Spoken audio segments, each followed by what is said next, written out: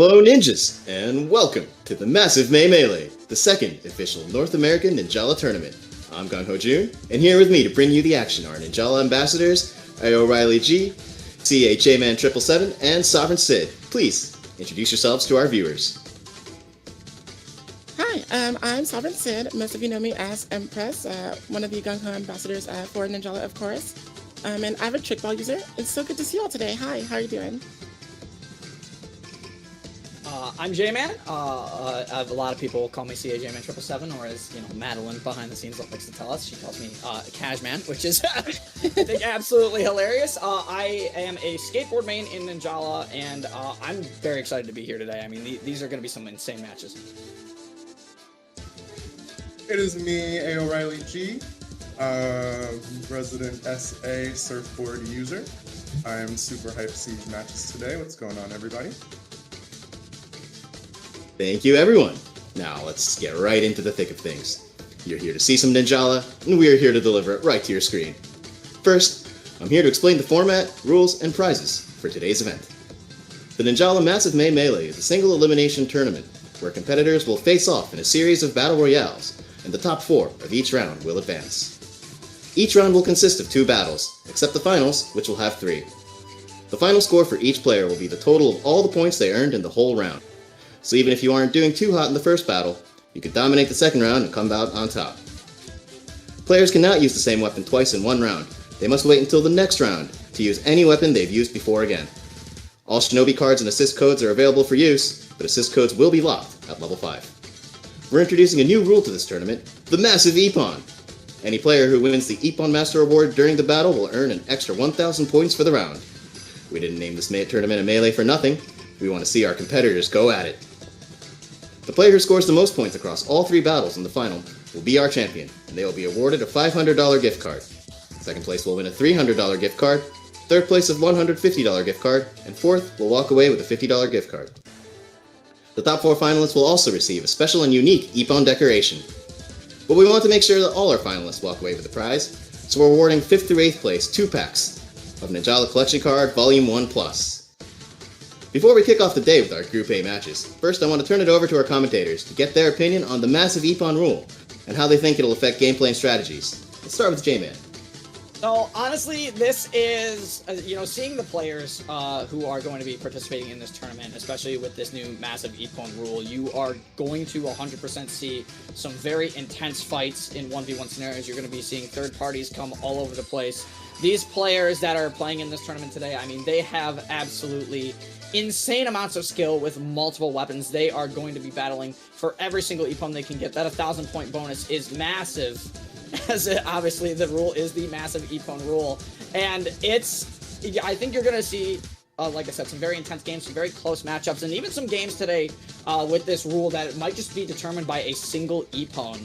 I don't know about Riley and Sav, but I don't know. What do you guys think of this rule, too? I think it's super nice. So, Well, I believe, as far as the BR goes, because, we're doing that BR format, I really like how they're doing the Massive IPPON sort of thing, because it's kind of skirting away from, the hot topic, the issue that surrounds the competitive Ninjala as of late, which is, of course, the issue of droning. So with this Massive Melee sort of rule set, we do have people going for that more aggressive take on the BR setting, and we're going to see a lot more confrontation than we probably normally would from people who usually just go after the drones instead to build their score in that manner. As a BR player, I'm thinking I always prioritize objectives like drones over IPPONs. So I think if I were in this, I would definitely reconsider, in the moment, every single time. Do I want to take this fight? I think I do. And I think we'll see a lot of that today. Interesting. Thank you very much. So let's jump into Group A. Who do you guys think will be the standouts coming up in this Group A? I want to turn this one over to you. Do you want to start with us with Group A here? Well, I'm not really privy to that much of the BR culture since I'm a team player, but I do see some names that I do recognize just from trying to earn the gold missions and everything for the BR. So I'm just gonna go with those who I'm familiar with. So right away, Avi stands out to me, Kool-Aid and Mario. Those are really the names that kind of pop out to me just because of those are the ones I recognize that I've run up against. in the past, so I kind of know what to expect from them. And I know they give me a hard time, like in BR, you know. So, you know, that's what I'm just looking forward to seeing is how they perform. John 2 is one of the names I also recognize. Not as familiar with them as I am the other three, but those are the names I'm going to be looking at in this Group A here. I am familiar with Avi, I believe is one of the original Soundhammer users. So I'm excited to see, with Soundhammer being in a really strong spot right now, I'm wondering if he's going to bring that out, seeing what he has instead of that. And also, I have seen Sun Mario around. I'm excited to see how they perform. Other than that, I'm not too familiar with Group A, but those are my two. Okay. All right. For me, I would definitely say there are 4 names from Group A that stand out, and those are Hawk, John 2, Morty, and Avi. Obviously, I've seen these players a lot throughout the entire history of Ninjala. John 2, a very notable katana player who can absolutely pick up other weapons as well. And as you mentioned, of course, Riley, Avi, one of the original sound hammers. Avi, I know recently had picked up Trick Ball prior to, you know, the Soundhammer kind of getting its resurgence as of late in Season 5. So I think you're going to see a lot of these strong weapon picks come out early from these particular 4 players in Group A, because obviously only 4 of them from each group can move on. Getting into Hawk, I mean, Hawk is just a fantastic player overall, can pretty much flex any weapon they wish. So I can't wait to see what they do. And then as for Morty, it has been a while since I have seen Morty play, so I'm interested to see what Morty's been doing, has picked up recently, and I'm interested to see how well they're going to play today. And that's always something that you really don't expect when it comes to tournament settings like this, because you're so used to seeing players play a certain way. Like, I know, for instance, when I broke out Mellow for the first time in like a tournament setting for the ENL, people were just like, what? What is this? What's happening? Off of Trick Ball? What's going on? So, like, especially now with the massive melee rule, the cards are going to change, the assist codes are going to change, the weaponry is going to change. So really, it's anyone's bet to see what goes on exactly through the players' minds at this moment. I'm expecting to see. I think we can all be in agreement here that we are definitely going to see quite a bit of Trick Ball today. Trick Ball is obviously very powerful in this situation, especially because it is the only weapon in the game that does deal passive gum damage on a hit with an opponent. So being able to get binds just while kicking your opponent with a Trick Ball is going to be a fantastic tool for getting some of those early EPONs, as well as, of course, that Beyond the Gum special. Being able to not only lock your opponent in place, but end up getting bound in the same vein while they're being kicked with the Trick Ball for Beyond the Gum. So definitely going to see a lot of Trick Ball today. And I'm also going to kind of throw out there, you're going to be seeing a lot of Soundhammer today as well. They work exactly how they do on the training range now, and I know a lot of people struggle to play against them. But the biggest trick, the biggest tip I can give to anybody who's trying to compete against a Soundhammer is you really have to bait out that echoing scream. If you can bait out the echoing scream from a Soundhammer, the next hit, in theory, should be free for you. But obviously that comes with a lot of timing, and it's something a lot of these players today do have. Well, I, for one, know going up against Naza, that's been my biggest teacher about how to combat Soundhammers. Like, he has become my personal rival in BR. Whenever I see him, I just got to be like, okay, where's he at? I have to keep my eye on him from all times. So I think that's going to be kind of the name of the game whenever you see a Soundhammer in the lobby as well. You know, look out for the Soundhammer, because once they're on you, and there's no escape. Yeah, I couldn't agree more with that. As you said, Naza, a very prevalent Soundhammer who unfortunately is not here today, but hopefully the Soundhammers that are played today will be picked up, and hopefully they will do Naza proud as well. All right, it does look like we have our group of young upstarts and known players in this group. Let's see who's going to come out on top as we're getting ready to start the battle. Today, each game will be commentated by 2 out of 3 of our lovely casters. Game 1 will be commentated by Sovereign Sid and CAJ Man 777. So we will swap it over to them soon.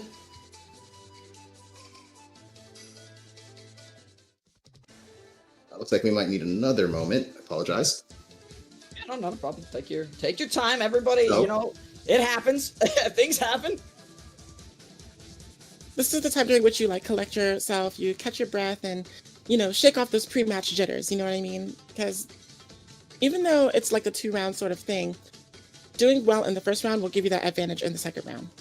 Yeah, So, absolutely. Yeah. gotta Come out swinging.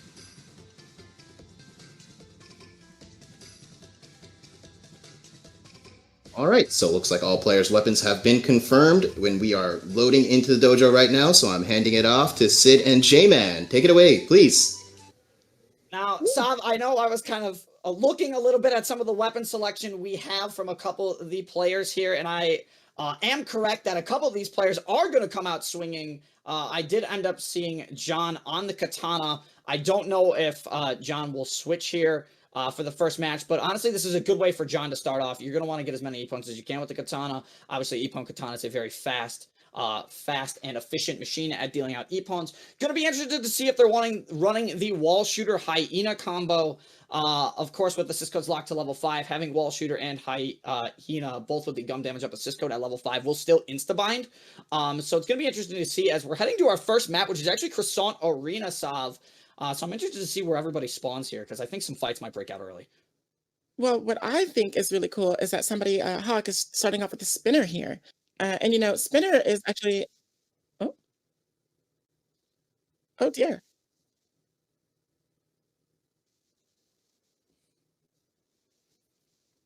Okay, no problem. So looking over the weaponry here, as I was saying, we do have the Shinobi Spinner as the opener for Hawk, and there are some bread and butter combos that you can be really used to seeing with the net here. So you're gonna get the first initial hit, and then you shoot the net, and then that's what I'm gonna be looking for to instigate combos versus these players. You really want to solo them out because Spinner doesn't really do well in a group setting. You want to get those solo assassinations off. I agree with that, and I don't know necessarily if the players have confirmed their weapons. So obviously we had a little bit of a hiccup. We're just gonna be switching the map here real quick. The map wasn't fully correct for this match, so we'll be bringing you back to the proper map. But obviously, seeing the current map, the current weapons that these players are using, more than likely, as you said, Sav, Hawk gonna stay on that spinner. And honestly, spinner's not a bad call here. Going into your first round of BR, Spinner and Yo-Yos are very consistent at getting points overall throughout the entirety of a match. Having that Warp Strike ability is also super nice. You're going to be able to third party maybe a couple ippons and get a couple extra KOs out of that. And then the Ninja Tornado is just going to be a great defensive option if Hawk, of course, is going to be running that as we get the room reset here. But some other weapons that I noticed in there, I did think we saw, I believe it was Avi, who did end up picking up the Sound Hammer, so that'll be an interesting matchup to see once the fights get back in. So it'll just be a moment. I was excited to see, and we didn't really cover this, but there was, I believe, a Chewing V and a Popeye. Yes, there were. Hopefully there's a lot of that today, because they're also in a nice place. I think people are getting the hang of dominating with those weapons. I'm excited to watch those players now that I know what they're picking. Yeah, I like the point you bring up with the Chewing V and Scrap Saber, because when the weapon first came out, obviously it had there was a couple issues in terms of the weapon having some rough combos around the edges, but ever since season 5 these weapons have really picked up the pace. You've got the Gum Laser on the standard Scrap Saber, but you also have these ridiculous gum bind routes that can be combined with the Froggy Block on the Chewing V for instant bind and ippons, and the amount of damage that the Chewing V just does allows for these combos to pretty much be free if they hit. But getting that Froggy Block to hit mid combo, while it is possible, it is very tough to pull off. Now, is there any way at all that you can augment the trajectory of the Froggy Block? Because there are some rumors going around saying you can, there are rumors going around saying you can't. And so, do you know for sure, because I know that you're like one of the weapon experts of Ninjala, J-Man, is there a way to influence that like you can the healing field of, say, Popeye? Not as much as I would say the healing field of Popeye, as you mentioned. The thing with Froggy Block is I always like to tell players that when you are using Froggy Block, the biggest thing to note is that Froggy Block essentially works on a grid-like system in Ninjala. And now, while this grid system has been adjusted slightly for Season 5 because of the changes that the Scrap Sabers and Chewing V have gotten, for the main part of the actual match itself, it is going to stay on that grid-based system. So knowing where the Froggy Block location is going to set the moment you set it is very valuable knowledge if you are playing these weapons. Well, that's good to know.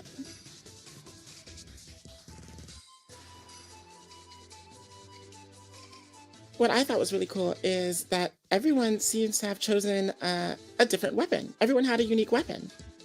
Yeah, you know what? As you saw, everyone did have a unique weapon, and I don't know if you caught it as well, Riley, but seeing literally pretty much everybody play a different weapon obviously is going to allow for us to see multiple playstyles just coming out of match number 1 here. As the players are getting ready back into the lobby. Now, they will be coming back in, Sav, with the same weapon, but we are going to be, like I said, they will be coming up in with the same weapon, same kit, but we are actually going to be switching the map over to Fort Riverdale. So that is going to be the big thing coming into this. Not Croissant Arena as our first start, but it will be Fort Riverdale. So I guess my biggest question for you, Sav, is despite, you know, some of the weapons we saw, how does Fort Riverdale really affect how these players play their weapons here? Well, I think the most important factor of the map is not ignoring the drones that spawn in the sewerage area, underneath, underground. And so it's going to be up to the most mobile classes to get to those first, because everyone already knows about the top ones. Everybody knows about the alleyway ones underneath the different shipment boxes, but it's always those underground ones that people forget about. So I think the more mobile weapons like the spinner, the katana, and the trick ball, things like that, they're going to be wanting to watch out for maybe some ambushes around that. That's how I would play, because people are going to go in and try and take those drones. So I don't know. Some strategy is going to be coming out of here, I think. A big battleground down there, definitely, because we're hunting for IPPONs today, and that's a good point. You need to get those 2 drones, and that's the fastest point route, in my opinion, is the one outside of the gates, taking the gate and getting the 2 down there and getting out. That's a really good place to get ambushed and lose your rotation. Yeah, I mean, drone rotations on this map in particularly are pretty important, but as you said, we are playing for IPPONs today, so as Sav said, those lower drones, I mean, yeah, they are one of the most consistent drone spawns, but obviously the big issue sometimes when you get into those lower drone sections, if there's a big fight going down there, sometimes your camera does not know where to look down in that fight, so there is a big risk of getting into a larger fight down below under Fort Riverdale, whereas you have a much more open space up top at the top of the map. And you can't forget about the 2 drones up the ink rails in the far corners of the map, either way up top. A little detour, but definitely worth the time. I think the biggest strategy here is probably going to get the big weapon as soon as you can. If you're not using already the Shinobi card that gives you the big weapon right off the bat, which might actually come into play here as we're going for all these IPPONs with the massive IPPON rule. But using that fastest drone route that you can secure is definitely going to play a part in that, for sure. But then afterwards, that's when you go to set up those ambushes. Yeah, and I'm also seeing, you know what I'm seeing now as the players are kind of resetting back in the lobby here. I've seen a couple players, whether they're running Trick Ball or Sound Hammer, I've seen a few of them here, and rightfully so, they're running Gum Boost Impact, which, for those of you who don't know, Gum Boost Impact on Trick Ball is a guaranteed combo into Beyond the Gum, as well as a guaranteed 100% true combo into Echoing Scream if you have the Sound Hammer. So that is going to be something to watch out for. That Gum Boost Impact can really put a damper in securing a 1v1 lock, especially because Gum Boost Impact will not only push you away, but it's a free hit at that point. Gum Boost Impact is a must on almost all my kits, it's so helpful in almost every situation, especially in BR. And you really don't have anyone else you're looking out for but yourself. Sometimes you need to put that slow on someone, sometimes you need to chase down the IPPON, sometimes you need to back someone up off your drone. It is such a solid addition to any weapon for me. It's very, very versatile, offensively and defensively. Like, it took me a while to come around to using it just because I'm very petty. So if I don't know how to use something, I won't use it. That's fair. We all have one of those. But then, after seeing, actually Riley was the one who inspired me to look into Gum Boost Impact. And so when I started putting it on my sets and trying it out just in just like in free lobbies, not like ranked lobbies or anything, I was just like, okay, I can kind of see where I'm going with this. And then especially as a Trick Ball user, now it's invaluable to me. Yeah, and a Gun Boost Impact on anything really, Gun Boost Impact I find has been super strong this season. Specifically, it works really well with the gun balloon that the Trick Ball has, and it works very well with the base Yo-Yo as well, having Gun Boost Impact. Again, having that free stun window, you can fire a gum shot, fire a couple gun balloons off, run into your opponent with Gun Boost Impact, get a hit, and then the gun balloons are coming in to hit for more free damage.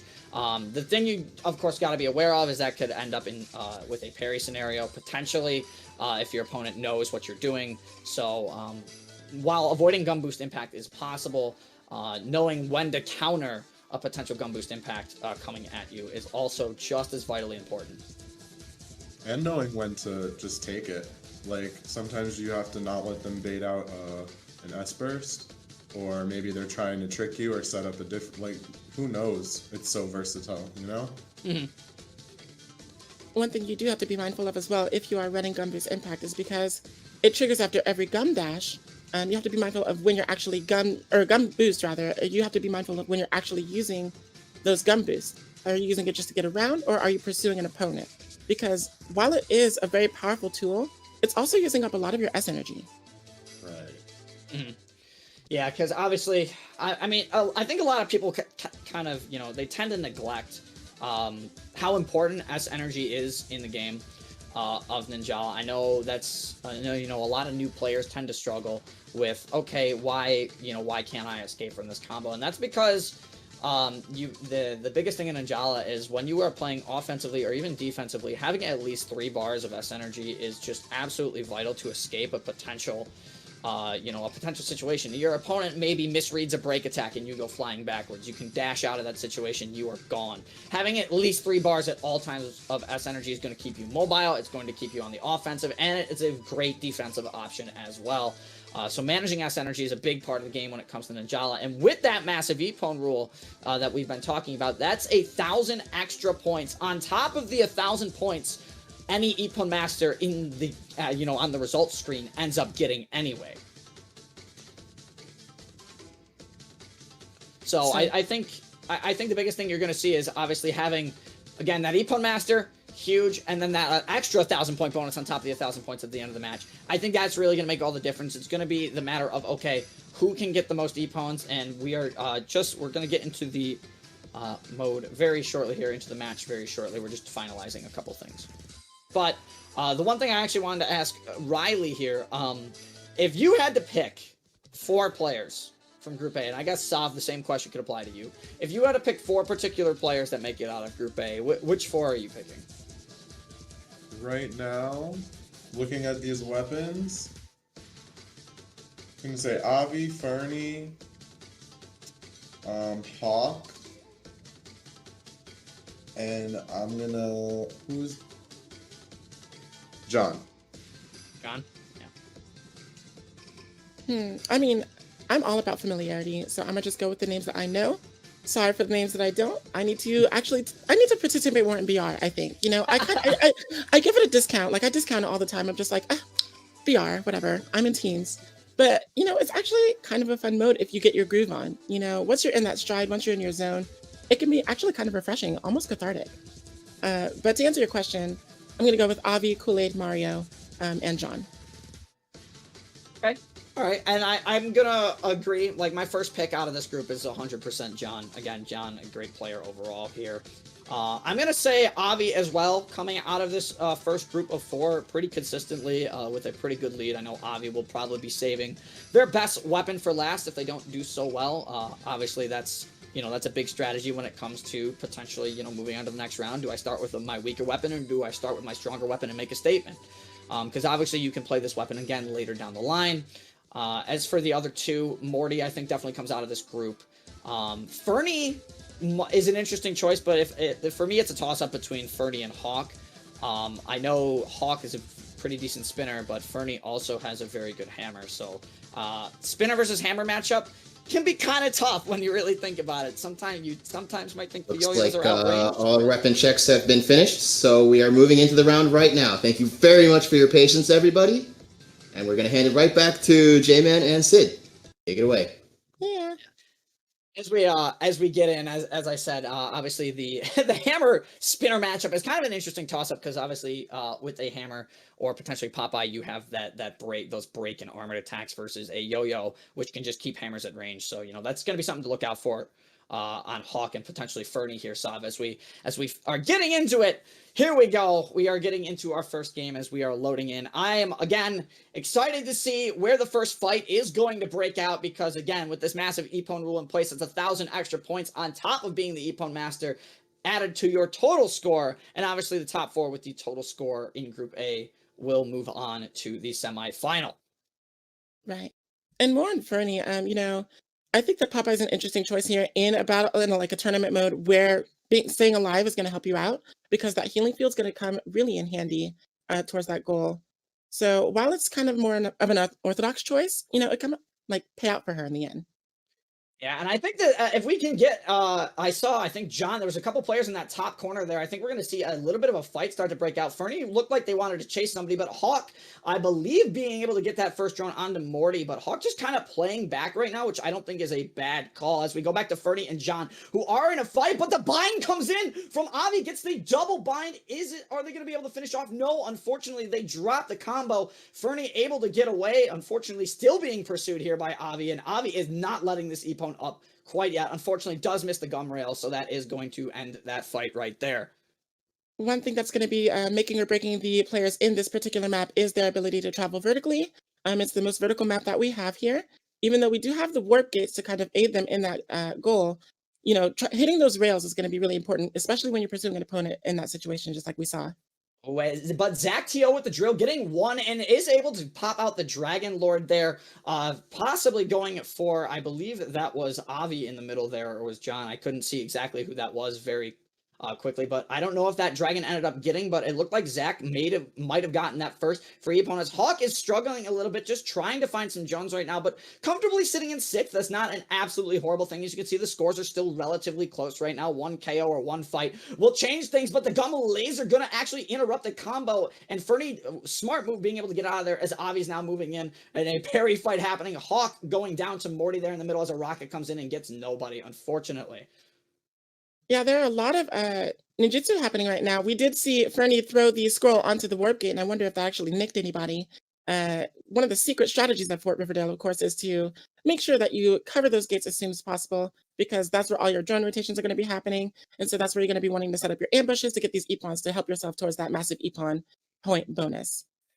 And so we're kind of looking around. Morty, again, there's a triple fight. Avi, Morty, and Fernie down there, but Avi, unfortunately, going down the tornado, and Morty and Zach, the only 2 on the board currently with 2 Epons. And you see Fernie kind of stuck here in engagement with Hawk, missing the gum laser, but that stagger window from the wide attack is absolutely destructive on Popeyes now. Unfortunately, Fernie not going to be able to capitalize as Morty not only steals the KO, but then Epons Fernie straight back too. Morty should change his name to Morty with a T, because he's a mortician out here and he is getting all of these Epons and stealing those stocks away. I wouldn't be surprised if he runs away with this match at all, because that is some momentum that you want to carry forward. As we could see, 4 Epon already on the board, miles ahead of everyone else. They're going to have to really turn it around if they want to pull out this massive Epon. And Hawk trying to fight for their life right here. As you can see, a little bit of a fight going on with Fernie, but unfortunately, I misread break attack as Hawk had low HP, but Fernie able to stay alive with that healing field. And I believe it was Morty and Zach who still had 4 Epons. So despite the position Zach is in right now, I believe on the middle of the leaderboard with Morty in first, those 4 Epons are going to come in big time at the end of this game for that 1,000-point bonus and possibly that massive Epon bonus as well, Sav. As all the fights are now happening all over the place now. Hawk in a fight with John down below. John going to get the break attack, unfortunately, is going to be able to read the break here. Very nice play from John. Solid katana, rocking the Sonic Epon. You gotta love to see it, as now 3 people on the board with 4 Epons. Well, it's just happening in the blink of an eye. In the spirit of a true ninja, these combats are so quick and fast-paced, you never really know who's going to pull out ahead. But it does seem like people that starting out with the katanas are getting that early advantage as far as the round 1 goes. And that will hopefully keep their advantage in the round 2. We're going to be seeing some interesting adaptation from the opponents coming in as we go into the next round. We do see Morty and then someone else right beneath him with the 5 Epon there. each. Yeah. So I think it's Morty and John there, right at the John, middle of the yes. leaderboard. So that's actually going to be huge. As Kool-Aid's going to get the drones, but obviously the drones aren't the biggest and most important thing here. As Morty and John both going to tie with 5 EPONs, and they're both going to get the extra 1,000 points for getting EPON Master as well. So that will, in theory, they technically both just beat the first place position in this current scoreboard.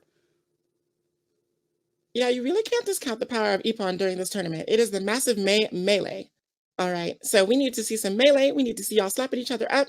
And in that regard, those two did very well. Yeah, they You know, did, and five EPONs in a tough lobby like this, it is nothing.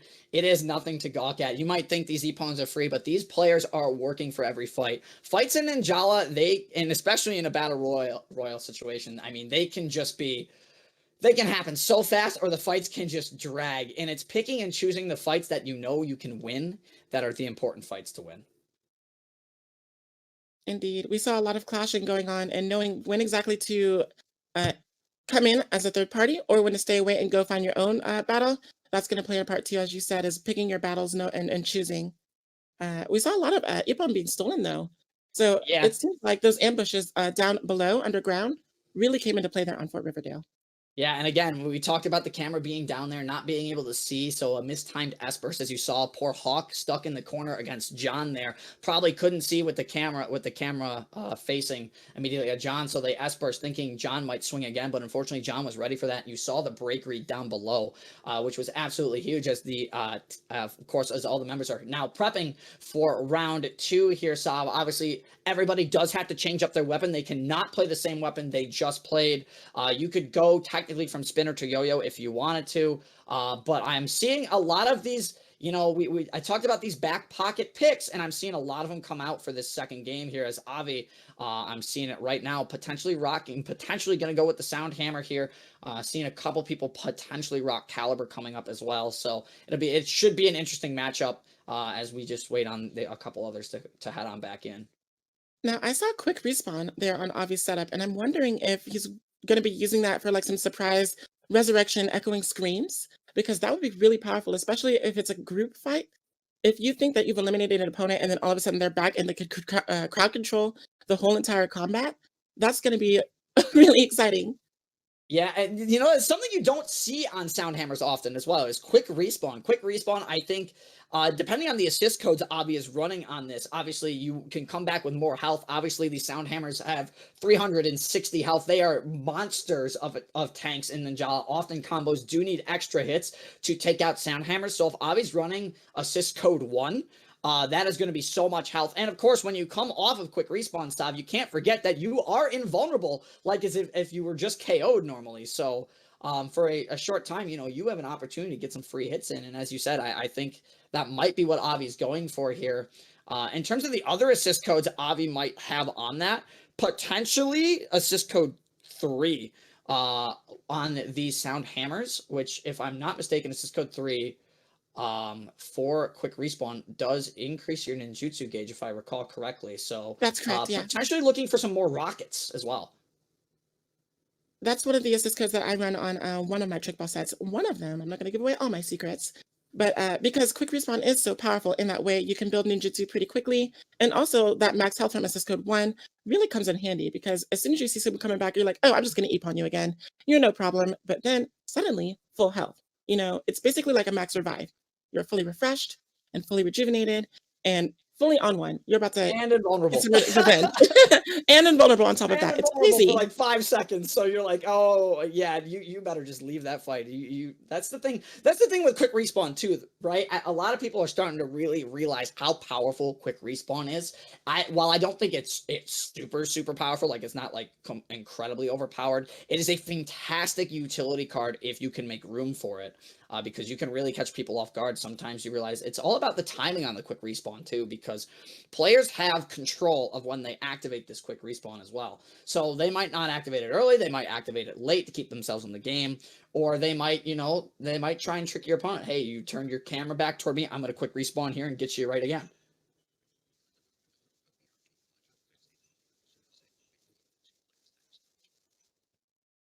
All right. So while we finalize everything and wait for everyone to get all checked in and whatnot, We will be going on a small little break while we fix the audio as well.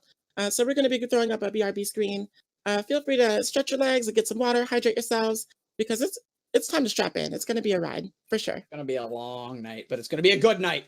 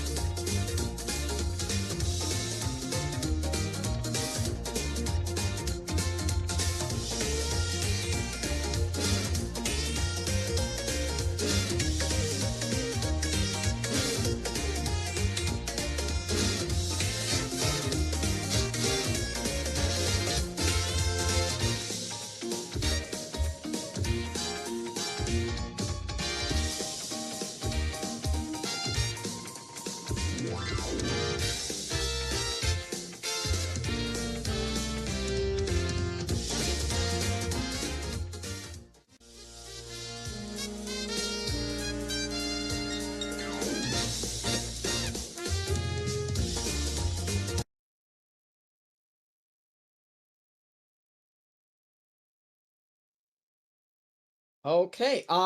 While we are going to get audio fixed out for everybody, of course, in the stream momentarily, but in the meantime, we are going to be finishing out Group A here, Sav. As we already saw, a lot of players kind of swapping up their weapons here. I'm seeing 4, if it was 3 or 4 katanas coming up in this second match here. So this could be a very bind heavy game coming up. Well, I'm not so sure about that because I did see a lot of Ninja Calibers in there as well. And with their ability to just surf through most gunshots, if not all, they'll have a little bit of immunity and be able to circumnavigate being bound in that fashion. Yeah, and it's going to be interesting to see as we get on to our second map here as well with this group playing a lot of Katana because, of course, this second map we are going to is none other than Eagle City, so there are plenty of walls to take advantage of Wall Shooter with as John has broken out the OG dinosaur costume. I love it. I love it. Speaking of, can we just talk about how fashionable Fernie is right now? Like, I'm living.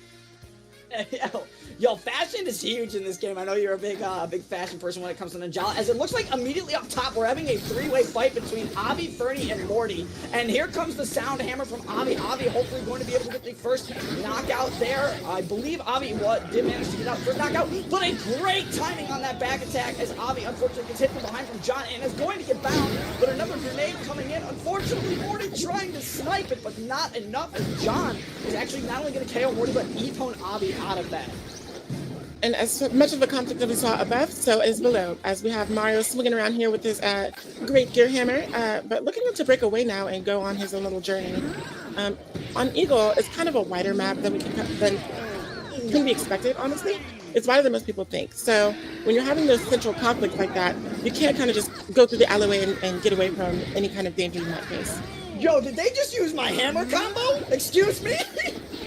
Somebody's been watching your videos. Somebody's been watching the weapon, guys. That's an OG hammer combo. A lot of people forget that these Drake hammers do get an uppercut if you follow a wide attack up with a back attack, and that uppercut can set up for a very powerful connection. Unfortunately, it didn't score the EPON there, as obviously now coming in with the sound hammer, and it's just gonna smack Fernie straight into the ground here. That sound hammer is powerful, but it looked like Avi might have seen a big drone in that back corner, as now John with the punishing blade looking to bind Zach. That is going to be a unfortunately EPON trick ball, as Utsu, of course, parting Utsu comes out. John, the only one with 2 EPONs on the board right now, though, Sab.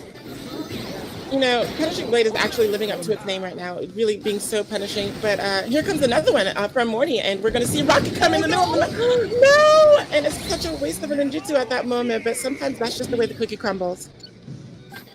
And that's just, you know what, I can't tell you how many times, that's the thing with Punishing Blade, you know, Punishing Blade's a great special, but you can be punished out of Punishing Blade, despite it being named Punishing Blade. I think they should really change the name of that. It's the so-so blade, you know, sometimes, because how you use it and when you use it can actually be a really big deciding factor in how much value you get out of that weapon, especially in such a setting where we are going after these massive EPONs, as we do see Fernie in the middle of this fight with a massive Julia right there, but she's bound by the residual parting semi and does get EPON from that in the end. Yeah, unfortunately. A lot of just 2 EPONs, 1 EPON you see on the board with multiple people, as Avi takes out Hawk. And Avi, honestly, we can take a quick look at the scoreboard. I'm pretty sure Avi is just kind of rolling around with people right now on that scoreboard. Pretty much just very comfortably in first place, as Fernie gets a solid hammer combo out. Yeah, Avi super solid in first place right now, as John maybe with his caliber looking for some fights. I'm not able to find any there, as Kool-Aid's going to be forced to pop the tornado here. Unfortunately, not going to get the EPON, but now a fight breaking out with Fernie here, and does get the bind. Will that be KO? Yes, it will.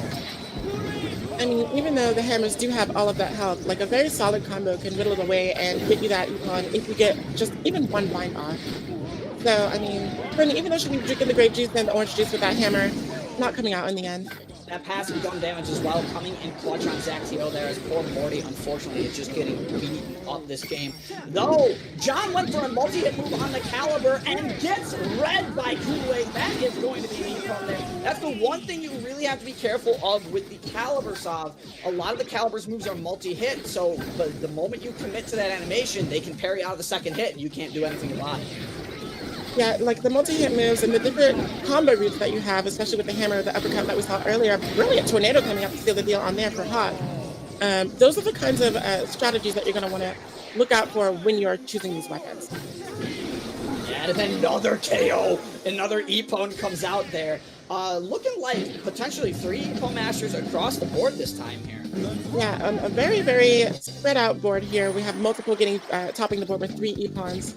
Mario with that, 10-11 drone lead, putting him in first place. But again, that massive EPON plus the EPON bonus coming through and knocking him out of that spot.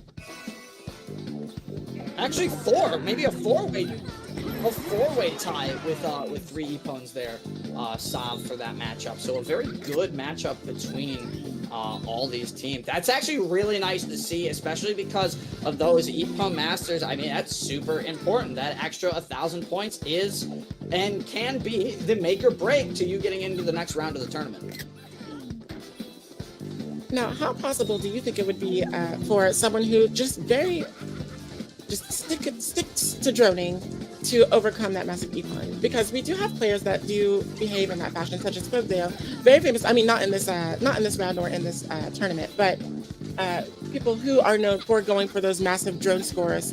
Do you think it might be possible to overcome the massive EPON bonus with droning? Honestly, if you want my honest opinion on it, I think it's going to be a lot harder for you to overcome the massive EPON bonus with just pure drones, because you have to really bear in mind exactly what is going on here. Not only are you getting 1,000 additional points to your score for just having IPPON Master in a match. You're getting 1,000 additional points outside of the match itself, potentially propelling you into a top 4 spot, whereas a droner is not going to get any benefit from not getting an IPPON Master here. So they're not going to benefit from that extra 1,000 points, and those 1,000 points, as I said, can make all the difference. I think you would have to go into it with the mindset that you are going to ignore the IPPON rule completely because it's got to be enticing, like 2,000 points just for doing better than someone else, you know? But I personally think it could work, but like I said, you'd have to commit fully, and I don't even know, like, is anyone going to do that today? I mean, that last match, I'm pretty sure Son Mario there had, if I'm not mistaken, it was a 10 or like 11 and 0 or something like that. Yeah. Right. So currently we are in the process of calculating the scores for everybody. We will get that to you as soon as possible. Something I noticed, there was a lot of flip-flopping on the second round scoreboard. We saw a top 4 maybe that wasn't the top 4 round 1. We saw like maybe a second drop down to 8th. A lot of switching. So I think this round, the massive IPPON is going to be massive. Yeah, I agree with that as we get, of course, setting up for Group 2 here. But before they set up for Group 2, obviously, they are taking the scores into account here. The wonderful tech team, obviously, behind us, obviously adjusting the audio issues and everything. So thank you, tech team, behind the scenes for doing all of that. You guys are the best for getting everything working. As, of course, while the scores are being tallied, and we will have an update for you soon on that for Group A, we are going to get settled in for Group B coming up. What I think was an interesting switch going from round 1 to round 2 is that so many people who were doing more defensively aggressive weapons, such as the yo-yo class or Popeye, for instance, switched to either the IPPON katana or like a hammer, which is more offensively aggressive. So they really, really wanted to bring that aggro forth in the second round. And for some, it paid off, I think. I think it paid off, and it didn't, because I also saw some aggressive 7th and 8th places. I was like, oof, why this isn't paying off, I feel horrible. But the plays were insane. I saw IPPONs being snatched last round. Yeah, they were. Yeah, they were. 100%. I mean, there was how many? Avi obviously taking a couple IPPONs out of that scenario as well. You had, Zach coming in and snatching a couple IPPONs. You had some hammers coming in and snatch some IPPONs. That was a very, it doesn't look like it, but it is, again, it's a very intense matchup when it comes down to it, especially when you are really playing for those points in terms of IPPONs now over just trying to rely on drones. Well, one thing that we were talking about is the advantage in the first round versus the second round. And while we did see Avi kind of popping off in that second round, kind of at a deficit in that first round. And so I wonder if it's going to be enough to make up for the lost ground in that first round. Yeah, I think it's going to be huge with IPPONs here. Yeah, I think if your IPPONs aren't enough, right? If you have a rough match, say you end maybe 6th, 7th, or 8th, and say you had a couple IPPONs. Say for example, let's just take an example. Everybody's around 4,000 points, just as example. Say you're 6th, 7th, and 8th, and maybe you're only down by 500 points. If you can pop off the next match and just get like 5 or 6 IPPONs, I think you'd be in the clear in such a close match. But as you said, Sav, Avi really struggled with that chewing V in that first match there. So I don't know if the IPPON Master in the second one would have been enough to pay off. Well, I suppose after the calculations, we'll just have to see. It's the anticipation after the second round and before the first round of the next group that is really always a nail biter for me, because it's just like, how's the math going to add up? And basic math is not my strong point. I'm just going to admit that right now. So I'm just sitting here like, I'm an animation major. I don't math. What is math? I'm a graphic designer. Who needs that? Everything just snaps into place for me. I don't need to calculate. I like that there was no clear front runner either round. I like that we are in suspense right now while we wait. This is I'm excited to see the top 4. Yeah, all the scores being, of course, totaled in the back as we prep into Group B here. I believe can we call them math nerds? Are we allowed to call them math nerds in the back? We need to phone a friend here. We need a lifeline. But going into Group B, who are the ones that are gonna like shouting out to you? Now, I know I see one of your clanmates in there, Riley. Is there gonna be some bias coming in there, or? Yes. Uh, But Simply, yeah. justifiably so. I am impressed with his gameplay from before SA was even formed. We can go back to season 1 and like think of notable cam plays from events that were held in the community that still hold up today. He is one of the fiercest spinners I've ever seen. He did not drop the weapon after the nerfs. He's one of the bold, the few, the brave. And I lose to him frequently. So, Oh. So it's not bias as much as it is just like knowledge of the player and their ability. yeah. So, okay. It Um, looks I- like our scores have been tallied, and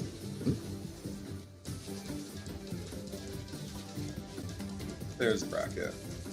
Oh yeah, we got Cam, we got Glove, DFM, GCN. Can't read that name. Astotapo, PM Fuego, Desert, Lazy Tune, and Chow.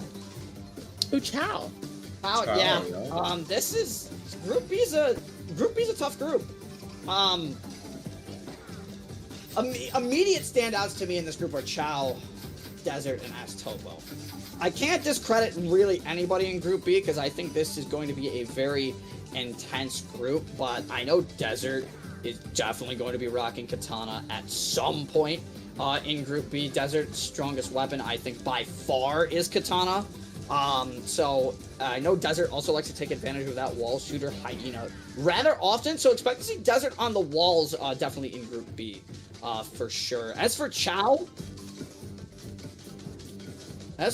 obviously you're going to have some trick ball play, maybe some surfboard, but we do have the top 4, of course, of Group A. yes, So we at- do. We finally have our scores tallied up and on the screen for everybody. So let me read them off for you guys. In 4th place, we have Zach T.O. with 9,301 points. We have in 3rd place, P. Kool-Aid coming in with 11,267 points. And in 2nd place, we have Son Mario with 11,890 points. And finally, the winner of Group A is John, (1 crash), with 12,206 points. And you know what, Sav, you were right. Obvious performance in round 1 really kind of hindered the max score of getting the IPPON Master bonus in round 2, for sure. You hate to see it, you know. As someone who suffers from that a lot, I'm just like, I feel for you, Abby. I'm just like, man, I gotta get my game on, and then I get my game on, and it's just not enough in the end. Like, it's happened to me so many times, so I'm right there with you. Yeah, and you know what? I think that's happened to all of us at one point. I mean, literally, just last night, I played a game and everybody was like 500 points apart. I was in 8th, but I had the only IPPON Master. I went from 8th to 2nd. Everybody, it was like such a close match. Like, I can't even believe how good of a match it was from like everybody's playing standard. I think everybody in Group A did a fantastic job, but again, sometimes it makes all the difference when you get those IPPONs, whether you focus on those drones or whether you focus on getting those KOs. And it's small little adjustments in the match that you really have to make that really kind of propel you into the next stage. But John, with 12,000, almost 12,250 points, solid performance across the board. Going to be a tough one. Quadruple IPPON Master was pretty crucial there, and that's round 2. I think the 4 people who got IPPON Master might have been the 4 who moved on. So Yeah. that was pretty crucial there. That just goes to show you how massively important this massive IPPON rule is.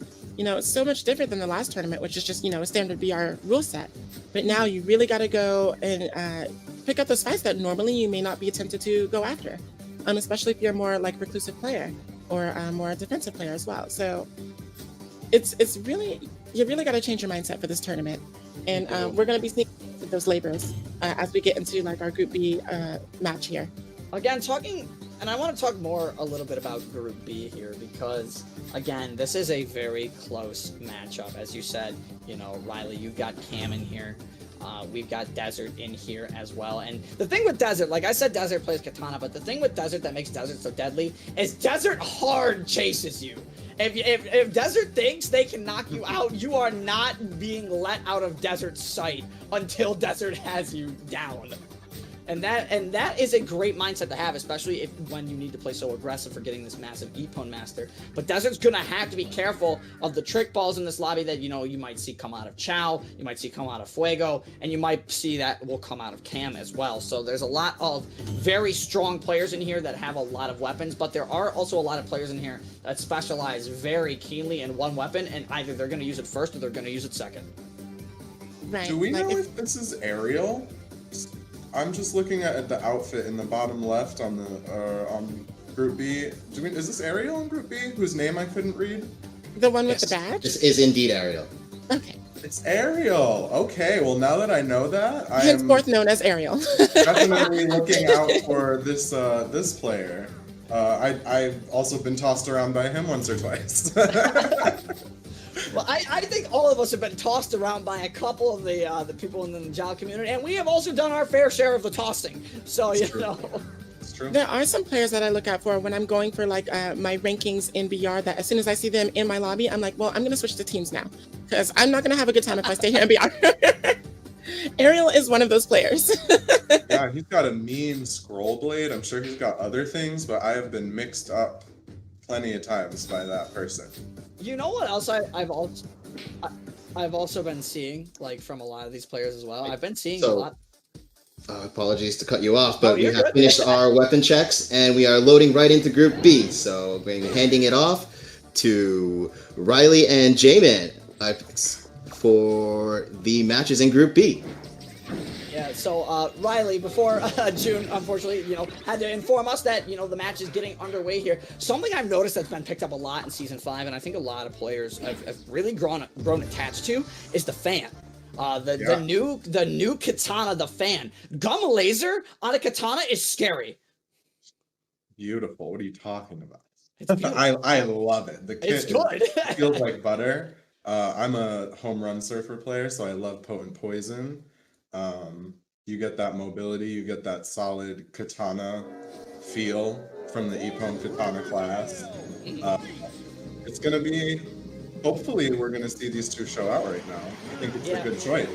The one thing with the fan, of course, though, is you are sacrificing a little bit of HP to use that fan. And you see actually Chow breaking out the fan as well, and a potential early fight with Chow and gloves. That Chow immediately wanted to go for gloves, but gloves just wants out. Get me out of here. And look at this, down in the corner already. Desert tried to steal an IPPON, loses because Desert's actually running the Strike Big Shinobi card, which I was actually not expecting a couple of these players to use. I know Desert's been experimenting with a couple sets recently, but Ass Topo, unfortunately, going to be able to get the bind there, get the steal. Unfortunately, Lazy Toon trying their best with a very offensive drill, but the yo-yo just a little bit too much. Dashed out of the very situation. That's an amazing fight, and Lazy Toon obviously doing the correct thing, backing off here. You don't want to have to deal with that fight right now. He's really dominating the alleys down there with that yo-yo. Oh, and here's the, there it is. Fan versus fan right there. Fan versus fan, you love to see it, and there's a couple IPPONs across the board already. Obviously, those people engaging in those early fights. It looked like 6 IPPONs across the board as Cam and Desert both getting hit with the Beyond the Gun. Cam is just going to take the drone and book it, and Desert is also going to book it. Lazy Toon really just not able to finish a fight right now. As you see, the first fight, they wanted to back out. They had 2 low health. Second fight, all of a sudden, you're turned into a little bit of ice cream. And unfortunately for Ariel, that parry is going to get red, and gloves are going to be able to take the knockout there. A couple IPPONs back and forth. Is Fuego going to be able to take the middle drone here. And now looking for the fight on the cam, but look at how many people are here in this little section here, Riley. A bind coming out of nowhere. Potential aerial rocket maybe coming out. No aerial rocket as Lazy Toon goes down. Must have gotten a IPPON there with the punishing blade. As Retreating back into the alley. Spinner versus Trick Ball. You love to see it. This is one of those matchups that is just an OG matchup. Unfortunately, a blown tornado there from Ass Topo. Unfortunately, not going to be able to get any IPPONs off there. That one is really unfortunate too, because that we also saw a little mixer that didn't get a lot of value there. It looks like from Desert maybe. Yeah. Yeah. It's a bit of a waste. Maybe a drone or 2. Poison coming out of the middle. Big. You didn't do that. No. Okay, Cam, that was huge, my guy. Thank you. What a timing for Beyond the Gum. They realized, hey, this person is basically bound. I'm just gonna Beyond the Gum. I get a free opponent. The other person can't do anything about it. So I'm gonna make you watch as I steal your opponent. That is just dirty, and I love it. And dancing right outside their poison too, waiting for it. I love it. Yeah, incredible. Unfortunately, into the laser. Getting caught. But the break read is going to be enough to knock out 3 E-Pons across the board for a lot of players as well. Now Chow fighting Aerial, fan versus fan. Unfortunately, he missed break read, but a good parry here from Chow as the fight continues. Looks like Aerial jumping back, a missed opportunity break read. Oh, that's going to be really unfortunate, as the bind is not only going to steal. The bind's not gonna. You're not gonna end up getting the steal, but the laser from whoever got the Judgment Gum. That's the E-Pon. That's who got it. Crazy. Poor Aerial. Oh, and this rocket just to cover the poison. Is it gonna find value? It is not. Unfortunately, and they're gonna pay for it as well. Once again, comes in. Look at the E-Pons across the board there. Did you see that? There's like 20 E-Pons. There's like 20 E-Pons in this match right now. This match is crazy as a dunk is coming out, but unfortunately not a break read, and Gloves is going to be able to take advantage of this due to the drill's high speed. Should be able to secure the KO. Not quite. Wins the big weapon, the small weapon trade. Staying alive and Fuego able to pick up their actually first E-Pon of the match, as that's Topo on top with 5 E-Pons right now, playing the spinner to its full extent. You'll love to see it. We're seeing people refusing to dash out of parries today, no matter what the stakes. They really want to play for that E-Pon master today, and I can't blame them. As look at the E-Pon count across the board. 19 E-Pons right there, I think. I just counted. That's insane. And the E-Pon Master was so close on so many people. I saw a lot of 3s and 4s, but unfortunately, for this match, there is only one. And it is Topo who managed to pick up 5 E-Pons, and that's big. And that's the strategy in itself, making sure nobody else gets those bonus points with you. He's really going to benefit from that. They are going to benefit from that further down when the scores are added up. Absolutely. Obviously, adding that 1,000-point bonus to the end is going to be huge here, as obviously all the players setting up, but a really good and intense match between everybody. I mean, you didn't see too many break rates happening. A lot of people wanted that parry E-Pon, right. And honestly, you can't necessarily blame people. While sure, low health break reads are very important, you know, sometimes you have to engage in that parry, especially when you're playing for free 1,000 points. We also saw Cam finish in a solid first there with points alone. With all the fighting that was happening, he was easily able to pick up the free drones that were left behind. Not only the free drones, and efficiently. And I was going to say, not only just the free drones, but also managing to pick up a couple E-Pons along the way there as well, which will keep you up in the top of the leaderboard. And again, Ninjala, while you can play hyper offensive for this, which you see from a lot of the drill players sometimes coming around, because the drill is a very hyper offensive weapon, sometimes finding that balance between droning and E-Poning is going to be the difference, not just because of a free 1,000 points for having, you know, the most E-Pons. If you can keep your scores consistent, that's another thing as well that will really keep you in the top 4. Right. Hoping to see, I want to see more of the new weapons, definitely. I'm glad we saw the Shino Buzz. It looks like I'm actually possibly getting my wish. Yes. My favorite addition is actually the Great Gear, so I'm waiting to see some nasty Great Gear today. But I love how fast that thing gets Fujiyama Rocket, man. Mm-hmm. That thing is scary, but it looks like, yeah, you are going to get your wish. And a very interesting choice if their weapon pick here stands as well, Riley. And it's going to be a very interesting kit. Yeah, it's going to be a very interesting Shinobi card layout for this, and I don't want to spoil it until we get into the game, but be on the lookout for Gloves here, trying something different. Yeah, we definitely see some people sticking close to home, some people swapping completely, trying to change up their plan. Yeah, I think we are just needing a weapon swap here from one of the players, and we did get it, and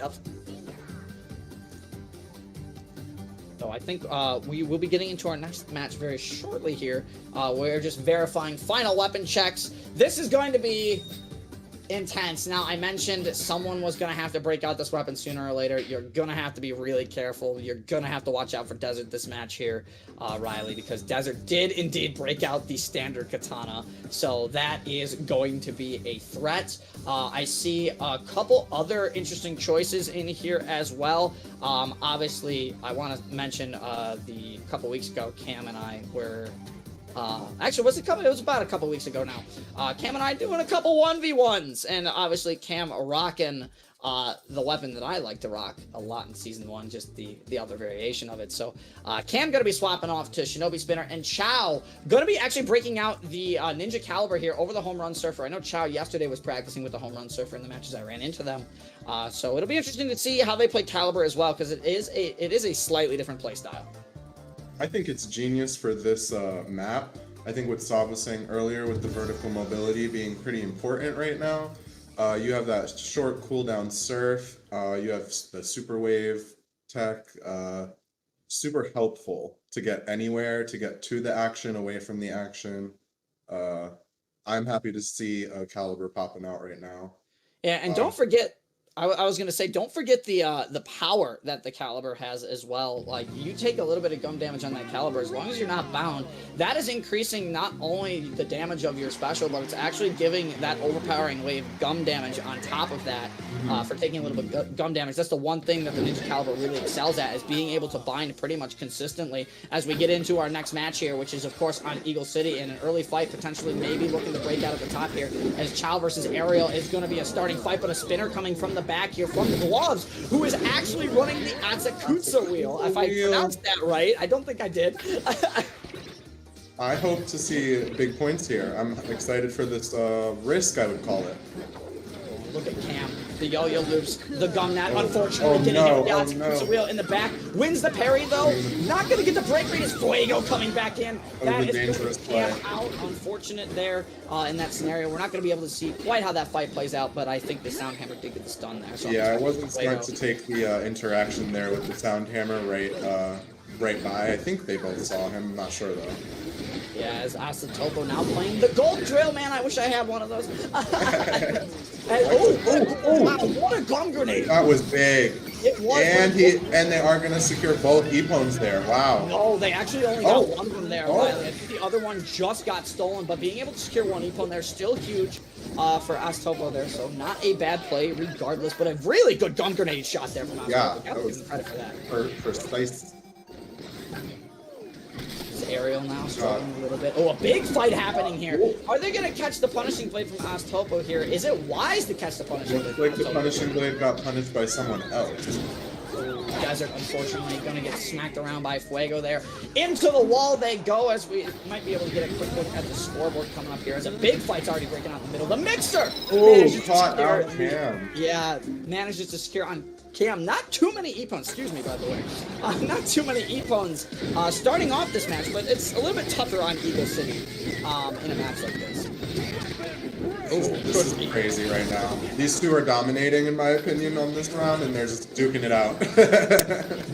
Yeah, look at Cam trying to play on the backside right now, trying to do a good job. Desert winning a big weapon parry scenario. Unfortunately, Gloves not ready for that one.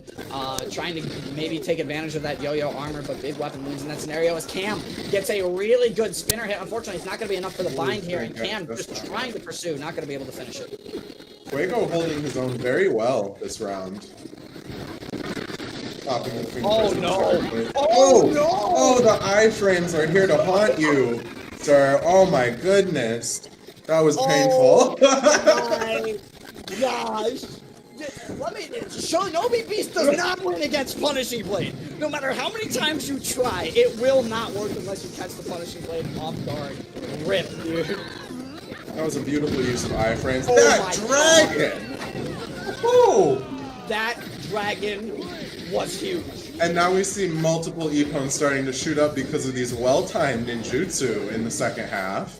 And everybody's playing like it seems to me, Riley, that everybody's kind of playing on this middle half of the map here. They're playing for those middle zones more than anything. They're not really going to the outside edges anymore.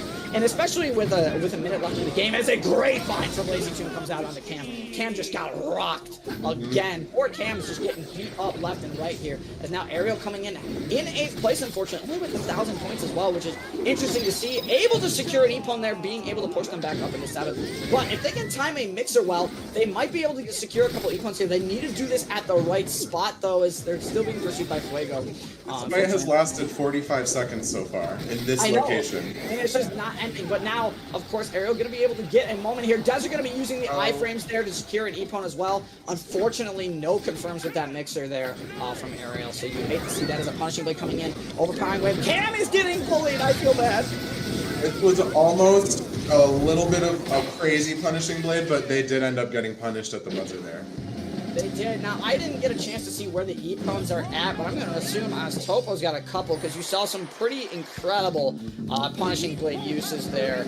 As we are going to get Topo again with that, with the only EPON master. Only, yeah. So that's huge. But Fuego, even with just Fuego put on an incredible performance.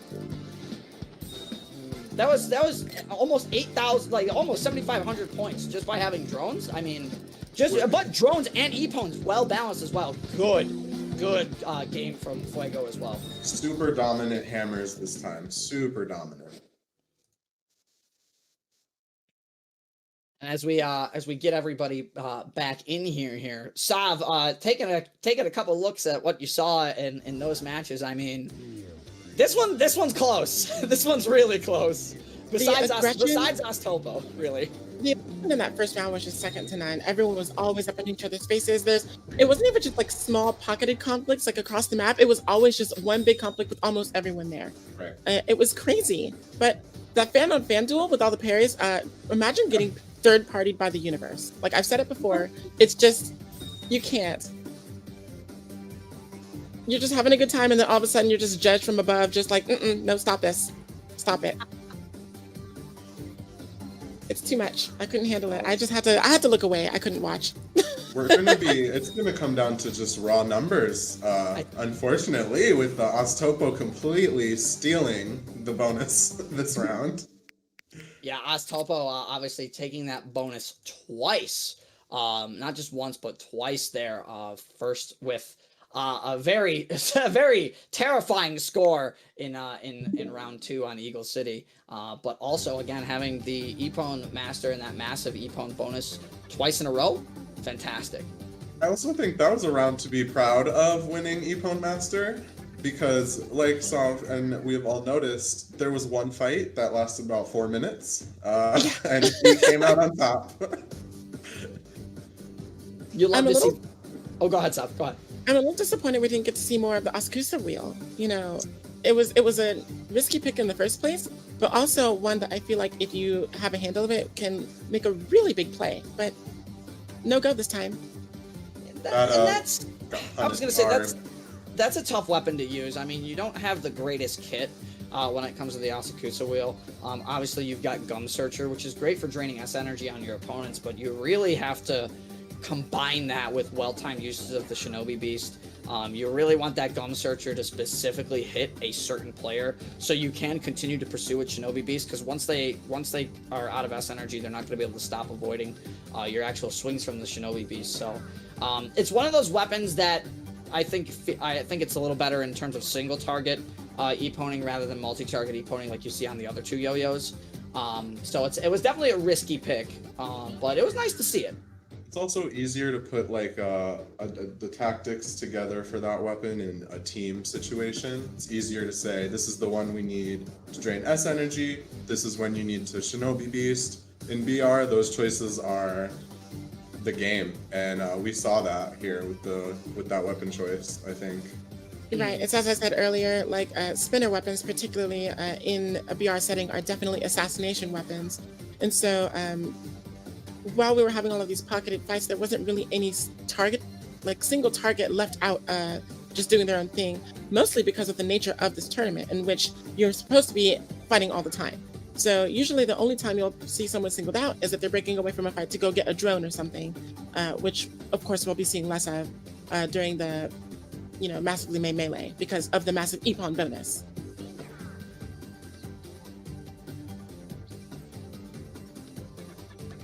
Right. Who do we have coming up next? Oh, Looking at Group C. what are these? These Groups are insane. I know we have strong names here. This is, I think before the show started, I said this is definitely one to watch because there's upset potential here.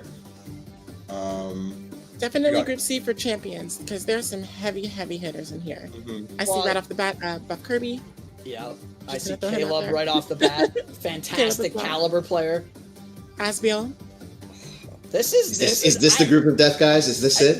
I think this is the group of death. It's this. Well, it's this As you in can see, Group D is the group of death, but I don't know. we'll get to that Right.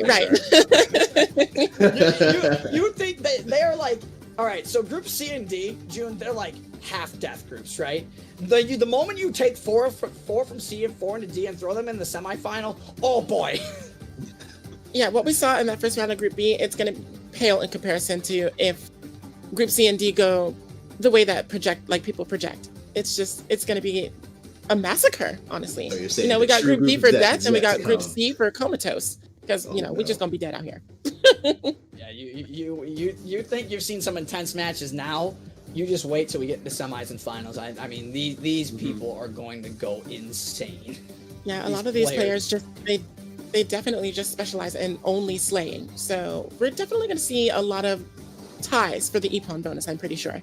All right, and it looks like scores for Group B have been tallied. Coming in fourth place, we have Lazy Tune X with 9,042 points. Coming in third place, we have SA Cam with 9,351 points. In second place, we have Mr. Fuego, 11,379 points. And taking Group B, coming out on top, was DX Astotopo with 14,403 points. 13,000 points. Yeah, I don't think anyone had Insane. any doubt as to who was going to take that one. IPPON Master in both rounds.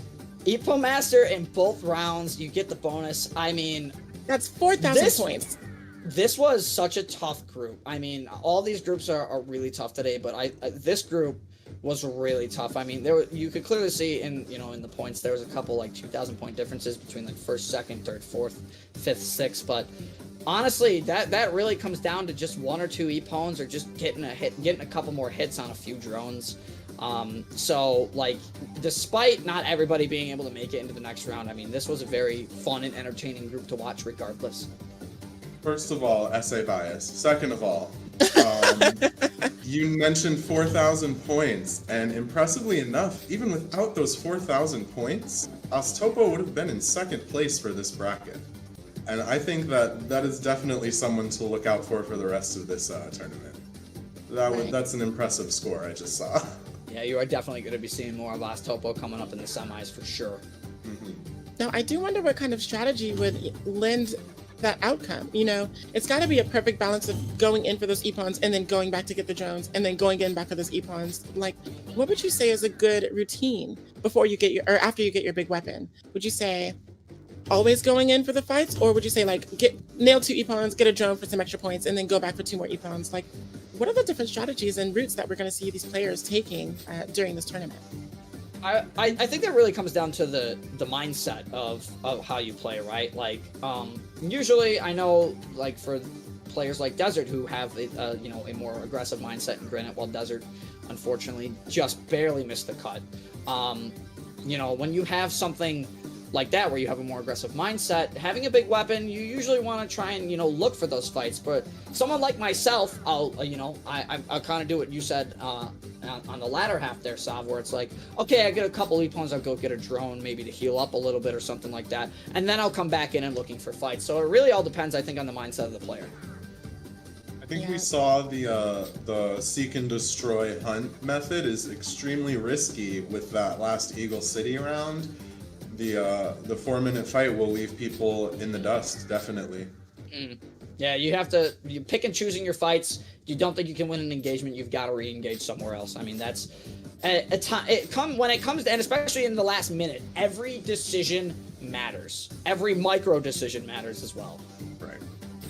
Now, looking at Group C here, we do have 3 players that are in the top of the cream of the crop. They have that badge coming up here. They're really stunting on them. So those are the 3 that we're going to be wanting to look out for, I think, going into this Group C first round 1. All right, and it looks like, just talking about Group C, looks like our weapon checks have finished and we are loading into the game right now.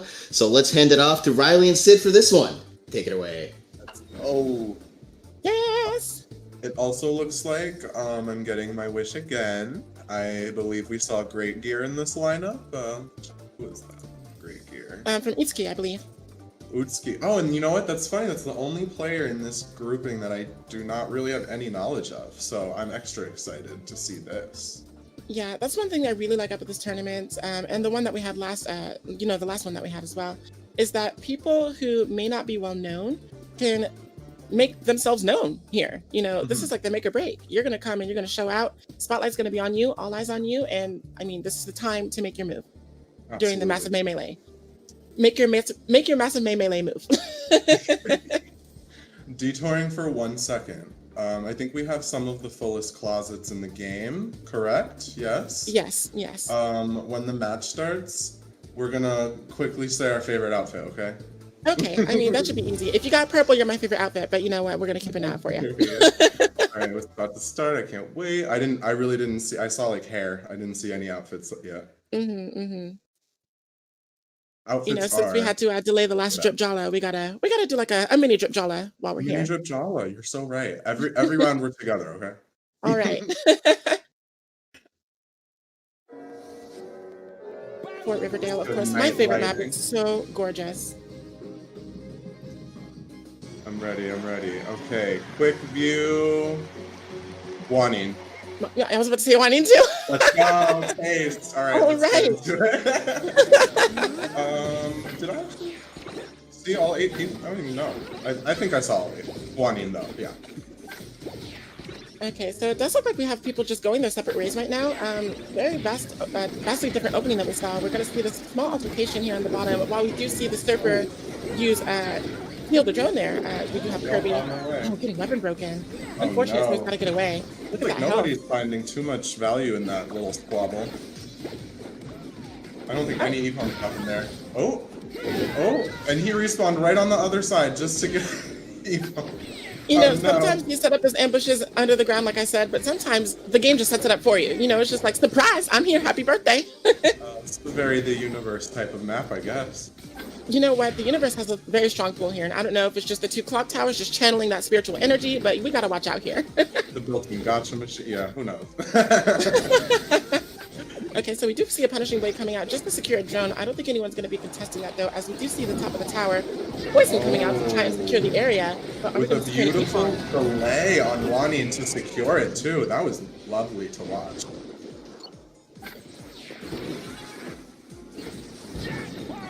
And looking at the score screen, as I suspected, there was only 7. Yeah, you got the eyes. It's the glasses. It's the glasses. So we will be restarting this round momentarily. Looking at the weapons and how things started off, though, it's definitely going to be spicy in the run back. As you said, no one was really looking to start out next to each other or to fight or to brawl, and suddenly, 15 seconds in, we've got 4 people on top of each other in the corner down there.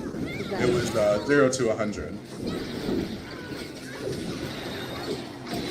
All right, so we are going to go ahead and get that match restart for you all.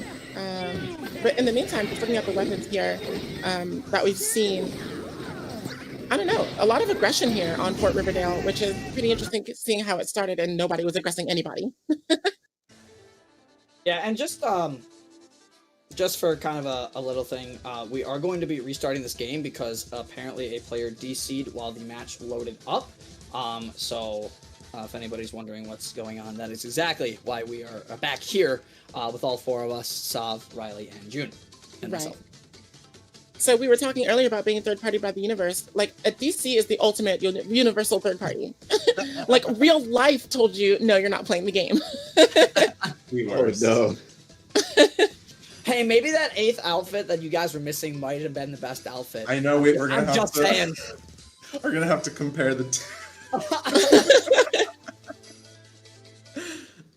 I'm still excited to see the great gear. We didn't really get a flash of it at all, but they were avoiding the fights also early. I just can't wait to see high points.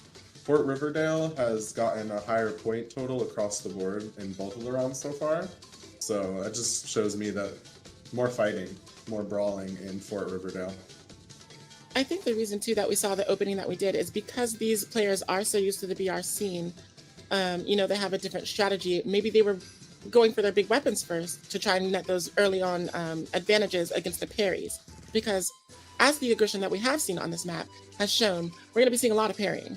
So having that advantage early on without the Shinobi card to give you that big weapon at the beginning is going to be very imperative in feeling your advantage early on here, and that's why we saw the breakaway.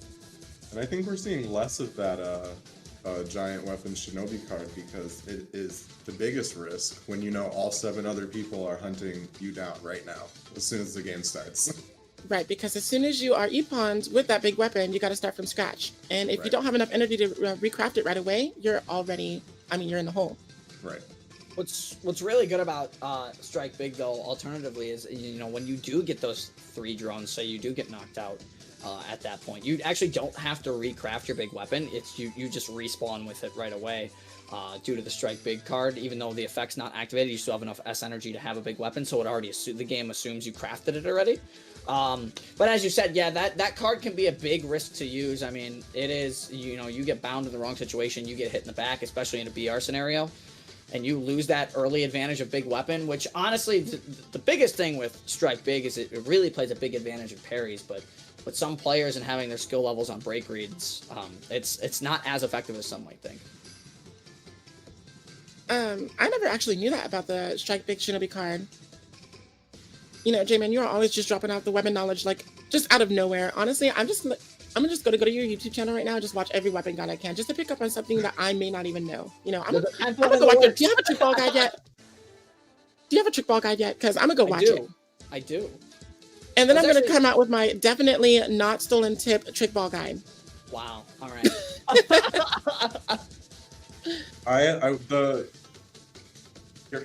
Your hammer guide inspired me to do great gear, J-Man.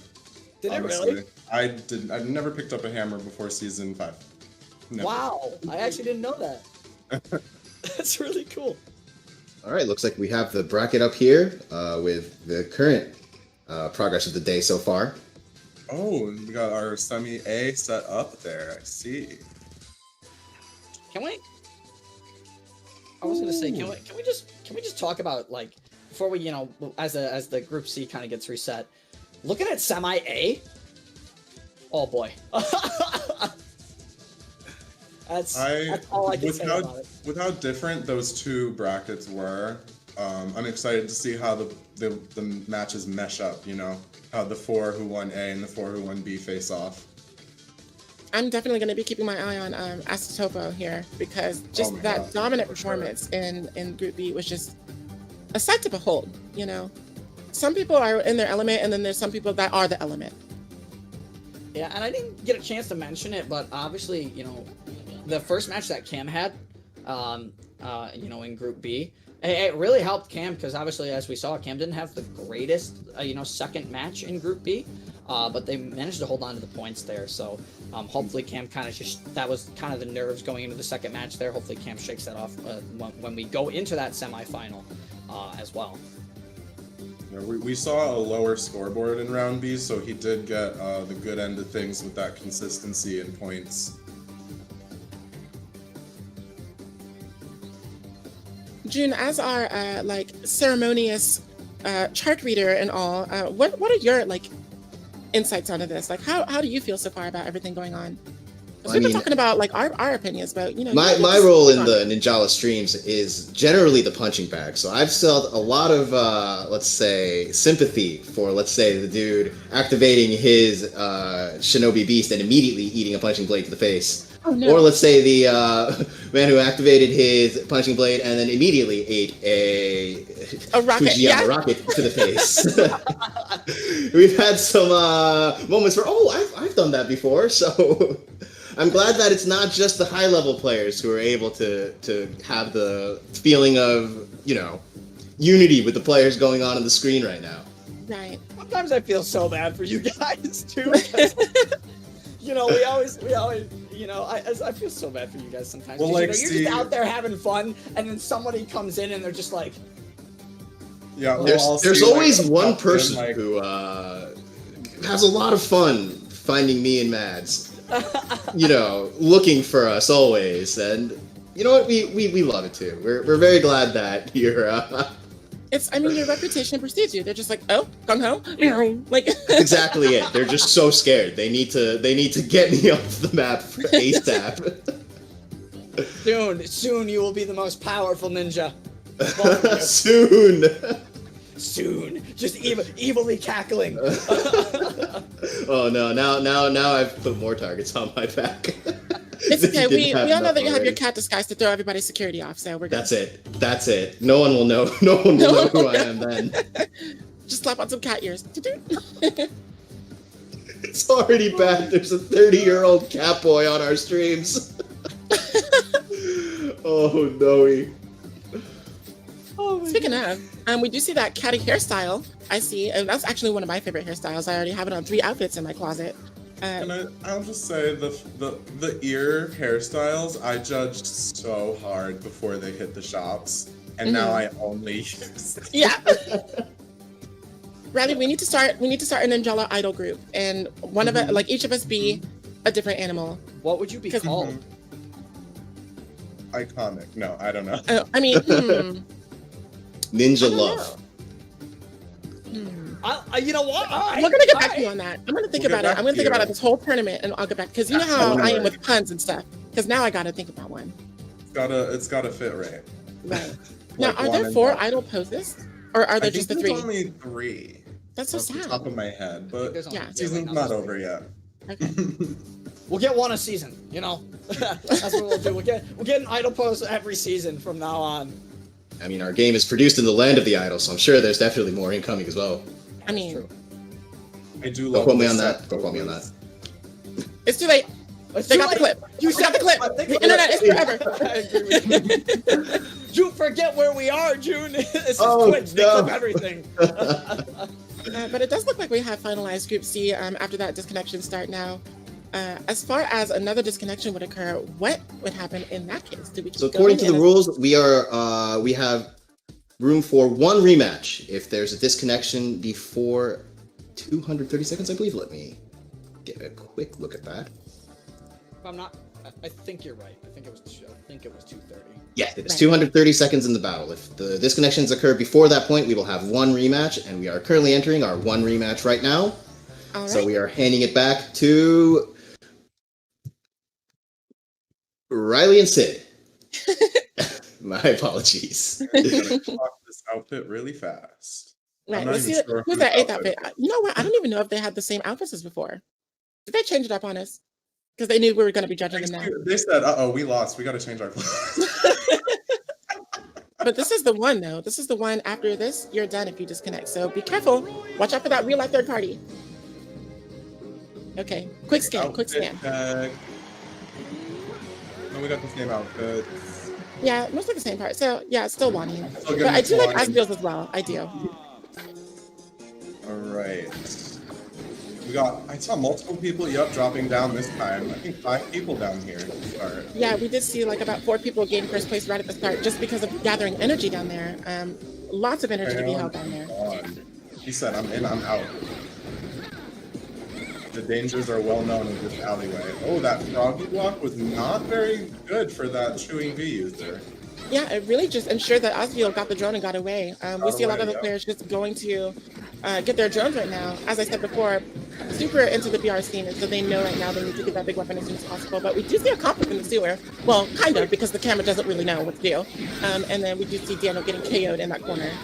Getting a lot of misread break attacks from Drill that is very abusable to get your way and find with IPPON, especially down there in that corner.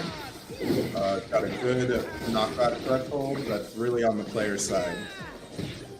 And I wonder too if that's a strategy just to create some space while you hunt down those drones before you go in for those IPPONs. We haven't really seen if we could get the scoreboard here. Anybody really going for a conflict, but we do see one happening at the top of the tower here on the helipad. Like no one's gonna commit though. Ooh, and right, everyone's just throwing punches. Yeah, no one committed to that fight yet. Yes, we do see an IPPON from that poison on Buff Kirby.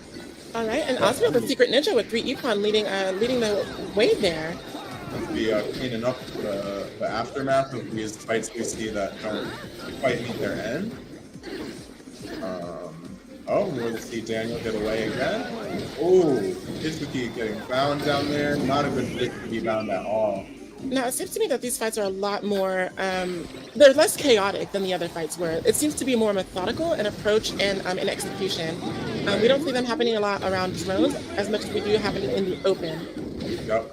I see people hunting down other people's rotations, trying to knock them off of it. It looks like.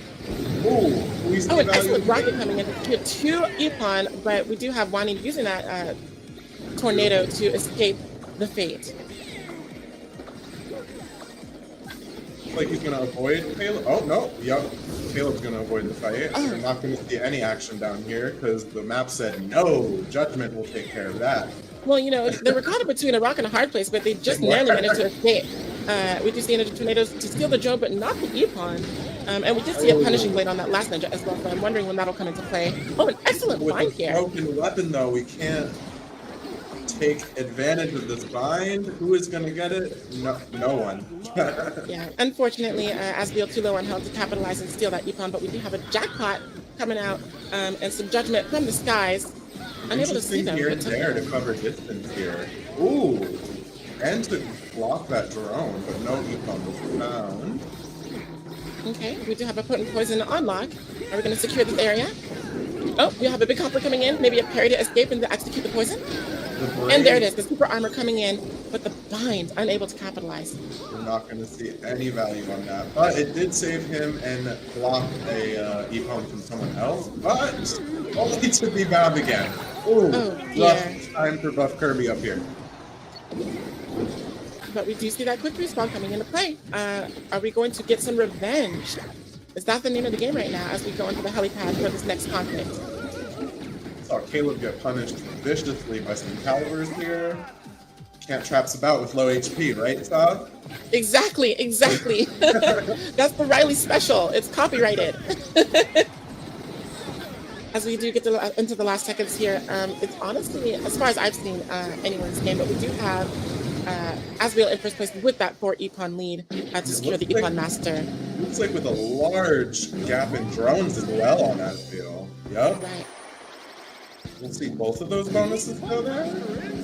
We will. That was a huge match for Asbiel. Look at that point gap. Matt with the secret tie on the IPPON master, and thus earning that massive IPPON bonus, which means not in third, but in second. We have a very spread out scoreboard. We have lots of struggling choices that round and lots of paid off risks. Asbiel is feeling really good going into round 2, I promise. All right, I'm excited to see the changes, the weapon swaps, because we saw some weapon mastery there, and we also saw some misused weapons, maybe. Right. Like in such a tough group, you're very tempted to go ahead and lead with your strongest weapon, but at the same time, they might be in the mindset to lead with their strongest weapon as well.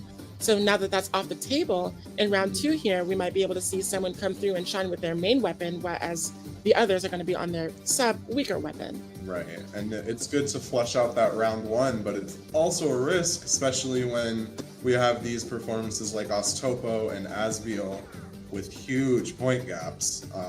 They better show out if they're saving the big guns for round 2. It's Right. risky in a 2-round situation because you really only have that second chance to pick it back up. I think it's interesting how often we're seeing the chewing V, even though it is technically a katana class weapon, known as the scrap saber class. Uh, it with the froggy block, the combos are kind of iffy on it. So if Right. you're not proficient in landing those froggy block combos, you're not going to be as proficient in getting the epons like you would be with either the drill or the katana. And And with being so such a huge disruption tool, you don't want to mistakenly disrupt yourself, like we exactly saw in the alleyway down there. right. I also appreciate all the chewing Vs. I will say I have yet to see that beautiful piercing mixer today yet. We've seen a lot of failed ones. We've seen ones catch people, maybe get a couple points at the buzzer. I've yet to see that 2 drone, 2 Epon break up a fight, skip all the iframes and don't get caught mixer, and I'm looking forward to it because we're out here talking all this good stuff about scrap and chewing V. Right. We've seen a lot of lazy lasers coming out from these mixers here. So, Mhm. and I wonder if that's mostly in part due to the nature of the aggressive players of the groups, or if it's just, the mixer nerf coming into play. Right, like maybe your spot has eyes on it today because that's where the Epon's gonna be, like your sweet mixer spot just isn't it right now. Which we're definitely seeing on Fort Riverdale and Eagle City. I know it's easier to hide your mixer in other maps, but this map has, or like Fort Riverdale specifically, has lots of small areas and walls to hide behind. So I'm just surprised we haven't seen all the value we could. And speaking of the maps, Riverdale and Eagle City, the most urban maps of the set, of course. And I like that we have them both, back to back in this first kind of round here. Really setting it's almost like a night and day sort of thing. Like you go to bed in Riverdale, you wake up and it's Eagle City, sunrise, sunset. And living in the city, we have to survive. So let's see if our players can do just that with these weapon changes. I'm seeing this ferocious Popeye switch on buff Kirby, and I am honestly terrified. Yeah, with quick respawn and looks like Giant Killer. My goodness. Oh, hey. Someone is not happy with how many Epons they got last time. Right. He is here for a mission, and it involves chomping on some ninjas with sharks. What else do we have up here? It looks like we're going to drop the Great Gear. I was unsure if those rockets we saw came from the Trick Ball or the Great Gear from last round, but we don't see any more Great Gears, so it looks like Fujiyama Rocket isn't the move right now for Eagle City. I can agree with that also. Same. It's so much better in a team setting when everyone's always fighting over the bridge drones, either above or below. Right.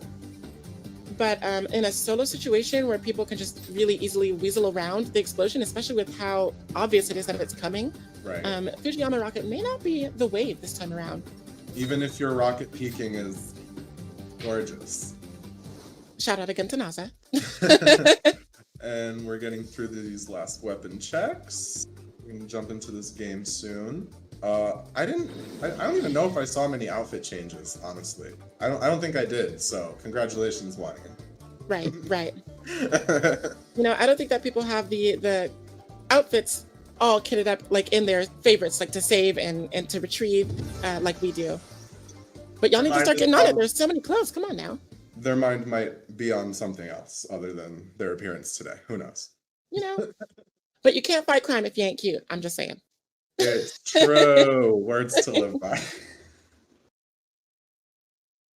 Okay, now we are entering the round 2 of Group C on Eagle City, and these weapon changes may make all the difference. I'm seeing Popeye, I'm seeing Hammer, I'm seeing Iron Noise. A lot of more hammers this time around. Lots of hammers. It's going to be a mess. Oh, we do see a couple different outfits, and I'm going to say, Wani, you won again.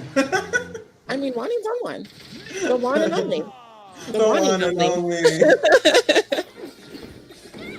All right. Who is rushing to the top today? We have no one rushing to the top. That's the first so far. Well, we did see one at the opening, but I think it was just kind of to build up some trickery while they cruise and get a bird's eye view to see where they want to go. The opening net for the bind and the drone field as well. Are we going to get the EPON too? No, we're going to get the third party. Juanin with the outfit coming in. That but laser to cut off the EPON was beautiful. People are going to get away. That was no a good early EPON now. Got a little chase going on down here. Is Matt going to see this through? No. But we are not afraid. We are casually just walking away. He is not giving up this EPON. Absolutely not. Daniel got out of there, yep, and he lived to see another day.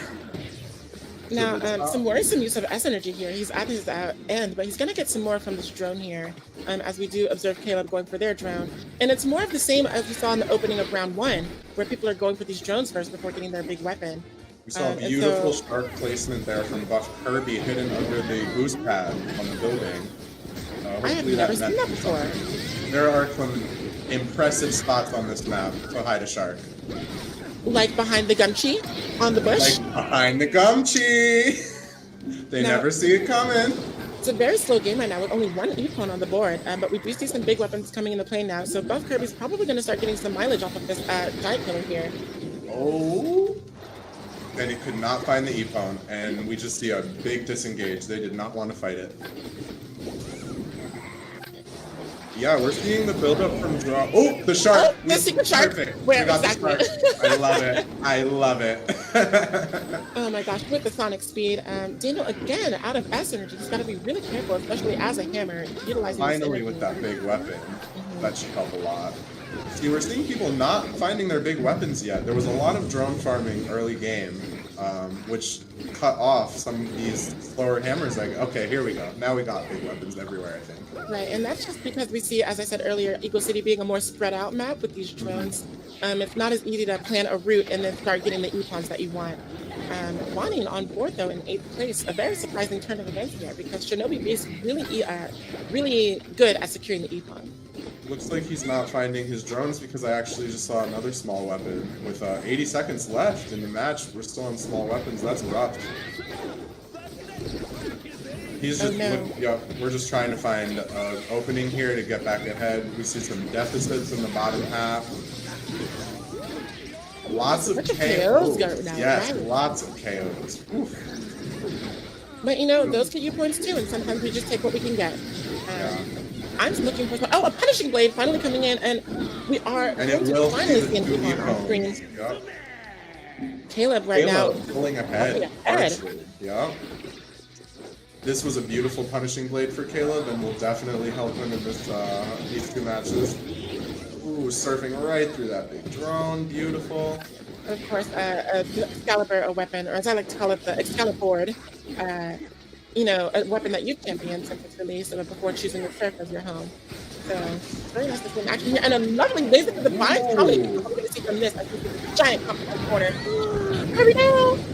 Oh my gosh! My goodness! Who's the gun into the Fujiyama rocket. How many? And it was, I couldn't see. I think it was 2. I think 2 went to the Fujiyama. Daniel finally on the board at the top for himself. That was a crazy situation with. Hello? Chaos control? He fell. It's fine. Finishing off, Cosmic said, keep your massive EPON bonus. I will take my 11 drones, 0 EPONs, and take this round that way. All right. Very nice going around this time around. I'm not sure if the hammers really worked out for everybody, considering how spread out those drones are. It's going to take them a lot more effort to get to them. And so, as such, we didn't see as many big weapons early on, and as such, not very many EPON. The faster weapons definitely took over those hammers. We didn't see many epic chases involving the sound hammers. We didn't see those secures. We saw lots of disengage, lots of KO.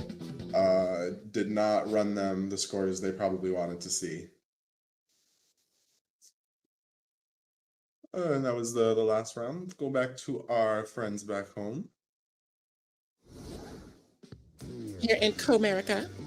J-Man, how were those? How do we feel about Group C? The second match was, as you guys said, it was interesting. A lot of hammer picks there. I don't necessarily entirely agree with all the hammer picks there. A lot of weapon breaks, a lot of EPONs not fully being confirmed.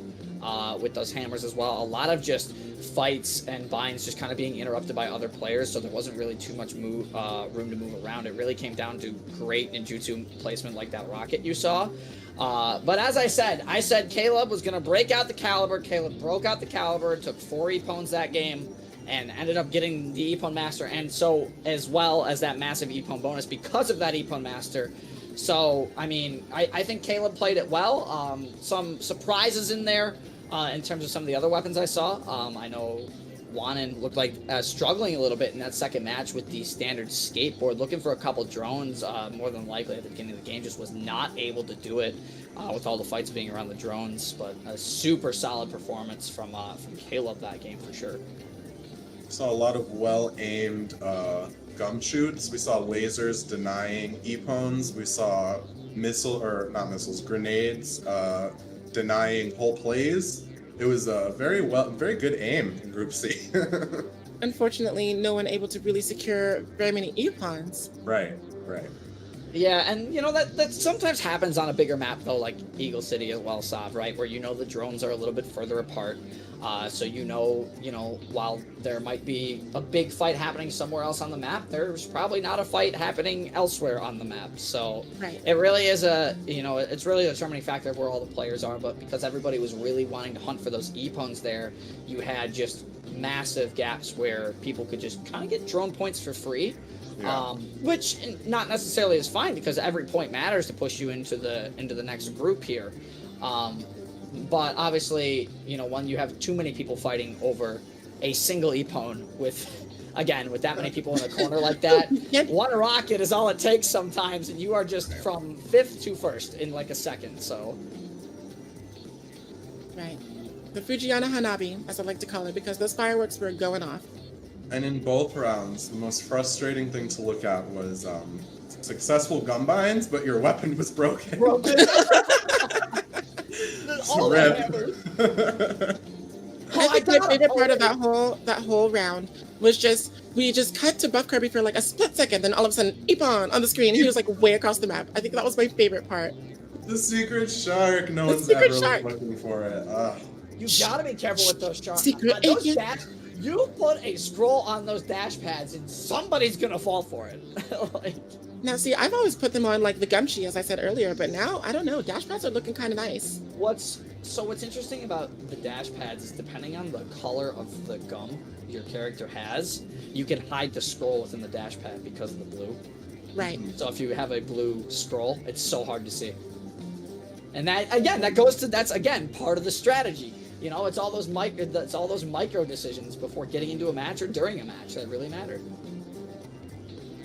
We'll have to go around all the walls and just throw our scrolls. See what starts. See what works. Yes, for scroll meta, it's coming now. You've heard it here first. I think the funniest. What is actually the funniest scroll you guys have done? The Gumshi on the bridge for me, because the thing is, everyone knows I hate Eagle City. So I'll walk around mindlessly on the bridge, and they'll be like, "There's Rolu being dumb. Let's go pick him up." Nope. Got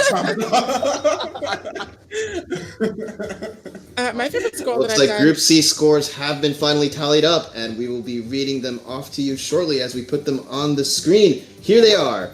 In 4th place, we have Daniel D. coming in with 9,208 points. In 3rd place, we have Buff Kirby with 10,750 points. Coming in 3rd off that strong performance in round 2, we have Caleb with 11,371 points. And it looks like nobody could dethrone Asbiel in round 2 as they win 1st place with 12,251 points. I love the way the scores are laid out here. I really do. You've got 12,000, 11,000, 10,000, 9,000, 8,000. It's the countdown, and then all of a sudden 4. And then, unfortunately, Zhuanan really struggled there, and I don't know if that was just a matter of not being able to confirm some Ippons there, or if it was just a matter of, do I have my big weapon too late? Because I know having a big weapon too late, it really will affect you in the long run. But I mean, again, congrats to all the players who did make it through. Congrats to all the players for actually playing this round. There was some pretty fun and interesting engagements, I think, in that one for sure. But Asabel, I mean, 12,000 points. Kind of just took game 1 by a storm, and then Caleb said, all right, I'm going to make a statement. Made a statement in round 2, got the other bonus as well. So glad to see a lot of the predictions I've been making. I don't know if anybody saw, but I made like a prediction of which 2, I think, from the group go into grands. So far, my group C's been dead on for me, so... All right, we live for We'll the see if fantasy that bracket. continues going forward. There's at least one from every other group. I just think it's interesting the different approaches that we've seen the different groups take. Like round 1 and round 2 of Group C did have those really unorthodox openings where they just kind of scattered, and then did their own thing and then convalesced. But then Group B was just like, oh, go, okay, we at it, like hands on sight. So going into Group D now, I wonder if we're going to be seeing any kind of like a different approach. Are we going to have half the group in each other's face and half the group off hunting drones for the big weapon? Or what are we going to do? What are we going to see? And I know we were talking about Group C, Group D, the death groups, very stacked. I think the thing that separates Group D coming up, these players play like very organized within they've been to Warriors Pit, they've been through all those community run tournament circuits. They play together and apart against each other frequently. This is an interesting one for me because I feel like they all have chemistry. So I'm excited for Group D coming up here. Yeah, and obviously a couple people we definitely have to be talking about here as Group D gets settled in. First one I'm going to bring up, we have Def Kun, and Def is just a super strong player no matter which way you look at it. Offensive, defensively, they can flex as many weapons as they want, but they're pretty dang good with the spinner. I would not be surprised if you see a spinner come out early from Def. And then in terms of Def's other backup weapons, you might see a sound hammer come out from Def. I know Def's been working with sound hammer a little bit. But I think that's other option. You're probably going to see Caliber Katana come out. He is very strong at fighting one-on-one. I have felt the other end of his IPPON Katana, and it is not a good feeling. So we might see one of those too. It might as well be a scythe. Like, he lives up to his name so well. Yeah, and then obviously, I don't think Starling needs any introduction into this group as well. A lot of people are familiar with Starling. I know Starling's been rocking the trick ball recently. He is going to be a tough contender to take down. Starling finds ways back from the brink in some tournaments to just make one match count. And all right, and it looks like all of our players' weapons have been confirmed. We are going to step into Group D. And we're going back to our Group A caster combo, giving it back to Sid and J-Man. Bring us Group D, please. You know what? We're here. I mean, this hello. is fitting. This is fitting. But, we're sitting on the loading screen here, and we're seeing that familiar hairstyle, the familiar purple horns. It is nostalgic. It is very nostalgic. Not to instigate any bias, any more bias than we had from, on top of Riley's essay bias, but ambi bias. We got the ambassadorship up in here. Let's go. Represent. Go Starling. Show them that we can do what we do. I will say this, Starling's definitely going to have it a little tough in this match. Obviously, you have to compete with Death, but you also have to compete with Atomic. And Atomic is, from what I saw, rocking Katana game 1, and that is Atomic's strongest weapon without a doubt. Now, Starling's strongest weapon, I think, by far, is his hammer, but he's not using that. He's using his trick ball for this. So this is going to be interesting, because I know Starling's been playing trick ball a lot. I know Starling was playing trick ball during the UFO Cup. That tournament. So I know Starling's very, very strong in that weapon as we get right into it here. And look, did you see how fast everyone was moving right off the gate there? Nobody is standing still here. Everybody is rushing to the middle or these top corners here to maybe get some early fights. Is Mushroom TV just going to kind of chill for a little bit in the middle? Yeah, and more on Starling's weapon choice too. I know as a trick ball player, I don't really like using it on Eagle City, especially not in a VR situation. So it's pretty wise of him to use it here. But we do see 64 star here on the, I believe, Iron Noise. As we cut to Starling and go into the trick ball here, seeing what we're going on underground, we do have a drone coming up for him, and uncontested. Uncontested drone, but I also want to point out that Starling with Trick Ball is also running Utsumi Master. Now, obviously, as a lot of people know, Utsumi Master is not nearly as strong as it once was. However, the thing with Utsumi Master is it's very good on Trick Ball if you're running with Gun Boost Impact and Gun Balloon. You can really set up very fast binds with that. So I'm wondering if that's what Starling is going for. As a great shot comes out of 64 star, but a well-timed parry by Nesta able to get out of that engagement there. Is now Atomic in a little bit of trouble, and it's none other than Starling in the engagement. Unfortunately misses a dunk, but there's still a fight happening over there in that corner there, and I don't exactly know who was fighting Starling down there. As Death trying to challenge Atomic down below, not going to be able to get it. It might have been Bonds trying to challenge Starling this side. Now, I do wonder if the spinner is a good choice here, because we do know it as an assassination weapon, and Riverdale City has proven so far to be one of those places where we see like pockets of big fights happening, no real stragglers, and so I'm wondering how that's going to play out for him in the end. Starling does go in for the Beyond the Gun, just barely missing it out, but getting away from that laser. And excellent gun boost there, traveling vertically. That's my favorite thing to do here. We don't need a gun pass boost here. Starling, okay, the one thing we have to mention, Starling's movement. And I don't think this is something a lot of people realize in Ninjala, but the amount of movement you can actually get off of gun boost is actually incredible. You can go straight up, you can go straight down with a well-placed position in the camera, and you can even safely escape out of parries. Just barely nicking the oh my gosh. Almost surviving just for the skin of the teeth. Yeah, but kind of getting back to that, like movement in this game, especially when you're in a parry scenario, Starling will tend to, if Starling wants to escape a engagement, he will boost directly up, which actually gives a Trick Ball an advantage attacking from up top. So that's something to keep in mind too, as you see kind of Starling fight as we go forward. Interestingly enough, I don't see too many IPPONs on the board. A lot of people just kind of contesting around the drones, and that's really where we're seeing the fights, as the armor's going to come through on Bonds, but unfortunately the thing with the armor, as you know, Sav, is the armor hit always hit in seconds. Exactly. And I think the reason we're not seeing a lot of these IPPONs is because, as I said before, we do have these defensively aggressive weapons. And so they're just like, we have the spinner, the Trick Ball, and everything. We're seeing the fan, which is surprisingly defensive despite being a katana. So I'm not really sure how it's going to play out in the end, as we do see Gyro taking this drone and getting into a parry and losing. Yes, so are we going to see third-party interruptions? Oh! Just barely off the back end on the tornado. And you see Starling actually here, this match, just, you know what I noticed? Just going for points here. Starling hasn't put an IPPON on the board, but has 9 drones. So they're just trying to, I think what Starling's goal here is, Starling's just going to make it a statement by going for some drones this first game, get yourself in a good spot with points. Second game, you're going to go ham. And I think that's a good decision too, looking at all of the weapon choices that people have made. As I said, they are less aggressive offensively, and so I think it's safe enough to do that. Mushroom TV, unfortunately, trying to rely on the armor again on a parry situation, but Bonds ready for it once again. I believe Bonds has kind of predicted Mushroom TV a couple times in the parry scenario as a fight. Now breaking down below with Death and Starling. Starling going to dash out of it as a wide attack comes in from Death, but a parry. Going to win the parry. Not going to be able to secure the knockout, though, as Starling is still down there fighting. Can Death get the KO onto Starling? Unfortunately, not going to happen there.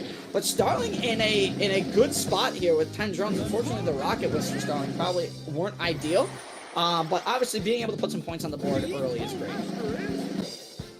It does look like the IPPON bonus is going to come into play here, knocking Starling into third on the charts, and also on our real charts with our massive melee bonus. So, yeah, first and second taking a Death and Atomic. Definitely 2 players need to be watch out for. They're super aggressive plays, so them both having IPPON Master, honestly, Sav, I'm not entirely surprised. I'm not either. One thing I do want to know here is that if those rockets hadn't whiffed, Starling would have had both bonuses and had the round in hand. And that would have been kind of calling back to what I was saying, is like, what's the best route to take? Do you want to only go drones and then go in with your ninjutsu? Do you want to do a pattern where it's like 2-1-2-1? It's really up to what you decide to commit to. And I think that's what Riley was saying earlier about you have to have that mindset of committing to, I'm not going to go for that massive melee bonus. I'm going to go for drones. I'm going to build the points to build the gap that way. Unfortunately, it just didn't work out for Starling in the end. Yeah, but again, you have to still give credit to where credit is due here, though, Sav, because obviously Starling has about 5k points going into round 2. Right. So while he might not need a fantastic performance here, he could still run with a pretty solid performance. And this is an interesting pick. If this is what Starling's going with, This is going to be an interesting pick. I've never seen Starling play this in my entire time of playing Ninjala with Starling. But in terms of some other weapons, we're going to be seeing Atomic now. It looks like going to be switching to the Trick Ball for Game 2, which I believe is going to be on Eagle City. And a couple people switching over to Katana, who hadn't played Katana yet. Going to be interesting to see what everybody else picks, though. Right, but I'm not looking at weapons right now. I'm looking at fashion. And Death, I see you. Yeah, Hello? That's rocking the punk jacket, but I gotta give credit to Bonds here. Bonds fashion. Bonds is pretty fashionable. I do like that hat Yukata combo. I just never have seen, besides the Drip Jala contest, I've never seen Death actually switch out of that tuxedo. That Bonds is fire, all right? I'm impressed. I'm blown away. I know. Death is killing the fashion game and the ninjas. I'm just saying. But he is on the katana, and so that's going to be something to watch out for. We see a lot of katanas coming out here on Eagle City. So we're going to see a lot of tornadoes coming out too. It's probably just going to be Tornado Alley out here. You know, it's Kansas. Yeah, Death rocking into a katana, because obviously round 1 rocked the Shinobi spinner and still got the IPPON master out of that. So Death, again, really good on the spinner. Now you're going to see Death on the katana. That'll be really good. Atomic switching from katana to trick ball. I'm starting to notice a little bit of a pattern here. So. Yeah. It's as you called out at the very beginning, you know, Trick Ball really good at these solo KOs, eliminating solo targets, and also proving to be with those rockets that we saw earlier in that, I guess the Eagle City in Group C, really good at netting those group kills too. Yeah, especially that one that we saw right at the end of Group C there. I believe we are just getting ready for final weapon checks before we get into Game 2. This is going to be interesting because I think this could be rough for anybody who's not playing Katana or Trick here, because there's a lot of Katanas going into this Game 2. Yeah, I do think that Kamu Kamu is a very interesting choice. Kamu On Kamu's- Eagle City, I mean, the Kamu Kamu special, or Ninja Suit is the poison, right? Or am I wrong? Kamu Kamu is Ghost Poison. Poison, okay, so No, Ghost Dragon, I think. Dragon. Okay, If I I mean, recall we correctly. have a chart for this. I know. I gave you a chart. I was like, wait a Yeah, minute. let me- I gave everybody let me this pull chart. the chart here. I forget what it is. I don't know. I play the other one most of the time. I do like Kamu though. I think Kamu's got a nice kit as well. Ghost Dragon's fun. Okay, Though. it is Dragon. It's a unique combo, and while the Ghost isn't like the strongest at binding anymore, it's still so nice to see the Ghost combos work off well. But the biggest thing I think is a shocker is that Starling here is actually playing Matsuri board against a lobby that has technically 4 katanas in it and a drill. Yeah. This could be really tough because I know the one thing with the skateboards is they tend to struggle in parry scenarios. Every once in a while, their first normal attack doesn't have nearly as much range as katanas off of parry, and it tends to whiff. So I'm interested to see if Starling once again might just focus drones here. And it feels weird saying that, but Yeah, it really does. I mean, even though we do know him for his hammer play as well, I don't know. I wonder if it's just defensive because there are so many katanas in this lobby. We do see 2 of them dueling up top as we speak. A lot of gun launchers coming into play, so I wonder if it's going for that like surf immunity. Oh wait, that's one for Death right off the board, because obviously after engaging in a parry with anybody, there is a certain period of time where you can still KO the opponent who is not bound and still get that IPPON off a parry. I believe it's about 7 seconds. There is, yes, the grace period. Yeah, there's about a 5 to 7 second grace period of getting that IPPON. And Death taking advantage of that, knowing that Mushroom really wanted that drone here. As now Bonds and Ness are fighting in the bottom half, but Bonds with the drill coming from behind, gonna go for the gun grenade shot, barely misses it though, as Ness kind of flies back into it. So Ness pretty close to being gunbound here. One good placement of a gun grenade could get Nat Bonds in the bind, and there it is right there. What a good play, but a parry coming out and a read. Is that going to be it? No, another parry. That was an amazing fight to watch between those 2 players there. I mean, it looked like something out of Riverdale City. You know, the camera didn't know what to look at, but we did get to see that come out in full flesh, and I really did enjoy that. We do have a Ninja Tornado on the scene. We're going to see if Death is going to use it to get out of dodge, or if he's going to... Gets smacked into the railing though, unfortunately, with a break attack of all things, and you know that hurts a little bit. It is a little disrespectful, I'm not gonna lie. Now, oddly enough, Starling is running. Starling's actually running quick respawn as well on the board. can't blame him. Unfortunately, he's kind of hanging around in 6th right now, and it looks like our prediction was kind of right here, Sav. Starling is focusing on the drones over getting E-Phones here, which with this massive melee bonus might not be ideal because Starling just kind of sitting in 5th right now. Gonna need to find some single drones, quite a few single drones to really keep up here. And especially not getting any Shinobi value out of that Shinobi beast is really going to hurt him in the end here. These katanas are kind of running away with the game, I feel. Yeah, Death has got a very good katana as well, and I believe Death is probably sitting right at the top of the board right now. Starling's just kind of right, and we did get a brief view of Gyro in first place. Dragon coming in and not getting any support from that. Oh, yeah, unfortunately did not take advantage of the tornado. Just kind of backed away from Bonds a little bit. Could have secured it there, but unable to. As Bonds kind of struggling a little bit, putting. I'm sorry, Mushroom kind of struggling a little bit there. As Death again, just free. You saw it in the back corner there. Gets another one. Gets a Gargery with a break attack. I'm pretty sure there. Incredible. And we are sitting at the top of the leaderboard with that IPPON securing the IPPON master so far. But the person in second place is just trailing behind at 3. So if anyone's game so we do have that Ninja Tornado coming out. Not really securing any IPPON there. As we've seen of a lot of ninjutsu, Eagle City proving to be a challenging stage for people to land all of their ninjutsu. Yeah, but I watched the movement of Death and his aggression, and he really wants to. He's focusing on the players he knows he can get, but Mushroom TV going with 2 break attacks to start that fight. Unfortunately, that is not a good idea, as Death is very well aware of what can happen. Oh, but Mushroom collapsed back, needs to go for the charge there. Unfortunately, no charging slash was available, and the big weapon will win. Oh no! Trade, that is, I believe, if I'm not mistaken, that has just started happening in Season 5. I believe that is a parry glitch.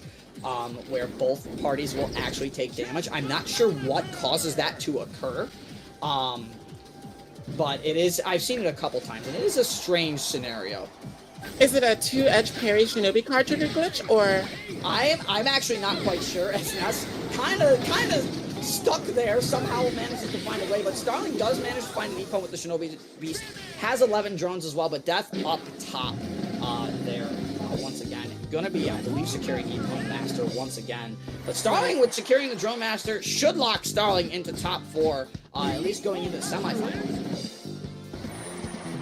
You know, starting out here really proving a point in that there are different strategies that you could take during this tournament. Even though it is called the massive melee, you know, sometimes the melee could be against the drones. That's true. And you don't have to go, you don't have to shoot for the top, you just have to shoot for the final. Consistency. Exactly. And it comes back to consistency, right?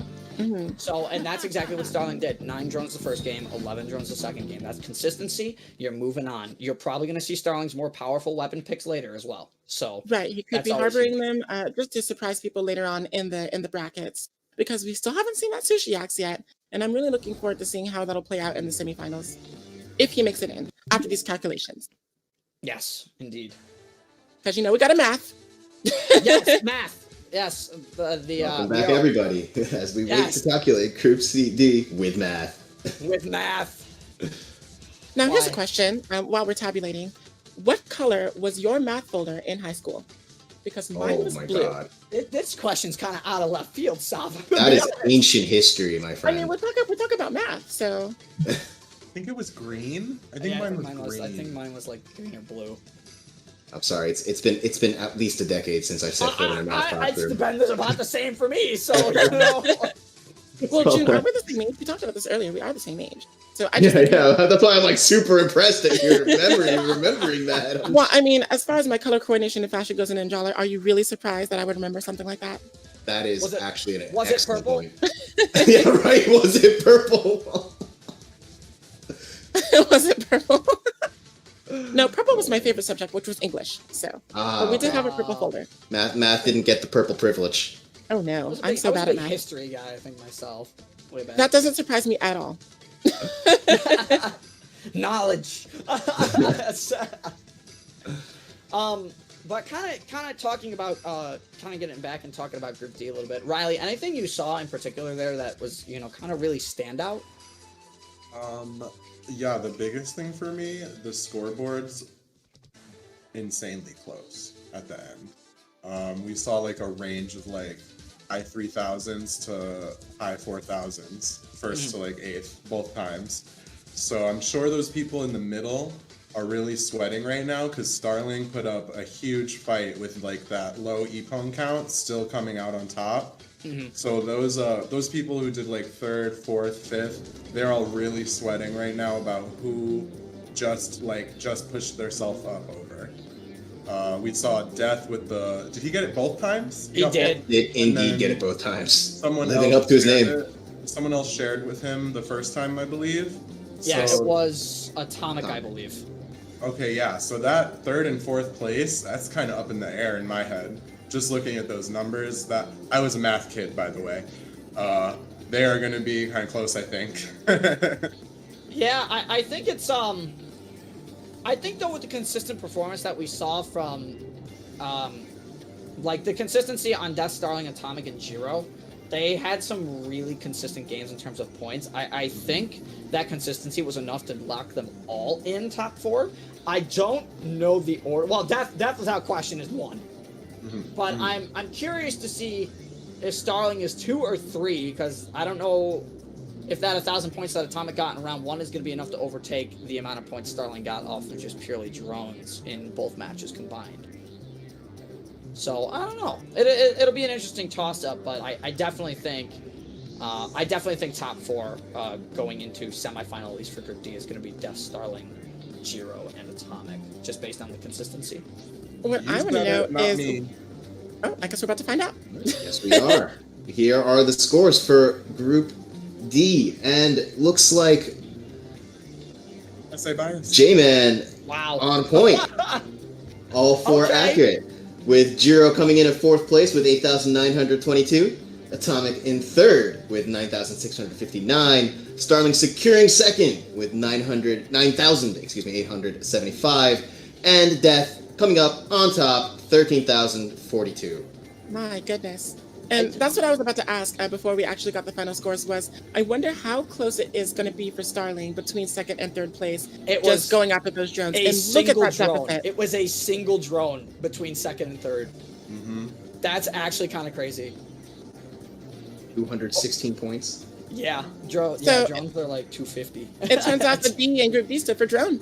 Who knew? We thought it was so. Group D for Death, but it was... I mean, to be fair, Death did get first, so it was D for Death and drone. All right. We got the double entendre. We D for can have double a entendre. compromise. Certainly a That tournament events I never saw coming with the preview for massive the name of the IPPON next bonus. tournament. The Death Drone. The DDD.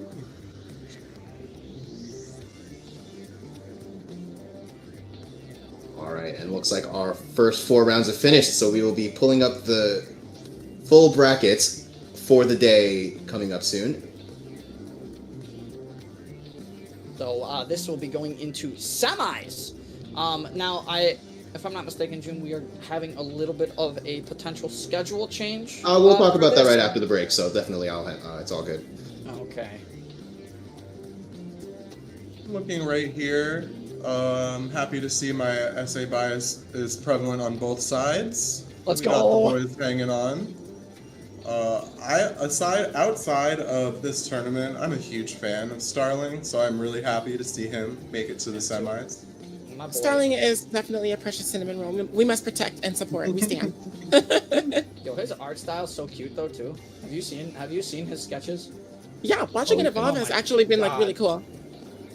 It's crazy, like so many good players in the Ninjala community are just like really talented in other places too. Yeah, I know. I love that. It's so fun to see that. Like to Yeah, see looking where at players like everybody's strengths really lie. Minnie. Minnie's really good. Her art has been featured like time and time again on our community highlight stuff. So And Minnie. our guy Chubby, I mean, he's beating my face in stream one moment, next moment we're showing his art to the entire community. Like that guy. We got Minnie's art is adorable. I know I've definitely had emotes done for Me too. Love Minnie. from Minnie. Minnie's just a fantastic artist. Starling's a fantastic artist, animator. As you said, June, Chubby as well, beating everybody's face. And Chubby, what I like about Chubby is a meme. And I love that. and then of course we have you, we've man, as gotten an some of his animator. art for our contests. And Yeah, another oh man. again another very talented artist too. It's just so nice to see.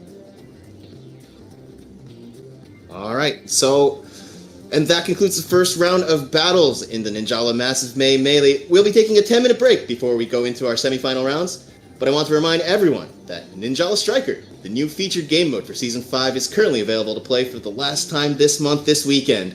We've been absolutely floored by the player response to the game mode and are so happy you guys have been enjoying it. And we've actually asked our awesome community to send us their best Ninjala Striker moments. We've compiled them into a video for your viewing pleasure. Please enjoy it while we get ready for the Massive May Melee semifinals.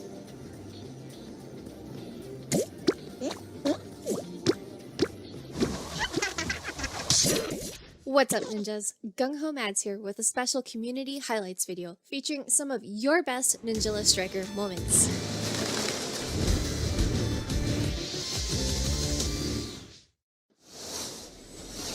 You gotta be faster than that to get past Mango as they zoom across the screen to place a killer defense.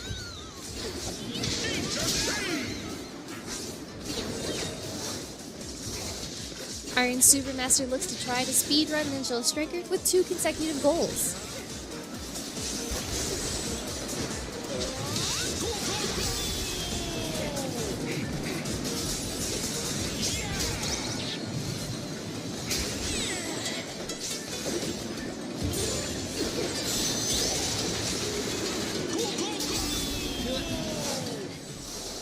Pink Giratina out here repping our Ninjala Ambassadors with some back-to-back goals.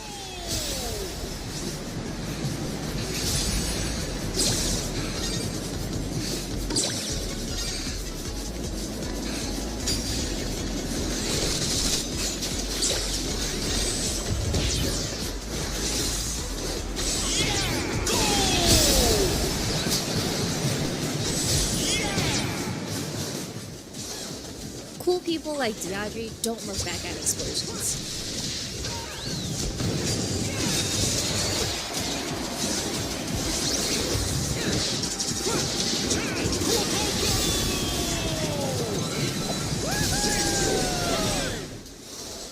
Luck trusts their team and waits for the perfect opportunity to strike.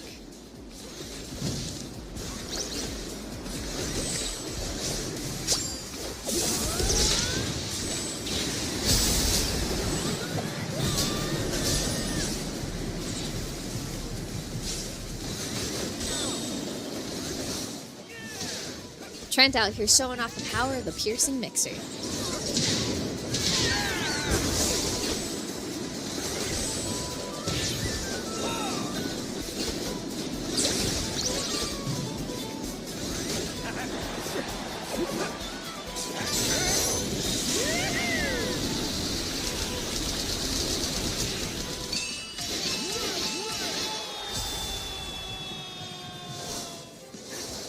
Watch the Yo-Yo Samurai break free out of the bunch to score.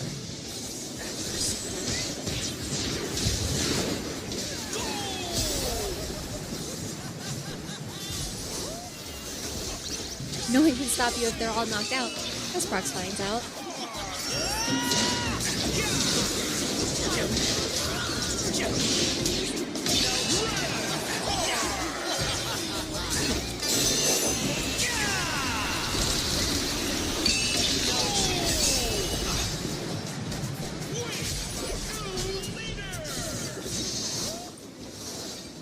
Lightning busts out the protractor for this angled Dragon Ball.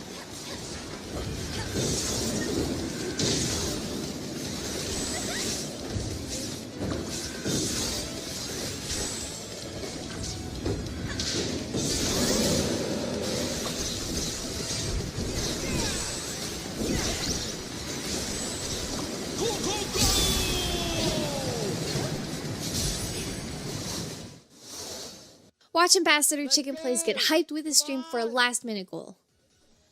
Go!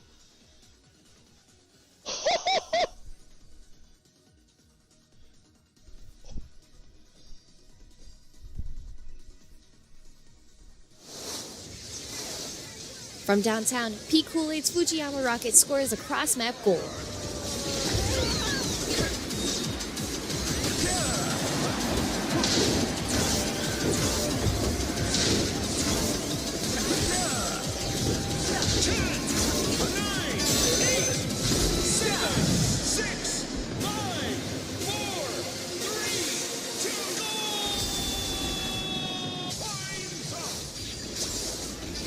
Hashtag long range goals as Uprising's Dragon Lord carries it in for a score.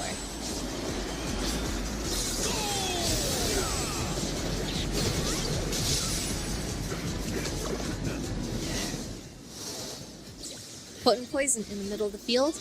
Nothing but fair sportsmanship from Rachel Scott.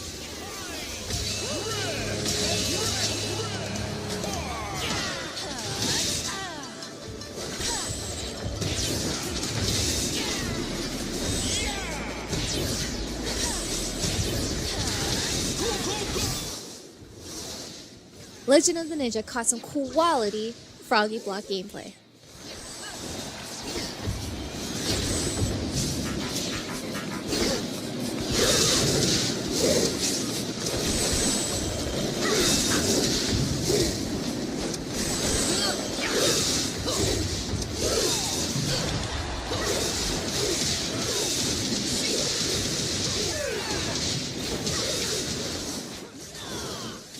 Don't be sleeping on the job, as Marshall here shows off the quickest goal in the land.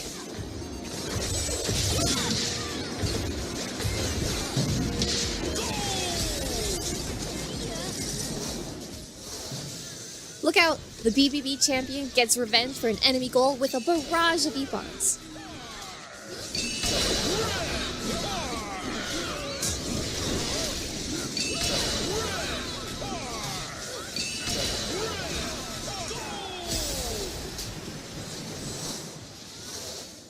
What a save! No one gets past Ito's defense.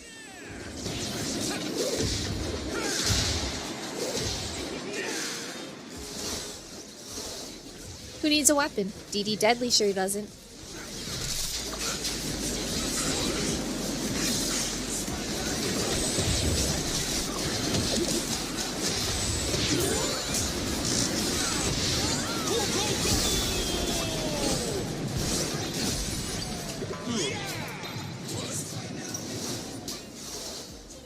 Will Julian Jet stop ignoring his teammates' pleas for help as he dances the night away?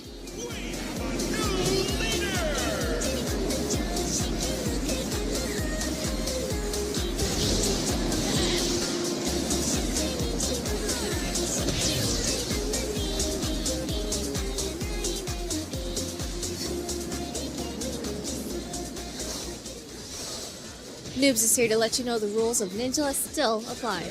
Don't budge up against a Fujiyama rocket.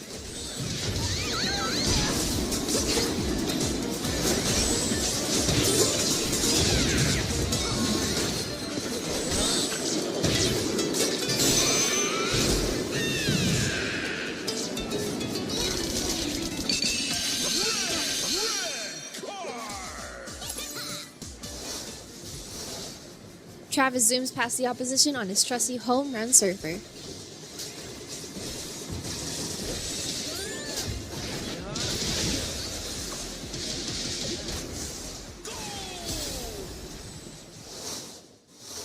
Thanks for watching, and a very special thanks to all those players who submitted clips for this edition of Ninjala Community Highlights. We'll see you next time. Bye! Here, we'll be streaming awesome sounds and dance moves straight into your brain to send you on a total ninja trip. IPPON Blast! Light a fire with crazy ninjutsu! Kamikaze Tornado!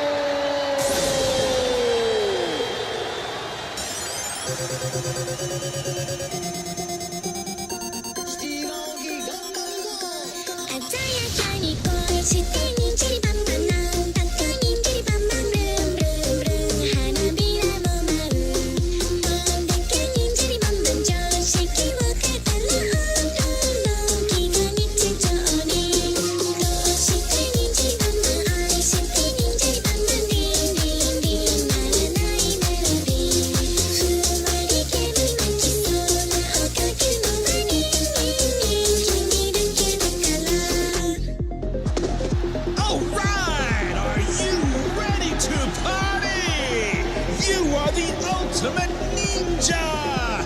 Make some Now the Kawaii Ninja Princess takes the stage! Is your Shinobi energy ready for the starting dash? Power Buster!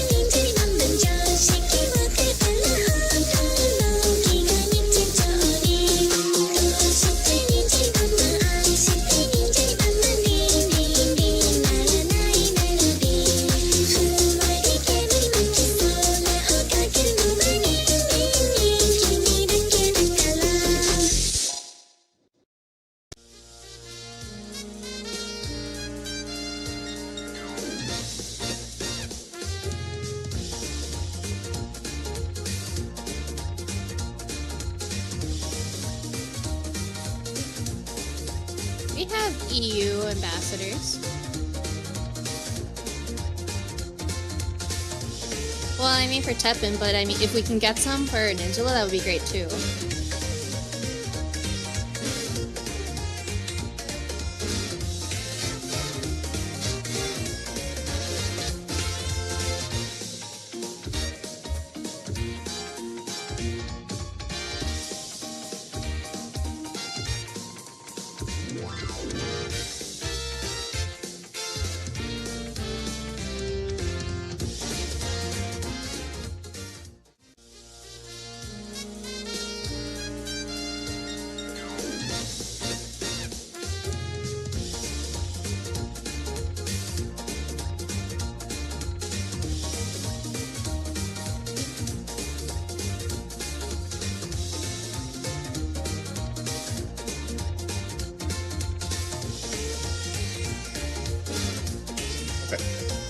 Oh, so that means I'm doing grand?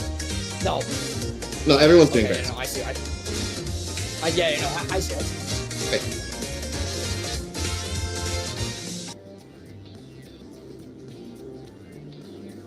And welcome back to the Massive May Melee. Now that we have our top 16, here are the remaining players and the matchups for our two semifinals. Thoughts and predictions?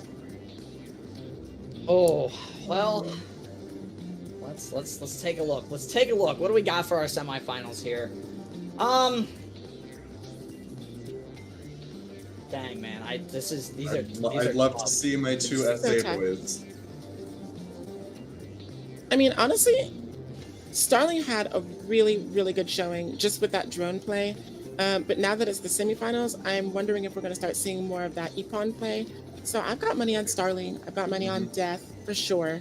As to Topo, really, really strong showing in that group, in Group B. Cam, I feel like Cam is going to like sneak up on us. It was kind of a middling sort of performance, but you know what? You got you to semifinal. Start over. We're here. So I feel like it's going to sneak up on us for sure. Oh, this B though, the B looks really deadly. I mean, these are. If I had to choose where I'd want to be between semifinal A and semifinal B, I'd want to be playing in A over B. I'm not even kidding. I think B is gonna be just absolutely ballistic. As you were saying, that's what true group of death. Yeah. Like I would not mind battling against my boys Starling, Death, and Caleb, but like that's a tough group. That's a really tough group. Those three aren't the only ones in there. I know. Not to discredit semifinal A, because you have some really strong players in semifinal A. Again, John 2 is going to turn up. You're going to see Asatopo turn up again.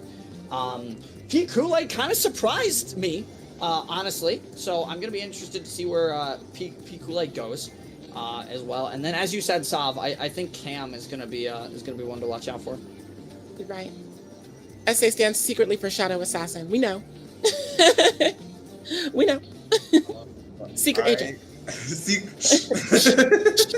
All right. Unfortunately, I've just received word that we are going to have a little bit of a schedule change. Unfortunately, somebody from Semi A, their neighborhood appears to have lost power. Will be running semifinal B first, and running semifinal A after, to hopefully give that player a chance to have power restored back to his neighborhood.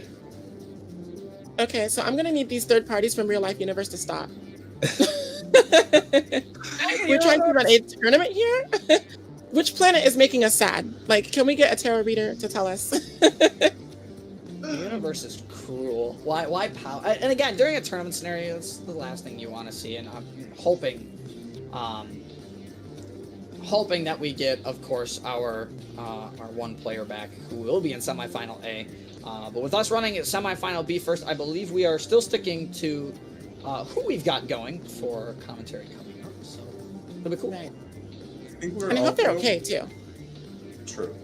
I think we're going to see a lot of, even though they made it to the next round, I think we're going to see a lot of people who weren't pleased with their performance trying to strike back and come out on top this time. There was that There was Death dominating. There was Asatopo dominating. That left room for a lot of people in these lobbies to feel like I just made it. I'm gonna get eliminated this round if I don't turn it up. I'd just be scared from the get-go after round 1. I think that the tough thing about that too is like after round 1, usually that's, you got the nerves are out after round 1, but I think the last thing you want in your head in a situation like this, especially when this is a spot for grands, 4 of you get in. 4 of you get in from A and B.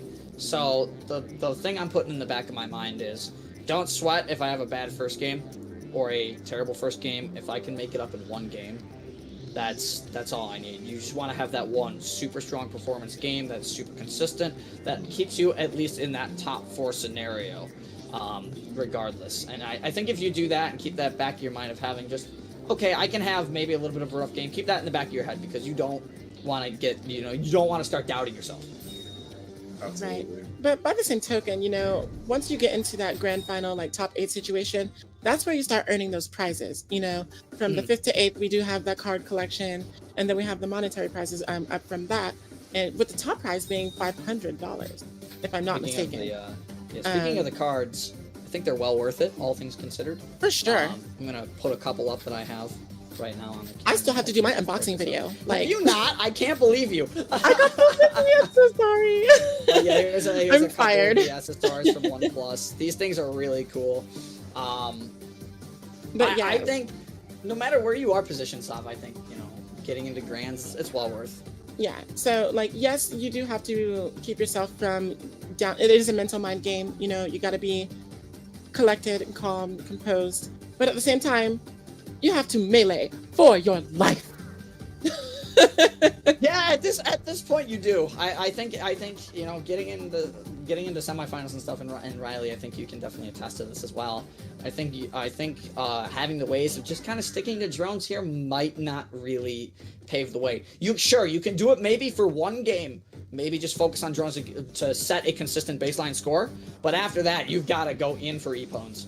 We could even probably consider Starling's round 1 as like feeling out if that's going to be viable moving on, and I'm pretty sure he's going to go with I don't think it was. Even though he made it because he outperformed in other ways. It's just, is that going to hold up while we continue down the road? And we gotta look at the map too. Is that really, with the 3 separate levels of Croissant Arena, there's going to be a lot of traversal trying to get those drones going on. And with everyone going after the big weapon at the start, is it really going to be a viable strategy when it takes so long to get to where you're going? Mm-hmm. Also, later on in Shinobi City, there's a lot of decision making you have to make to like find your rotation. Like, am I going to go on the packed side with all the drones, or am I going to start out over here and fight where everybody hangs out in the pool? We have a lot of decision making in semis, definitely. That's something that I talk about whenever I stream on, and I'm like on Shinobi City. The first thing I say is I gotta plan my route. I go up and I look around and I see what the timers are doing for the drones, and I'm like, I'm planning my route. There it is. I go here, here, and here, because Shinobi City is such an enclosed map that you really don't have enough time to make decisions like that. You have to do that right at the beginning, or else you're just gonna be caught off guard and then right in the middle of a conflict. Yeah, because I believe this is still, they are playing 2 games here to qualify. So we are going to be seeing 2 of the other maps that we have not seen yet. I believe if I can get a confirmation that we are starting on Croissant Arena, I believe, for this one coming up. Yep. That would be fantastic, because if we do go to Croissant Arena here, this map kind of lends itself to a completely different strategy. And then if you end up going to play like WNA or Shinobi City, a map that's a bit more enclosed in some areas, a map that a lot more people can see you outright pretty often. You go from a map that, I might not be able to see so many people, to a map where you can literally see everybody, and that puts targets on people's backs. And we have the drone map at the bottom, which makes things super interesting, because you're not necessarily interested in drones, but you're not forgetting about them. And you're not going to pass up the chance to snag an IPPON on someone who is already trying to take a drone, and you know that there's a drone there, so you can go ambush them, Lots of good strategy to come out of Croissant. I think another thing with Croissant too, I like that you brought up the drone map, because I know I have a tendency, just at the very beginning of the match, if I spawn close to the drone map, I'm taking a quick little peek at that. I'm just looking at it, I'm going, okay, where is going to be potentially a fight I can take, or a drone that will probably be uncontested? So taking a quick look at that drone map can allow you to strategize early game, which can help you late game as well. Yeah. That kind of, the map at the beginning is kind of like your future sight, you know. You take a glance and you're going to know not only where the drones are, but where the people are going to be. And so that's when you can start formulating your approach, your strategy for attack. Mm-hmm. I believe it has the most single drone spawn locations of any map. 1, 2, 3, 4. 10 or something, maybe. 4 on the top. I'm just gonna believe you because you said you're the math guy. So yeah, no, it's 10. Yeah. And that just leaves a lot of opportunity to get those big weapons quick when you have more space to run around and secure your objectives early. I'm excited. I don't see a lot of. What is the name of the Shinobi card that you start with a big weapon? I keep calling it big weapon. Strike big. Strike big. Yeah. I have not seen Strike Big yet, so we're definitely going to see that early game race probably coming from this group.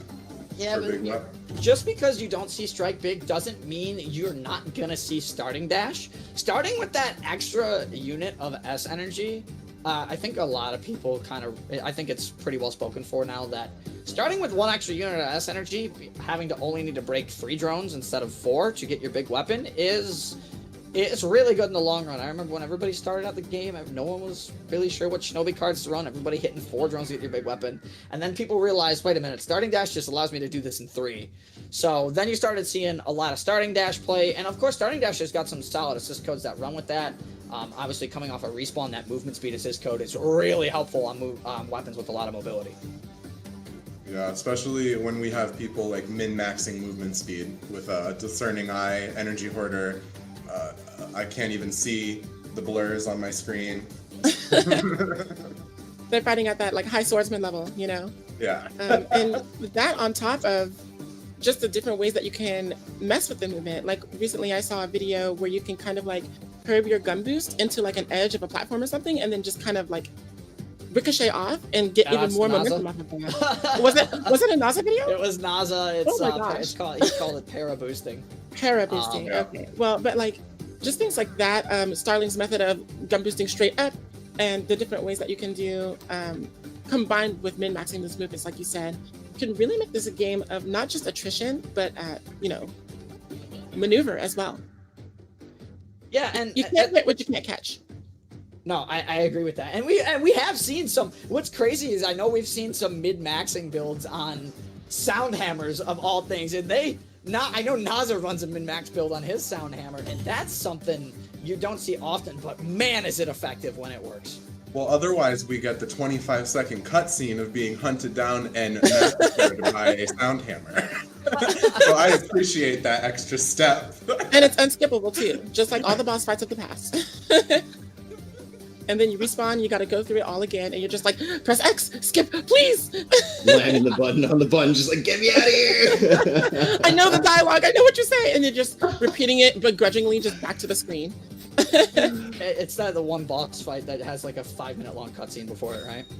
The unskippable. Unskippable the first time you play through the game. That you keep dying on. That you keep dying on, so yes. you have to watch it again. All right. But we will be skipping it. But it looks like we can skip this waiting because it looks like the people in Group Semifinal B are all ready to battle. I will be handing it off to our commentators right now, so please, J-Man and Riley, take it away. All right, I mean, semifinal, Riley. I mean, here we go. I don't know, man. We are here, and you know what? It has been a heck of a night so far in terms of some of the competition, as we are now seeing Group C and D, as we have referred to it for all night as this is the ultimate death group between C and D. Semifinal B is going to be, I think, in terms of grands being intense, I think semifinal B is going to be incredibly close. Again, we've talked in tandem about these players, Azabel putting on big performances, Caleb and Death putting on big performances in terms of IPPON fronts. Same with Atomic compared to the consistent play of Buff Kirby and Starling that we've seen. I think this is going to be a really good game going into Croissant Arena. Everybody's got their weapons selected. Starling playing a completely different weapon as well. I think only got a chance to glance at a couple of their weapons. Some people going back to what they played initially for their individual group stages. So let's see what they can do here on Croissant Arena here.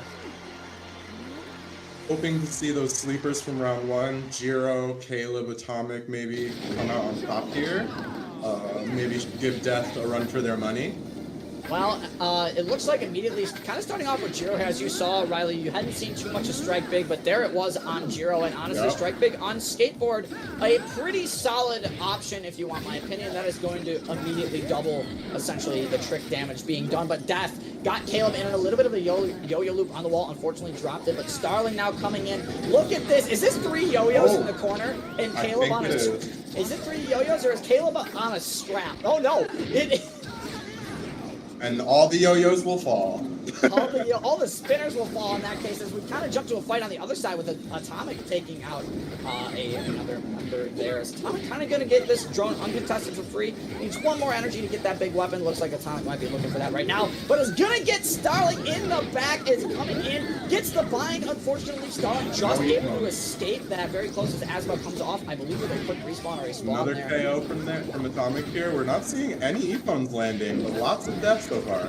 Yeah, and I think we're back in a yo-yo fight. It's just Death, Azabel, and no, Daniel with the scroll blade. Starling is Spec Cam being Spec Cam. I always feel like that is the same Spec Cam that we had in another game when we first started. That's okay. Starling must have been taken out there by Daniel, and as an IPPON came out, I think. See that shark? Yep, we saw shark on the dash pad. Buff Kirby holding up with those hidden scrolls that are working for him. Starling kind of just chilling in 6th right now. Is looking for, he needs a couple more drones, and Caleb is actually running Chewing V actually for this match, which I like a lot. I want to see, I know Caleb knows the Froggy Block combo. I want to see it so badly. I want to see that beautiful mixer come out here. This is a good map to pull it off. It is, but you're definitely going to want to get someone grouped up here, Riley, for sure, to get that good mixer play. And, like, in this spot here with Atomic chasing down Daniel, knowing that they have the Stealing Hyena. Oh, the tornado! You hate this. Or the drone, too. He got the drone and the IPPON. It was gorgeous. Yeah, Tornado's being able to break any size drone with just 1 press of the button is super nice, as Azabel with the cookie spinner. And now I'm hungry. Gets a bind, I believe, onto Starling here, but it is stolen by Atomic. So no surprise there, as Azabel going to try and run from Atomic now. But Atomic not giving chase here, so Azabel kind of playing back. Starling using a quick respawn there. As we jump onto the other side of the map here, we have a 5-way fight going on here. Fight with Death in 7th, running around with 1 HP, not looking good for him. A big... No! He will not get that IPPON. That's actually so upsetting to see. Yeah. Because Death had the Warp Strike timing, but there is a slight window before you actually use the Warp Strike where you can take damage, and that's why Death was not able to confirm, as unfortunately the wide attack on the skateboard is wasted, but a very solid skateboard combo with 3 normal hits. Very nice. Look at that. Rocking the UFO. Way ahead with IPPONs, huh? Is that 4 IPPONs on him? 4 IPPONs on Jiro as well, and now Starling with the Beast. Tornado. The Beast gonna be able to restore Jiro's health, so this is actually a really opportune moment for Jiro to use this, being able to kind of secure yourself in a safer location, but now, unfortunately, not being able to burst out of this is Starling, who is taking advantage of this, and this fight in this corner just keeps getting crazier, Riley, as literally everybody is here. And he just can't find anything with the Beast. Oh, it was sad to see. He was looking so hard, too. Able to keep themselves alive for a long enough period of time, though, Riley, which is very important when you had a Beast. Obviously, you saw their Jiro was literally a hit away from death, so using that Beast to get that full health back, and not just full health, you have 400 health as a Shinobi Beast. So that's really nice. It keeps you alive a bit longer, as Starling looking for a confirmation here. Oh, it's going to get taken away by a tornado, and Starling's going down to it as well. A very rough game for a couple of these players here, Riley. We saw a lot of battling that was not able to find its end. It just, someone else came along and said, those points are mine, you're taking too long. And that was a rough game, as Jiro, of course, with the board, taking the drones, but Atomic, again, on the Epons, I mean, Atomic's just kind of been putting on a show, but what really is the story of that match, Riley, is the spinners kind of weren't the right choice here. It did not pay off. I did not see a like game-changing tornado. I saw that one. Was it even a spinner though, or was it a different weapon? I don't remember. That got the Epon and the drone, and that was like all I saw. Other than that, I saw strings flying, lots of things not interacting the way they wanted, and Atomic sneaking up behind them, ruining their day. Yeah, I mean, that's the story when you have a katana and you have the ability to bind with wall shooter and stealing hyena under 50% health, even at the Syscode level 5, you take it. This is a battle royale. You take every advantage you can get. If that means hitting people from behind, we're ninjas. That's our job. I'm excited to see these weapon changes because we obviously, I'm going to say like probably half the room wasn't happy with how the scores looked right there. Yeah, I know Death and Starling definitely looking to swap to a stronger weapon here, as they both ended up picking Spinner in that fight, and it really didn't work out, as you saw. I mean, Starling and Death really struggling to keep up on the point gain, 6th, 7th, and 8th, respectively, for the bottom 3 players, who I'm pretty sure were mostly spinners. So maybe not the correct choice for Croissant Arena. I understand, the whole point of wanting that Warp Strike there. But unfortunately, it just didn't work out, as third parties were just kind of happening. And those big fights that were happening on those lower sections of the map, Riley, it really went to show how weak the spinner can be when it's third party. Because the thing with the spinners is they don't really have, or thing with the yo-yos in general really, is they don't really have super good tracking on some of their attacks. They don't really have super good homing. The thing they have is range, and if you can't play at that range, you're putting yourself in a world of hurt. And the only other weapons were, what did we have? We had boards and katanas last round. Those are mobile. They're going to close that distance on you. If you give them a frame, they're taking it. Yeah, and of course we are going to be going to Shinobi City as our next map. So obviously this tends to change into some different strategies. This is where things can get hectic. I mean, katanas are super strong in Shinobi City, but what I think is stronger in Shinobi City, believe it or not, is the trick ball. And the reason I think the trick ball is so strong in Shinobi City is because every area you pretty much fight in, besides those drones just outside under those little bridge areas heading into the center, everything's pretty enclosed, and the trick balls have a lot of AoE on their generalized kicks and AoEs. So, I mean, they're able to hit multiple targets with just one simple button press. And they're going to mess up a lot of calculated rotations that people have. They're going to be there to snipe out those easy Epons with the one kick bind balloon nonsense. It's all going to come out. It's all going to come out. And it's going to be an interesting setup as well, because if as many players are going to play trick ball as we're thinking here, you're going to see a lot of gun boost impact. So a lot of people are going to be interrupted in these potential fight scenarios as well. So, this could change up quite a bit. And with this last round, not just Starling and Death, I think I saw a lot of people introduce a new weapon, different from their 2 in the first groups. Mm-hmm. That works. Obviously, you have your weapons for your different maps. But back to what I said in Group D, we're going to get more into groups that have chemistry with each other, and they're going to know how to play against each other. Yes. And I think it might have been smarter to hold on to those 2 weapons that got you here to bring you further, and save the changes for when you need a third weapon. Mm-hmm. Yeah, especially like if you get into grands, for example, like you get into grands, people are going to know the weapons you're going to play. Sometimes you might want to throw them for a loop with that different weapon, but looks like we are still confirming for a little bit here, so we're just making sure everybody has a different weapon from when they played, because nobody can play the same weapon twice in a row, pretty much. So like semifinal, for example, from Group D, you could play 2 different weapons. Semifinal A, technically you could play those same 2 weapons, if not in a different order. So that's a big and important thing here. And it also kind of goes to show you the mastery of these players as well, being able to change weapons on the fly. And it's kind of how the tournament rule set works in general, Riley, where, hey, you have to play different weapons if you want to succeed. You can't just stick to what you know.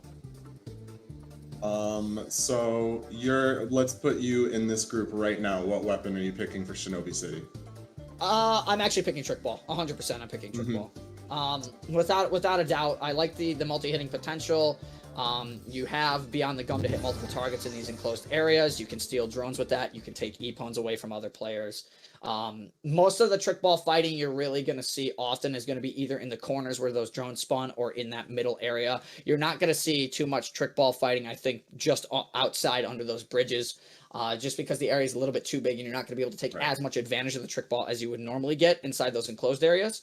But if not the trick ball, I'm honestly just kind of rocking with maybe a katana here, or a caliber. You know, keep yourself mobile from gumbinds. But oddly enough, I don't think we have any sound hammers for game 2 here, which would not be a bad pick on this map either. Right. That is an unavoidable cutscene if I've ever seen one in Shinobi 50.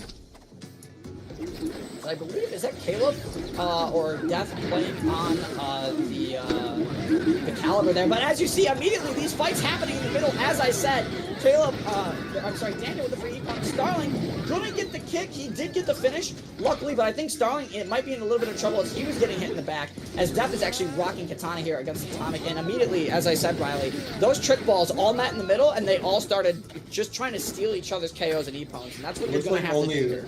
Looks like we only found one EPON in that entire mess also. Yeah, I believe that was Daniel who managed to actually, I believe, sneak it, but this might be the second EPON, but no, Buff Kirby says, I saw you buying them, Caleb. I want that. Thank you. Now Caleb backing off, not able to secure that EPON with a solid bind, but now Caleb in a little bit of trouble. Going to be forced to parry out. That was like a 3-way parry, which you don't really see often, but Death. Oh my god. I think Caleb got bound just before Death's swing hit. So Death got an EPON for that, but now Starling is good to put up a little bit of a performance here. He gets the drone. He's very close to Fujiyama rocket, so this is going to be a very interesting position. Now Starling last time whiffed a couple of those rockets, which I'm sure he was not happy about. So these rocket placements for Starling are going to be crucial going into this here, as he's going way up top. He's going way up top. You know Starling is looking for... Oh, he's rocket peeking! Oh, this is it here. Oh! Okay, he got... No, he didn't. They lived. Did not That's see a really thing. Unfortunate. He needed to put that rocket a little bit closer onto the drone. That is not ideal for Starling. But Caleb kind of struggling a little bit in 5th place. But these matches could switch very quickly as Atomic kind of gets rocked by the end of a rocket there. Caleb falling into 6th now as Daniel gets Daniel's kind of just roll with the trick ball. Gets another one onto Azabel there.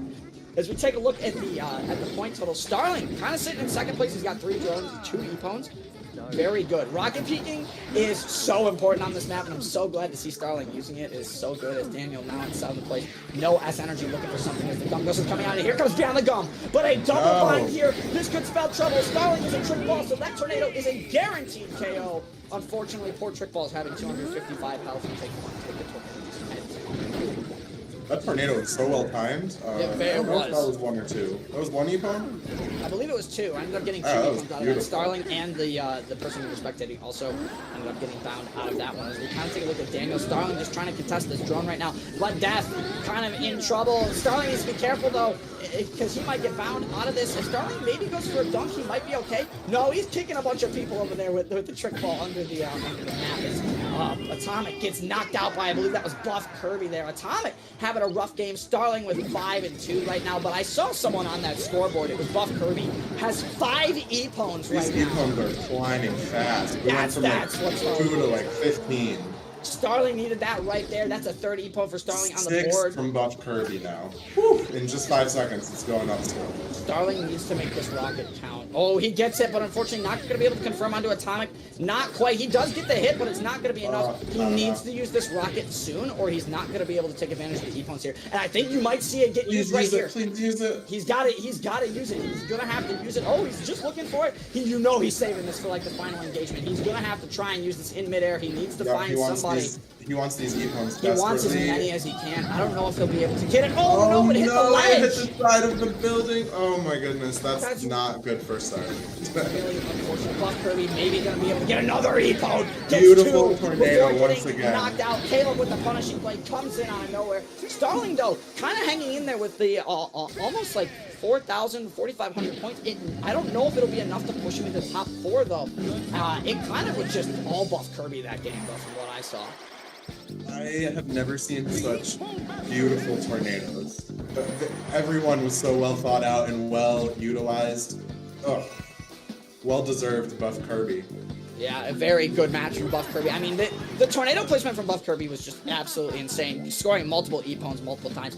Death also hanging in that game as well. I'm just curious to see where where Caleb and Starling are going to kind of end up here. Same with Atomic, because Atomic had a really good performance game 1, but game 2 ended in 8th. So every point here is going to matter. I think this is going to be a very big toss-up for in terms of who gets into top 4. But man, all these players put on a show, dude. All these players put on a show that game. I am super impressed. I say bias. Jiro, good job. Death, I saw some struggling in the beginning of Shinobi, but he came right back and ended up in 2nd. We saw lots of fighting to keep themselves in and move on. And welcome back. What a match. I mean, we saw some surprises in round 1 and some even bigger surprises in round 2. That's a way to put it, yeah. And now that is... I think my favorite thing about that whole thing was just like Buff Kirby's bind and snap, as I call it, because like he definitely got that double bind into the tornado, and I was just blown away. I said, "Oh, you took an advantage of that situation." Like in the middle of the grenade, so that nobody could capitalize because he had the iframes of the tornado. It was so good. Yeah, again, very good positioning from a lot of these players. I am curious to see where everybody matches up, because if I can take a look at game 1 here, in terms of point totals, game 1 we have let's see, round 1 we had Buff Kirby with 4K, we had Atomic with 6K, Jiro had 5K, Starling had 2K, Death also had 2K. Yeah, there's definitely a big point gap in round 1 to round 2, so this I don't know. This could change quite a bit. It's definitely close, not in the way I had predicted before, but we are seeing that case again where 3rd and 4th are sweating right now. I'm sure no one is confident that they banked enough points to secure it, you know? Except for Buff Kirby or Buff Kirby and Atomic. They were very consistent. Dude, that tornado on Croissant Arena was just majestic. And then after, stealing the kill from Aspiel? Yeah, and you know what? We also can't forget though that Atomic in the first match of the semi also got the IPPON Master, so that's 1,000 additional points. So that might be enough to keep Atomic safe, despite having a very rough game 2. Right. That massive IPPON bonus really coming in clutch sometimes, and you love to see it, especially during the melee where it's only going to happen here. We gotta make sure that we take advantage of that bonus. I've just so glad our players are taking it to heart. I've just been referring to the tournament as the all this time, but... Well, this tournament isn't but I'm saying. Which? The IPPONs. So, Sav, as a Maven, as a Trickball Maven, how did you feel about those whiffed Fujiyamas that we saw? Child, let me look to the side so I'd have to see this mess. It was a shield your eyes from the carnage. It's heartbreaking. Like whenever I'm just spectating instead of commentating, like I have a notepad open here just about the things I want to talk about that I see that I think are cool, or not. And like one of the notes I have over here is just heartbreaking Starling, because he looked for that missile so thoroughly, and not just the rocket peaking one, because the rocket peaking one had potential, but you know they just escaped at the last moment. But that last one, that very last one that he had Asbiel in his sight, going for that big Daruma drone, it broke my heart, because right when you all were saying please use it, I was like in my chair like, yes, please use it, because there were 4 people right there on the in the middle, right across the bridge, on that home side. So I was just like, start, please. But we'll see how it pays off. Our point totals for CD groups CD to semifinal B have been tallied up. We are going to pull them up on the screen right now for you. Okay. And it looks like we have Asbiel in 4th place with 8,153 points. We have Atomic coming in with 10,043 points. Then we have Jiro in 2nd with 10,976. And finally, our winner, who took round 2 by storm, we have Yeah. Buff Kirby with 12,083 points. Buff More like Kirby. Nerf Kirby. Nerf. Yeah, Nerf Kirby, dude. We don't need a buff Kirby anymore. Oh my lord, that's a big, and you know what? That's an 1,000-point gap. That's an 1,000-point gap, and kind of looking back at Buff Kirby's first game, Buff Kirby had about 5K. That first game, round 1. Round 2, Buff Kirby effectively adds 2,000 more points plus an 1,000-point bonus. So That's 7 Epons, it looked like.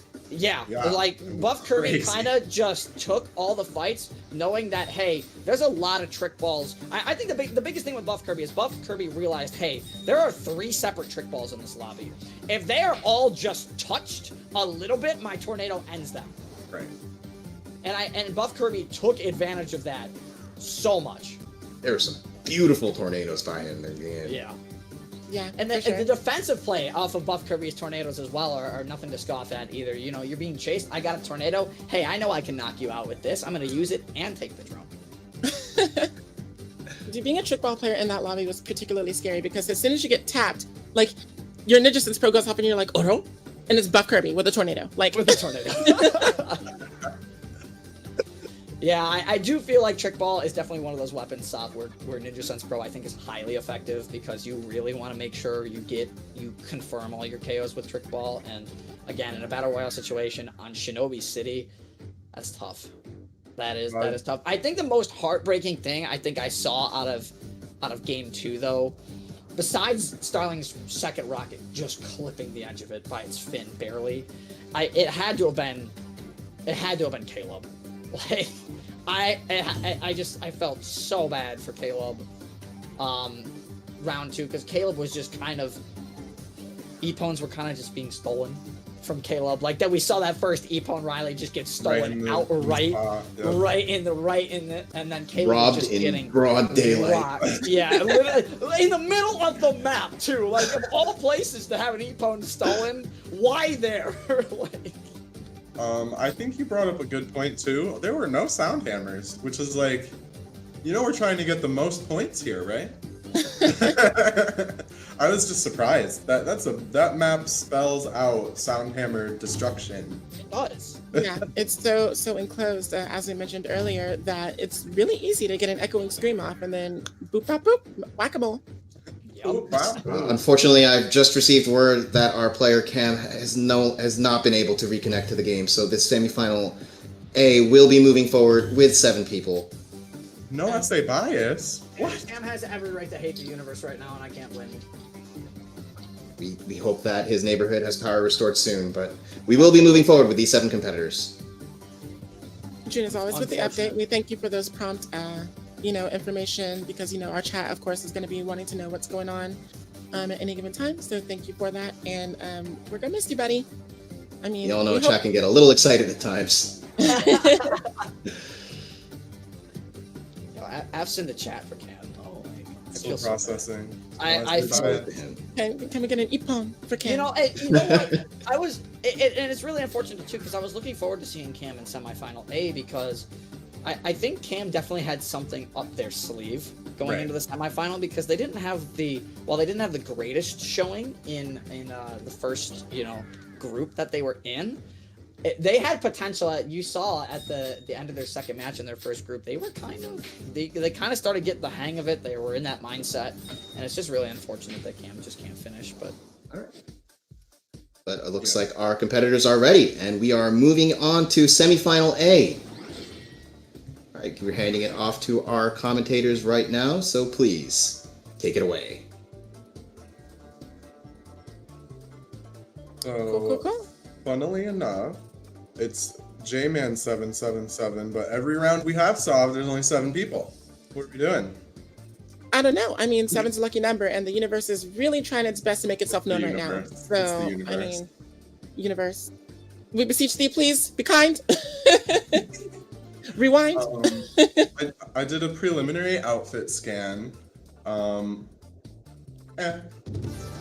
mean, I'm not thoroughly impressed either, but we do have some interesting weapon choices for sure. And I'm wondering if, even though we don't see a resounding impact with our outfits, if at least the weapons will match. Because if you have a look, you gotta take the look all the way. Just like you're trying to go all the way in this tournament. You gotta make the big impact with epons on people's faces, and you gotta make a big impact with your outfits on people's eyes. So, looking at this as we go into Croissant Arena, we'll see what kind of things we'll be able to pull out here. Um, Zach looking pretty good. Zach looking Uh, pretty good. I'm gonna have to go with you there. Yeah. Yeah, I'm seeing a lot of steps though, which disappoints me, but that's okay. You do what you gotta do.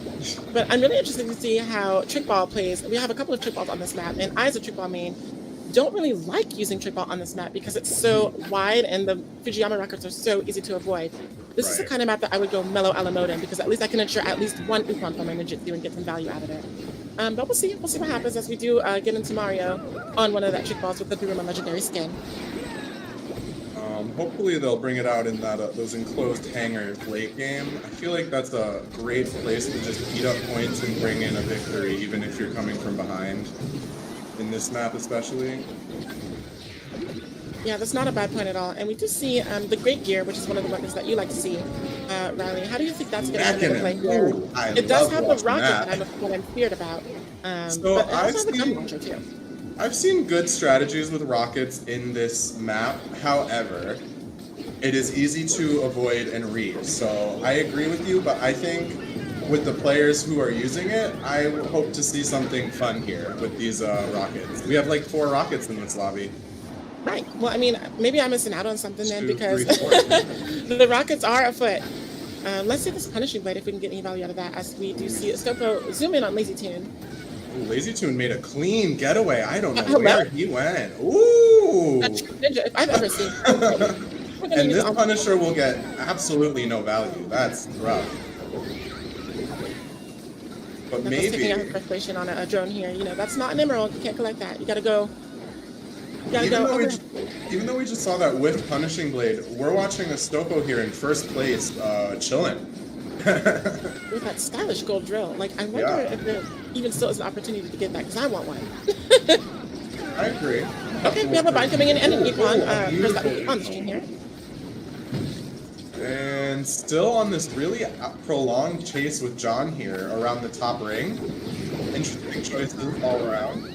Yeah, you gotta be careful about chasing anyone in this scenario because while you're chasing someone down, you're losing out on precious time that you could be using doing something else, like going after a drone. Oh, are we gonna see a rocket? Drone secured, but econ. One Oh, each. obtained one econ. Okay, we out here. Hey, that was a risky rocket. Hit it though. Okay. We do see another conflict boiling around here with the echoing scream blocking the gun balloons, but not the beyond the gun. Oh, everyone's here! Welcome to Smash Bros. And nobody is going to find an EPON. Oh, except for, I'm not going to say it too fast, except for John Okay, on Mario, alright. who started the whole party. Okay, and first and second do have a tie with Econ at 3 each. Let's see if anyone can break away and create an advantage for themselves to solely secure that massive Econ bonus that we have as a trademark for this tournament. Barry from Peak Kool-Aid, I see you dashing out the berries, and I would respect you. Honestly, I was worried about the Trickball's performance on this map, but in a BR situation, I was looking at it from a team fight perspective. But I in a feel your BR mindset situation, there. it really seems to be doing well. I think they're being very careful and calculated. Oh my god. That was great. All right, and we have a 4-way tie on Epon lead right now as we do enter the last 30 seconds of the match. Oh, we break weapons and lives. Break. But no one wants to engage here. Come on, you got 20 seconds left. Bring it out. Where's the eco? No, they're gonna disengage. It doesn't look like we have any ninjutsu currently on deck or anyone close as far as we've seen cycling through the players here.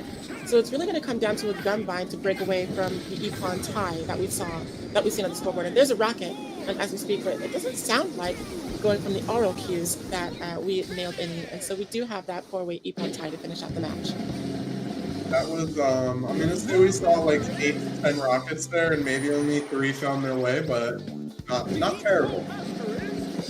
Blood out. Ooh, another quadruple Epon Master. It is a massive Epon Master tie for the massive melee bonus. I mean, what more can you expect from the It is delicious. this is looking like a very rough situation for 5th, 6th, and 7th now. You're not only competing to get out of the rough first game, but you kind of need a massive bonus to stay relevant in this scoreboard. I wonder if we do have these ties going on here with the IPPON Master. If Drone Master would come into play at any given point, could you imagine? Could you imagine the first placement coming down to Drone Master in the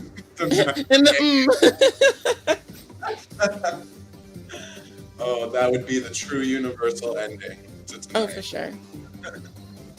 We're watching. We're waiting. But I mean, Crusade Arena is just kind of a tricky map all around.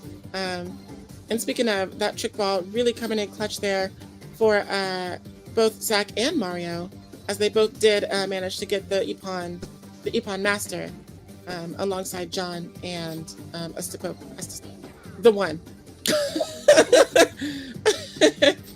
I'm looking around. I already see for Shinobi we're setting up with a caliber in the room. I think this is beyond smart, not just because it's one of my main weapons, but I have been on Shinobi City more than any other map. It's my favorite map.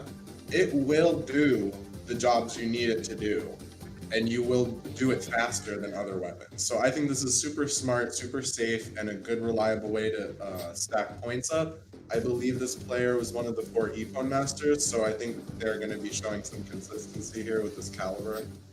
Right, and the Excalibur really will come in clutch here with the gum shoots as well.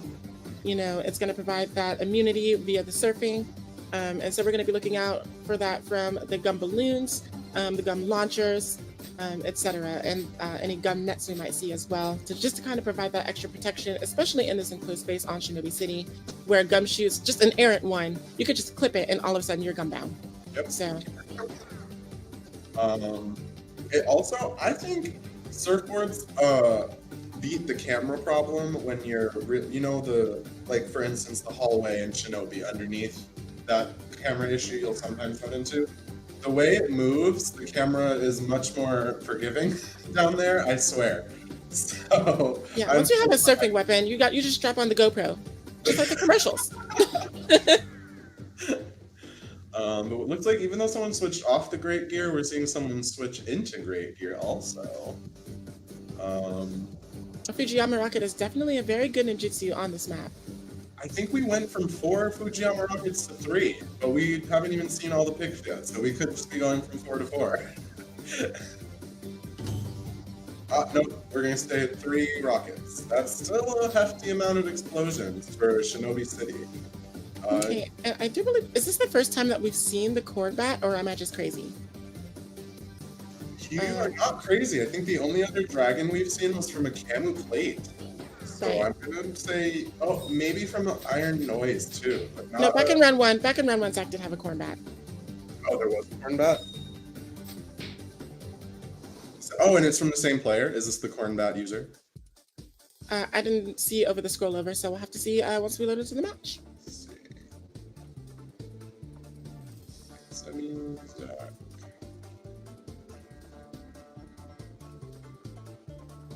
Yes, it is Zach again on the Cornbat, looking to revive the motto.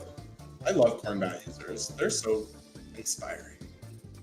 I think so too, just because the Drill Beast is just the more tempting of the two to use, just because of its kit. But Cornbat really... I think Clay is actually a Cornbat user now, just because it's just so underestimated that you just have like that kind of shadow strategy where you could just come in and sneak up on people with the here and there. It's also very reliable to score IPPONs, from what I remember.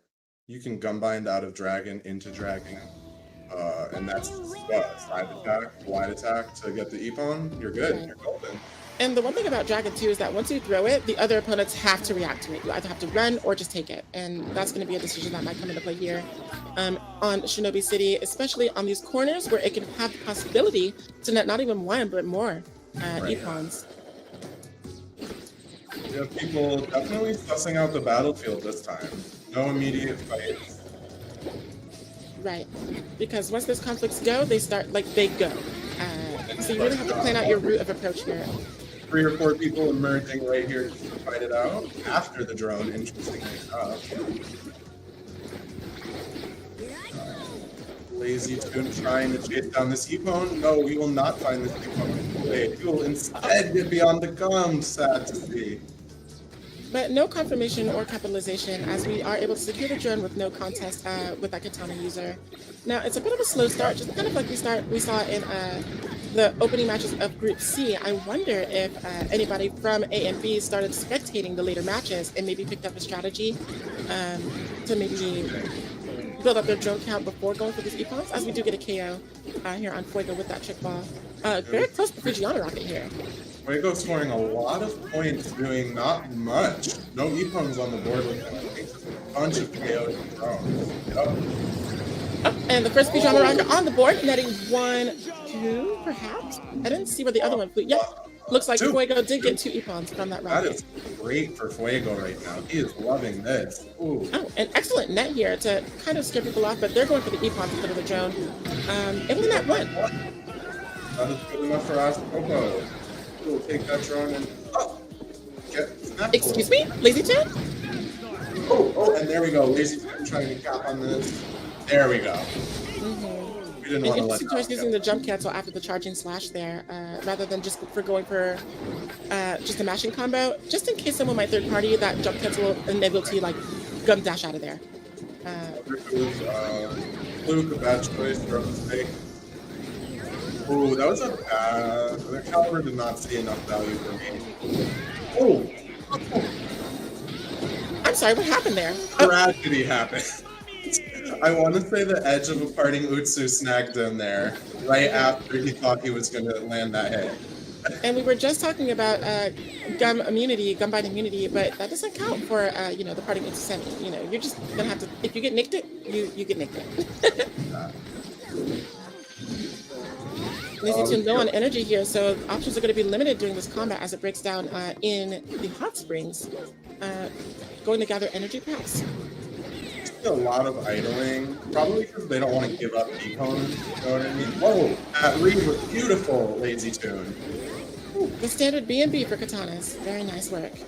We do get a tap though, a left tap on that the opponent. Ninja Tornado at the ready, so we're going to see if we can. Just a regular KO here. Well, I mean, it is an Epon. Oh, we escaped. It's like nobody's landing on either side.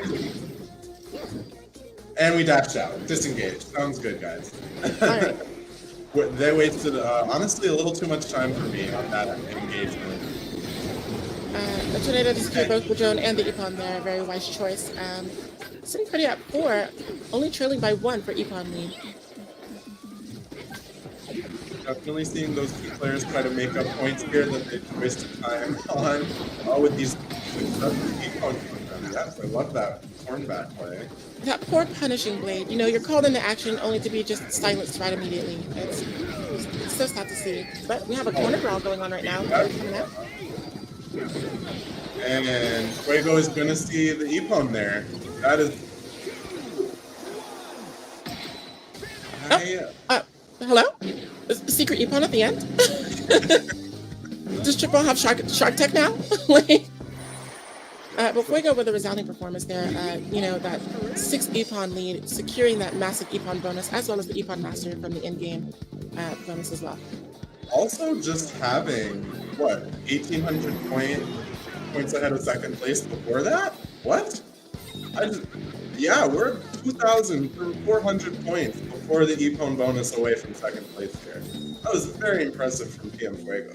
Right, it's that iron noise coming out. It's just as we predicted, the echoing scream creating that, like the cacophony, the cantankerous cacophony upon the battlefield, and just disrupting everything and setting him up for success.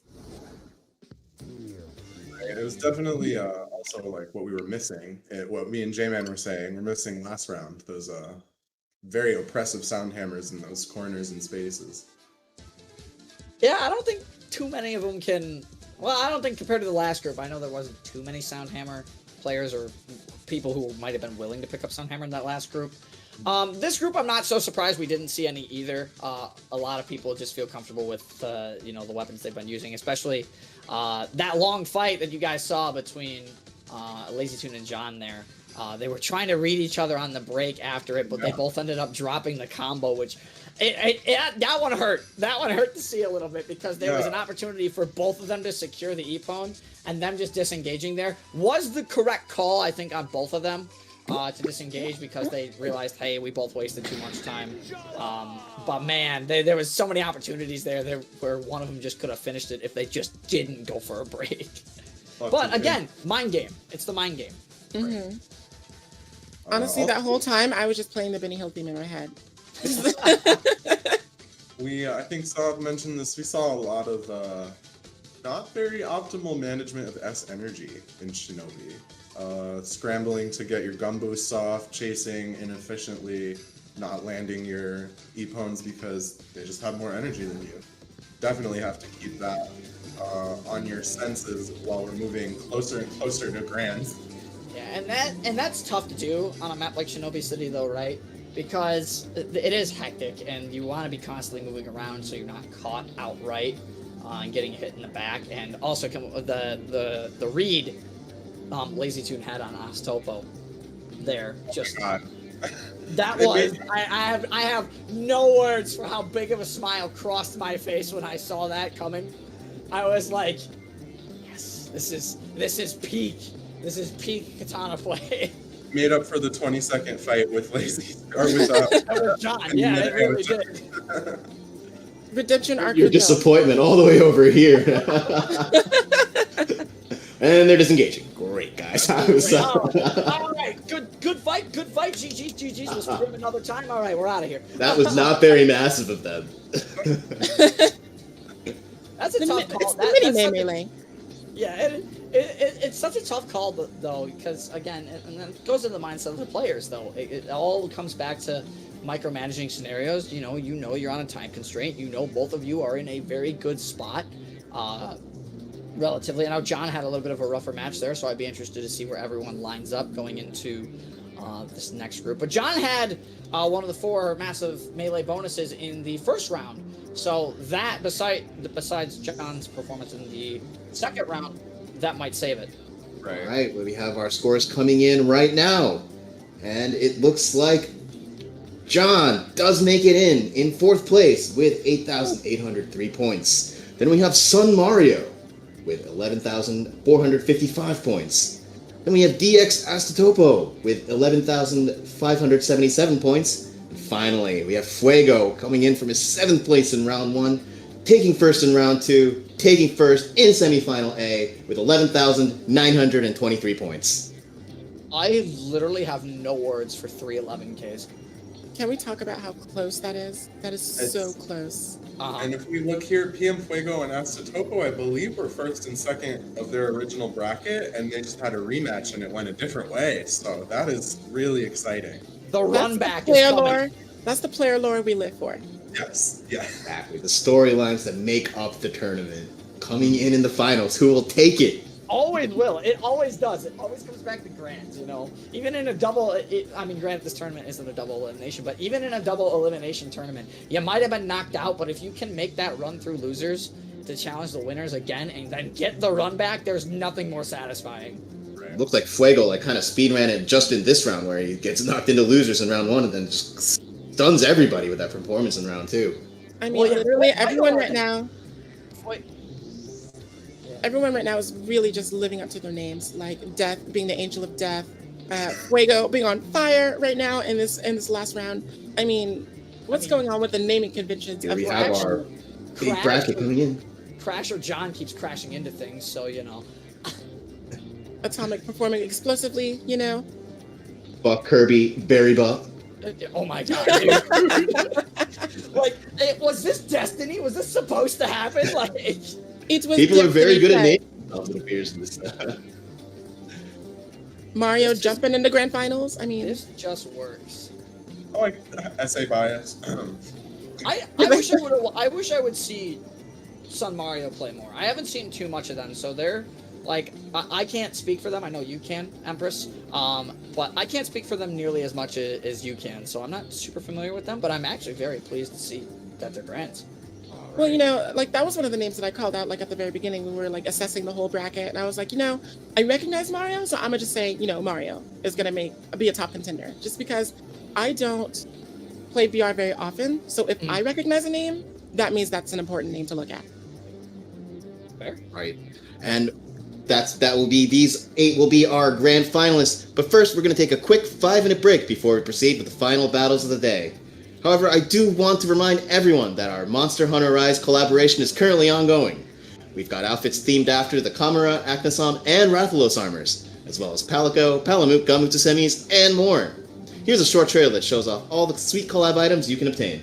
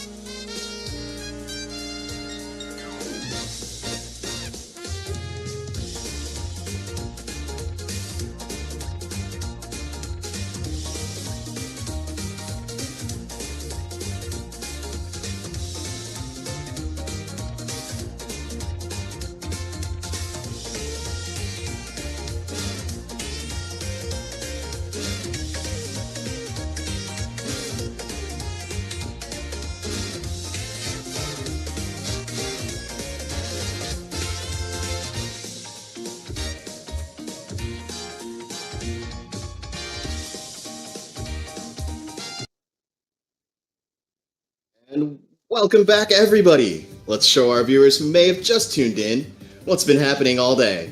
Here is the final bracket of the day. Commentators, let's look back on the day. Any surprises stick out to you from the results?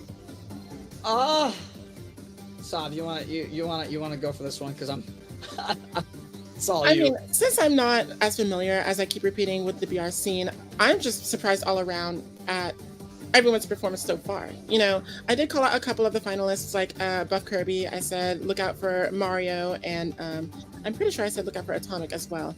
But and Asbiel, I remember saying Asbiel too. But John, not really someone that I'm terribly familiar with. I'm surprised to see in the finals as well. I know that they are. I mean, they've proven themselves as well to be a really good VR player. So I mean, nothing really terribly surprising, but you know, we're here. Yeah, I would say a couple surprises. The matches we didn't have, you know, what happened back in the BBB June, where literally a player was eliminated by a single point. I remember that. I literally cannot believe we have had nothing that has been this close, or that, I should say that close, compared to what we had. But I mean, these matches all of them have been very highly competitive. In terms of like where I think most of the intense matches have been, I mean, we were kind of all talking about it all day, where groups C and D, you know, as they went on, it was going to get closer and closer. Whereas like I felt like there was a bit more of a gap between groups A and B.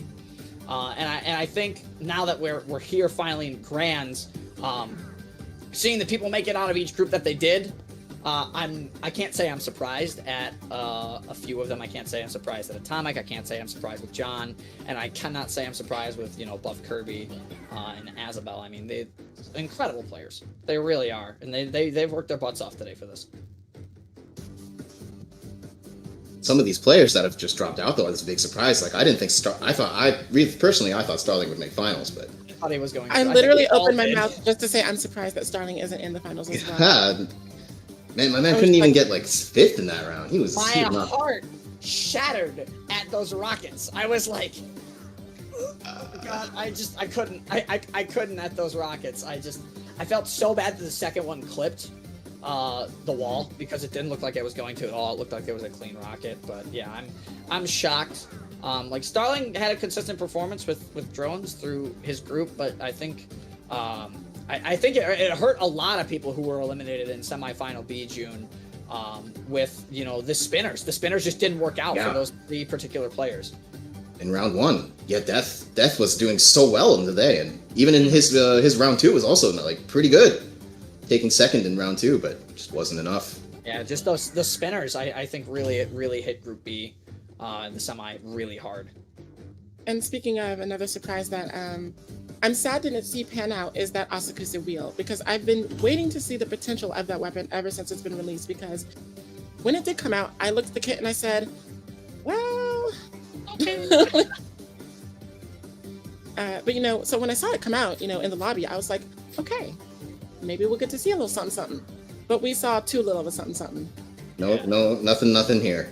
The one I was gonna say, the one thing the Asakusa wheel I think has, it's got the coolest design. It's just, sure. I love the design of the Asakusa wheel so much. Now, what are the names of those demons that it's based, like, they're frequently pictured in like the ukiyo-e art wordprints. So I know that they're based on those two demons that are like in eternal conflict or whatever, right? They're more like gods, I would guess. The god of wind and the god of thunder. And it looks I like guess I should say deities. I should say deities over demons. Yeah, you're right. Mm-hmm. Yeah. God of thunder in the middle with this angry face and his orbs around him. All the little bits of lore on the weapons and stuff, it just works. You know, it works in a game like this. I love especially this lore. I love the lore on this one coming up. The corn bat, my favorite lore. Yo, I think the funniest thing about the corn bat is just you hear like it's constantly popping corn when you swing it. It is so funny. I get a chuckle out of it every time. I love the chattering teeth of the Popeye. I forgot they do that. But just the little tiny touches like that really make this game stand out, and that's one of the things that I love about Ninjala.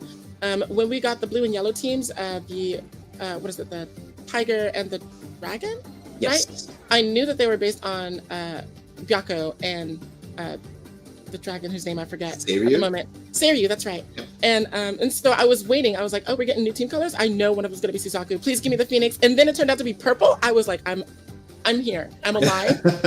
I'm never leaving this game ever. I'm set.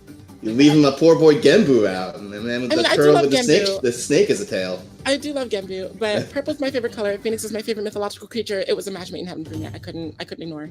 And now every time you're not on that team, it's just a. I mean, it is a sigh of resignment. I'm just like, okay, I guess we're here. I mean, when you're against it, you can be like, no. Let me show you guys how it's done. So we are going through our final weapon check here. I believe so, yes. As we do enter the grand finals.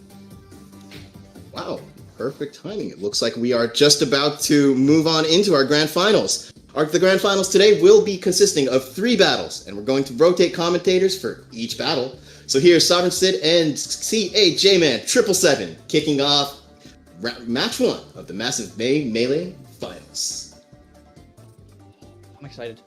Oh my gosh, so am I. This is like... I have literal goosebumps. And that's not just because I have a fan blowing on me off camera. Like, I'm just shivering of anticipation. Like, it's so... I'll be honest, I've been amped all day for this.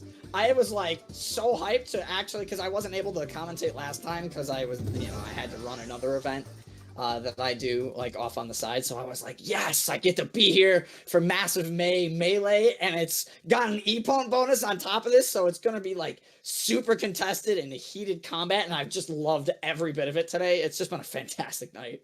Ever since learning about that massive IPPON bonus, I do wonder what led to the decision of including it. But at the same time, I'm so grateful it has been, because we've been seeing clash after clash and upset after upset. And I'm really looking forward to seeing how it's all going to culminate here in the grand finals.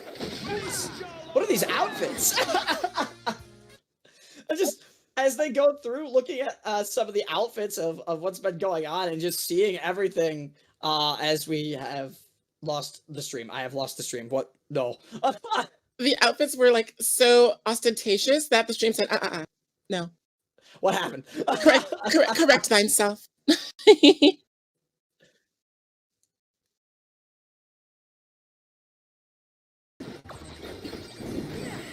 are back. They're still going, so we didn't miss much. We missed the first 40 seconds. Gotta love it. It does be like that. The universe making itself known once again. Just don't forget about me. I'm in the grand finals too. The universe does not like a few things tonight, that's for sure. As we see John, unfortunately, obliterating Azabel with the corn bat. And actually, not too much like 3 individual econs, but more droning action right now. The players are trying to set their big stuff. I mean, you know what else are you going to do with the corn bat pop-off? It's built into the weapon. But we do see some KO going on here from San Mario with the trick ball on Eagle City. Now, something that we were worried about earlier was how the Fujiyama rockets are going to come into play on such a map that is open and obvious. We're going to probably see a lot of rocket kicking here.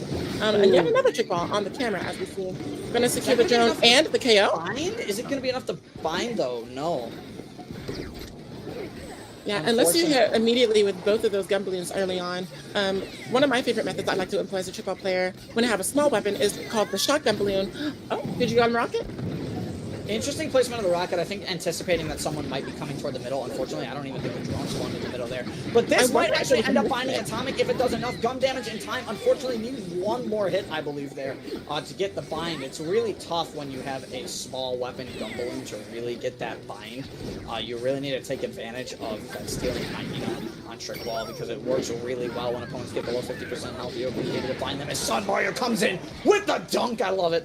There are a lot of trick balls. 3 of them I've seen on the scoreboard so far, and I think what's costing people these gun binds early on with the small weapon is that they're wasting their passive gum damage from the first hit on Beyond the Gum on their hit instead of their gun balloons. And so that's what I like to do is I'll do the gum Beyond the Gum, go in with my shotgun balloons, and then that'll get the insta bind, and from there I can get my. Correct. That's a really good way to combo as a big weapon dual trick ball combo happening here. But the quick respawn coming in. Fuego able to secure the Epon and rocking the let it die Epon as well. I respect it. As Azabel now comes in and gets an Epon straight back onto Sun Mario. I believe Azabel came off a quick respawn there right above the drone. Buff Kirby kind of just chilling in sixth right now. Gets caught, unfortunately, on the dash pad. That's something you don't see too often on this map. Usually you are able to get all the way up there, but the fact that Buff Kirby was able to be caught on that, maybe looking to set the scroll there. Okay, we do see some more drone hunting as we put a lot of small weapons surprisingly so late in the match. Eagle City has been proven challenging for people to get their big weapons going, as we saw with, I think it was Asbiel on the skateboard the one time. So good use of the wide attack to keep people at range. Unfortunately, Atomic is not going to be able to live, as John is going to be able to secure an Epon, but Atomic going to get out of that situation. You know John wants to finish Atomic here right now, so Atomic is just saying, I'm just going to leave a tornado here. Good call, and it's able to get us, I believe, an Epon secured onto John as well, but Sun Mario with that trick ball is rocking 5 Epons right now, so that is a 2 Epon lead from the rest of the group right now, so. Breaking into the last moments of the game here, we see some grasps for those final points as we switch from combat to drone hunting here, because as you know, those Daruma points do add up in the end, but I wonder if it's going to be enough. Yeah, that's what it looked like. It was everyone was kind of all over the place with this match. Obviously, Sun Mario putting on a really good performance there, but Jiro, of course, rocking the skateboard round 1, putting on consistent points on the board with the drone. But Sun Mario going to be getting the only massive bonus here as well on top of the Epon Masters, so that's also super big. That puts Sun Mario essentially 2,000 points ahead of this current second place, just from that game 1. Right. We pulled up the scoreboard once and I saw it was like halfway through the game, Mario already had like 6 Epon, and I was like, okay, well, there's no way that someone's going to close in on him unless we have like a Hail Mary Pidgey on the rocket coming in somewhere. But Mario taking the game and honestly kind of killing the fashion right now too. I could see you being in like Jet Set Radio or something like that. I could see. The hat, it's not perfect. It's just like the color coordination. Yeah, the color coordination. Yeah. I like that. I feel like it's gradient rather than just a solid color blocking match. We have the red going into the orange. We have the navy going into like the muted, sort of like navy blue. It's there. There's potential.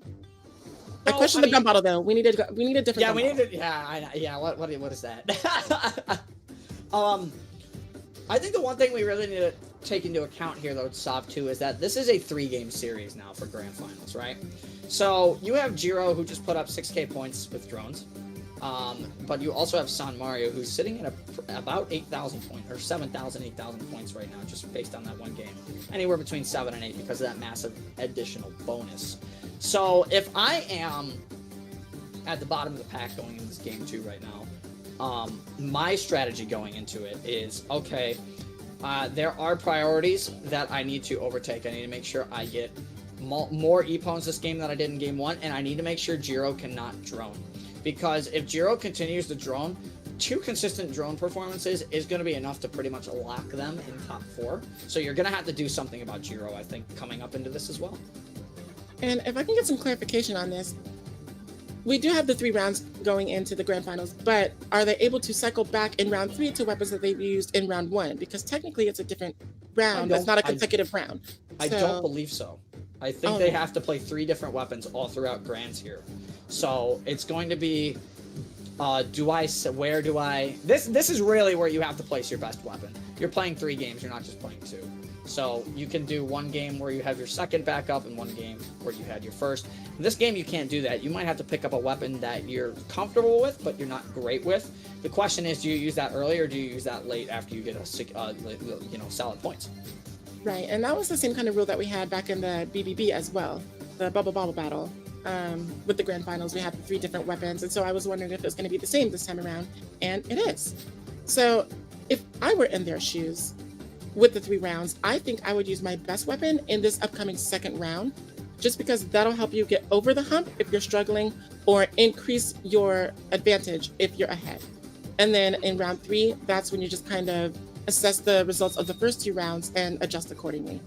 And that's a good strategy going into it too. It all depends on. I think it really, like I said, I've said it all night. Comes down to the playstyle, comes down to your mindset of where you want to position that weapon.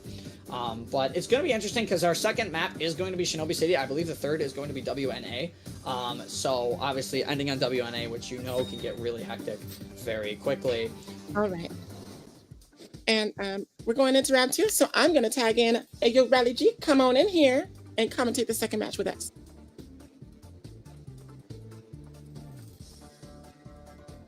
Hello, it is me Welcome again. back.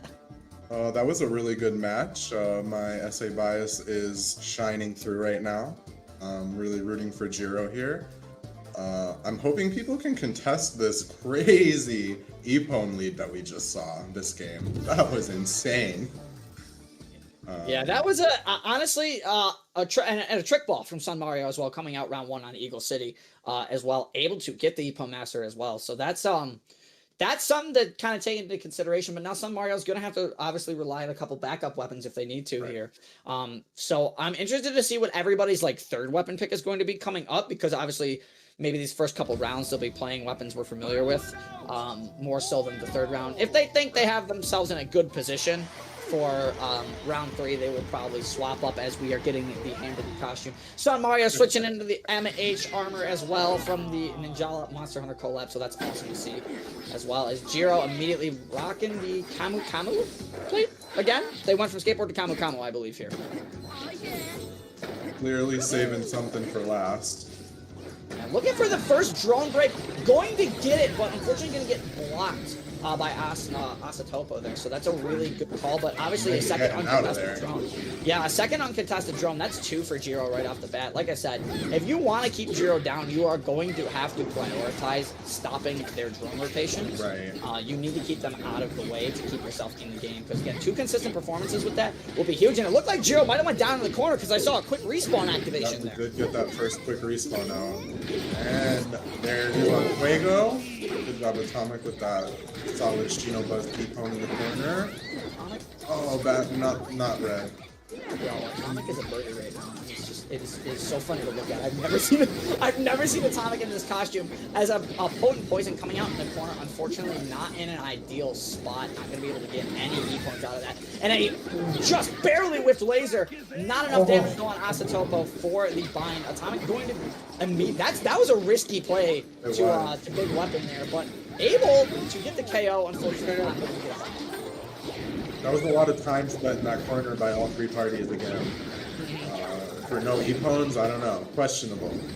Yeah, I agree. It's very questionable as we get a look at. You can see there's a bunch of action happening over here by Asdal right now. 4 players. But rockets coming in from Sun Mario, able to somehow get an E-pon. There's Asdal has 3 E-pons right now. With the gum damage off launcher, ridiculous. That's insane. You almost never see E-pons off a gum launcher like that, as Buff Kirby utilizing a tornado to try and stay alive. Unfortunately, not able to capitalize on that, just using that to stay alive in that scenario. And you hate to see it because it wasn't the best use of tornado that we've seen from Buff Kirby all night. We know that Buff Kirby has some incredible tornado positioning. As Sun Mario looking to get maybe another rocket here, but there's a bunch of fights with this right under this bridge. See a lot of careful plays, a lot of holding back maybe. There's been some whiffed ninjutsu already. Hopefully the second rotation on ults looks a little better for people. Misses the break there a little bit. Unfortunately on the break attack as John and Asatopo are there. But a wall shooter stealing a combination, I believe they're super good for Sun Mario. Able to block that as this break attack is going to send Atomic flying out of existence. That is really unfortunate for Atomic to be placed there. Wrong place, wrong time. As now we see a dragon in the hands of Fuego, which is going to be targeted at Buff Kirby. Is it going to be enough to hit? It will not. Oh, it will. It did. It did. I think that was actually, I don't know if you noticed what happened there, but Fuego made a really good play by using the gum launcher to force Buff Kirby to block, which allowed the dragon to hit. The dragon got it. Dang. I did not see the gum launch go off. Yeah, also I see 5 E-pons on our first place as Asatopo really struggling with Spinner and just getting kind of bullied. No bind there. Gonna be forced to kind of dash out of this parry as Asabel first place versus 8th right now. That's a tough matchup, especially with Asabel Spinner. But John, oh no, cleaned John. Up by the Punisher out of nowhere. Oh no, Asatopo is definitely having a rough game as Sun Mario is smacking another one Smacking into it a wall. right I in, love seeing left the and great right. gear use, dude. This is what I this wanted. hammer is so good. This hammer is so good. It's Obviously, fun, it's beautiful. not using too many wide attacks to build up that ninjutsu gauge faster as Asatopo's taken out by Buff Kirby. Look at the Ippons kind of across the board here as Jiro's actually kind of low here. He's kind of just chilling in fourth. Ooh, and Utsu coming out from Atomic defensively. No, it's Buff Kirby's actually Utsu. Unfortunately, not going to be able to secure a KO with that as the match comes to an end. We saw them scraping for those points at the end, and nobody was getting them. Ooh, and Double you know Drone what? Master. Jiro not having Drone Master here. And Azabel having the Ippon Master. Is that 2 in a row for Azabel having Ippon Master? No, because Sun Mario had the only. Yeah, Sun Mario had 7 last time. So Azabel taking and making it a close game. Also rocking the straw motor hat. I like it. I like it. Should start a quartet. Let's go. Yeah, we saw a lot of trading spaces on the scoreboard again. I'm sure there's sweating going on this last round. The bonus is everything because you need to close this gap. You need to close this gap, especially of where a lot of these players are located right now, as we're finally going to start to see some weapon switches on what everybody's going to play. And I'm honestly not surprised that Jiro's going from skateboard to surfboard here. But a very interesting surfboard set, I will say, taking a look at it. I didn't even peep. I can't wait. I caught a quick glimpse of it, but I believe I saw Strike Big and Giant Killer, which is heavy investment. Those are both, I believe, base 12 costs. This is a you need to risk it all. Jiro went second, fourth. It's still in his grasp right now. He's gonna try it and try to bring it home with home. I'm not liking this switch I see to spinner on somebody down there. I feel like all day today we have seen rough rounds for spinners. We have seen a lot of reference to spinner. Not a lot of base yo-yo being played either, and I feel like base yo-yo might have fared off a little bit better with spinner. The only reason obviously the spinner's been picked over the base yo-yo is spinner's got gum net, which is much easier to bind with. But having multiple ticks of gum damage coming in at different times, especially on like a base yo-yo, might have been a better option here, especially in a battle royale scenario where those balloons are technically AoE when they burst, so you can get multiple binds with those. And I'm honestly shocked. Like I said, I never saw that sweet mixer today. So maybe we would have seen it with the yo-yo. Potentially, or the scroll blade even. And it looks like we are going to be getting a scroll blade potentially in this final Maybe I'll map. get my wish. I hope so, because it's WNA. If there is not a good mixer here, I don't know. You're right. I forgot we're going home. Oh man. Going home to the Ninja Academy where all the ninjas train for this one. This is it. This is going into our grand final game. This is it. And in terms of where the scoreboard stands right now, it's looking pretty close. It's looking pretty close. I'm shocked at some of these picks. I just saw that switch to Miss Donut down there. Okay. Mellow. We haven't seen one. Have we? No, we haven't seen a Mellow tonight, have we? I don't know. Fernie had a Tenchi Moyo, but I don't know if it was Mellow or not. It might have been. I don't entirely remember. But yeah, no, we haven't seen too much Mellow tonight, so that'll be interesting. Maybe looking for a god tier Tenchi Muyo, which would be amazing. Just trying to, they're trying to knock out their 4 Ippons at once challenge, I also love, you can see here, everybody had a completely different mindset with how they would handle round 3. Mm-hmm. There's no gimmicks here. I feel like everybody used up their primary sources, and they're like, I hope this gets me the win. As we are just kind of getting some final checks here, because everybody, once again, does have to play a different weapon here, so a couple players might still have to switch off here as we get into our final game. But when we get into our final game, that is actually going to do it for me tonight. I will be back after the grand finals, of course, but of course, Riley, you are going to be joined by Sid for this final game. So I hope you guys have a lot of fun with that. I've had a good time tonight, man. I mean, these have been some very close, intense games. I love to see it. I love being a part of this. I'm so glad we got to see these crazy matches. I really like the melee rule. these have been really good games overall, and I can't wait to see how the final results play out. And of course, you know, as you guys get into that, I will send you over with Sav. Enjoy, Eiley. Enjoy the final game. Thank you, J-Man.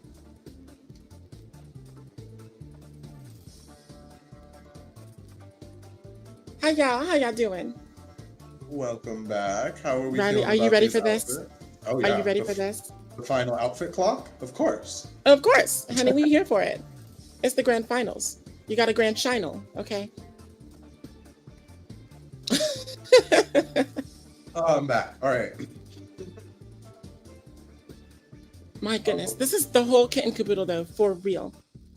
Not for play, for real.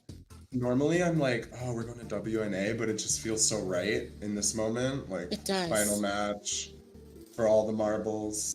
Bring me home, you know? This is the academy where they're gonna put to the test what they learned throughout this whole course of the tournament. Because we got to see all the different interactions from all the different players, and we're gonna see if those players take that knowledge and adapt to what they've come across in the past. And so that's really going to be making a difference, especially with these third round weapons, which are completely different from the weapons we've seen in the two previous going into the grand final match here. That's really going to make the difference, I believe. Really excited for this like final push, this like last bit of energy from everybody. I just hope it brings out some really good, fun stuff to watch right now. Not really digging these outfits though. Asbiel kind of taking the cake for me right now. But let's see if they can take the win though. Oh, camera high. We got ring security starting out strong. Oh. And this is why we saw those two mellow picks, because already we got that annoying combo cutting off John from his first drone. Oh, do we have an early IPPON before the 200-second mark? Do we now? Oh no, the gun block at the last moment. Beautiful from both sides. Just no one can seal the deal. Uh-oh. We'll take Board's that mega drone. hitbox is coming in. Oh, Fuego going in on Sun Mario over there. Buff Kirby said, I don't want any of that. Honestly, this whole thing right now just feels so nostalgic. I feel like I'm watching just a BR match. Just, you know, I sit down, I put on the game, and then I'm in a BR match. That's what it feels like right now. It's so, as you said earlier, like home. And look, there's the 8th place, like on my screen. Oh, big fiesta here on Inner. Who's even targeting who? Someone's just trying to... We got a KO. Looks like no Poor Evo. Topo. Now, I do believe that the S-guard was a misinput, you know, trying to... I do that all the time when I'm just like trying to dash away, and then I get hit by something. Oh, we just need Evo from the Punishing Blade coming in, though. Finally getting one on the board. Buff Kirby in the lead currently with 2 Yeah, that will help him a lot, because we are not seeing fast EPONs at all 100 seconds in here. Apparently, we're going to love this track. The Gumgo? Did someone steal that from him? I didn't see KO I think pop the up. Gumgo stole the KO. Oh, I'm in awe right now. Oh, dear. Oh, the Tenchi will find nobody, but the Jiro will find Fun Mario. For an We EPON. do get the UFO tournament. Very nice EPON decoration there. And you know who the Lexi. Tenchi Rio did find? It found the universe, because they're in the grand finals too still. Oh, Jiro will also find a potent poison on, what is this, Asbiel right here? Yes, that's Asbiel. But Asbiel Well using worth the the quick squad to rise from the respawn. ashes. Oh, Sun Mario goes down for an EPON. Nice job, John. We have 3 EPONs from Jiro sitting at the top right now. We are on Jiro's stomping grounds. I mean, Oh, looks like Asbiel got that drone. Oh, Atomic did not get the winning end of that interaction. Okay, big drones are starting to spawn now, and so here's where we're going to see a majority of the What? conflict. As you see, literally everyone just conglomerating into just one giant combat. I don't think a single EPON just happened there. It looks like somebody did get KO, but I'm uncertain as to whether or not it was an EPON. We can see the parry come out, and Yeah, an the net EPON one there. finish it. This was a very strong performance from Buff Kirby and from the surfboards in the room. I know you're happy about that, Riley. I'm happy. This is what I've been waiting. I was surprised all day at the lack of surfboard dominance. we do stand the surfboard supremacy here at the massive melee. An actual Will we get any mixer? points? We will get 2 Epons. No, we won't. No. I think the trade was, we saw the Epon on screen, but then the other one was KO. But we do Right, have right. one Epon from the mixer, which is more than we've seen normally. So hey, improvement. We'll take it. 20 seconds left. 7th place with a solid 3.5 thousand points. Everybody is scrapping for these last few big drones. I'm We have so a- wishing for a rocket right now. Why? I don't think anyone is using a weapon that has a rocket on it, but the tingling in me is just like, sick rocket. The last second buzzer beater rocket that would win you $500. Ooh. And we are going to see a crazy stack of KOs at the end there. Okay, Asbiel, ready for the close-up? Oh, that's just Drone Master. I have gasped too soon. Wait. Buff Kirby will take that Epon Master. This is Why going to in second be... place? Now, even with the massive Epon bonus there, he's still in second place. And So- we're also seeing the other massive Epon bonus holders not that high up. So it's really a toss-up here.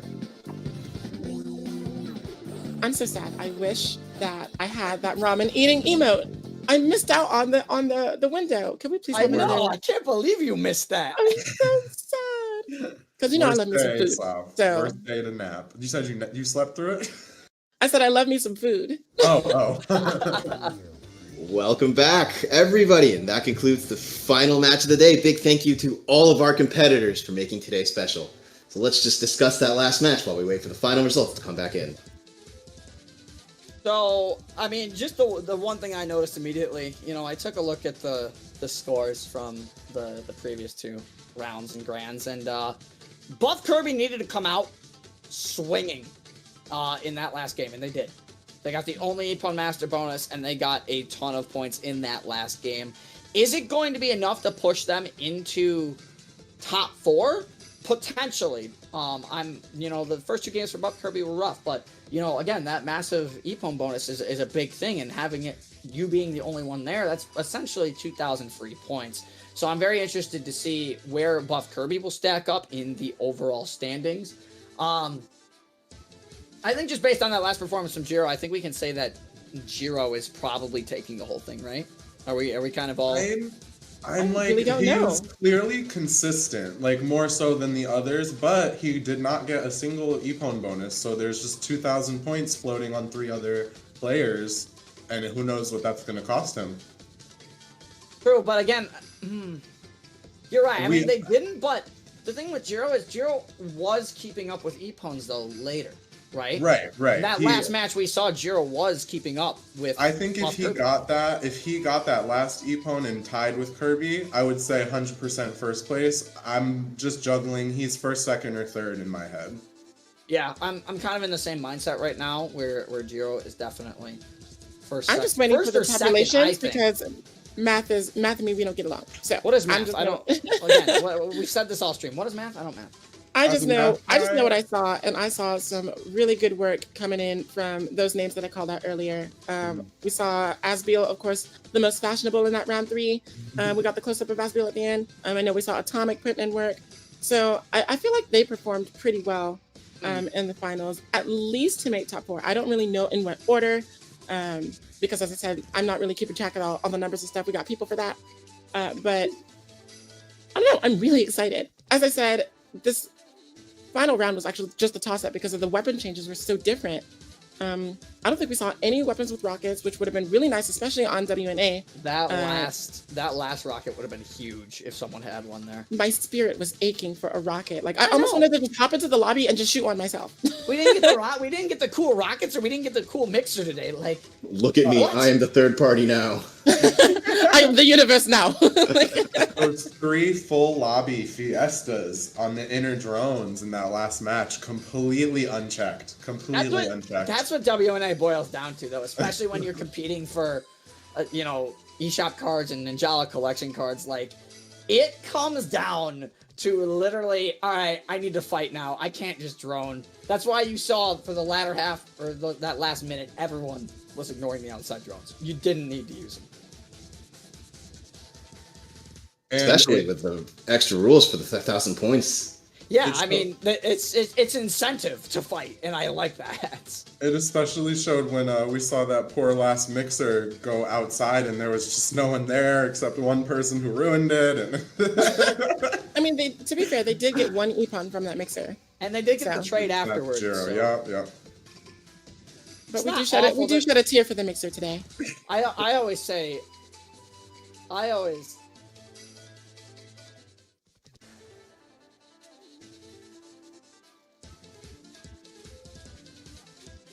Okay, so we're still doing all the maths and everything and stuff.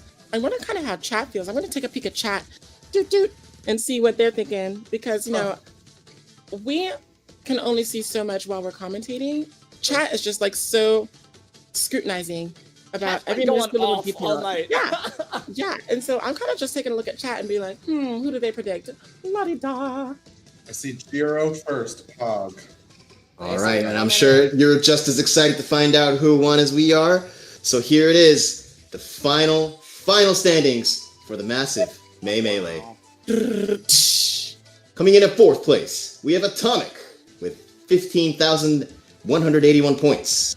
wow. Then we have Asviel with 16,936 points coming in 3rd.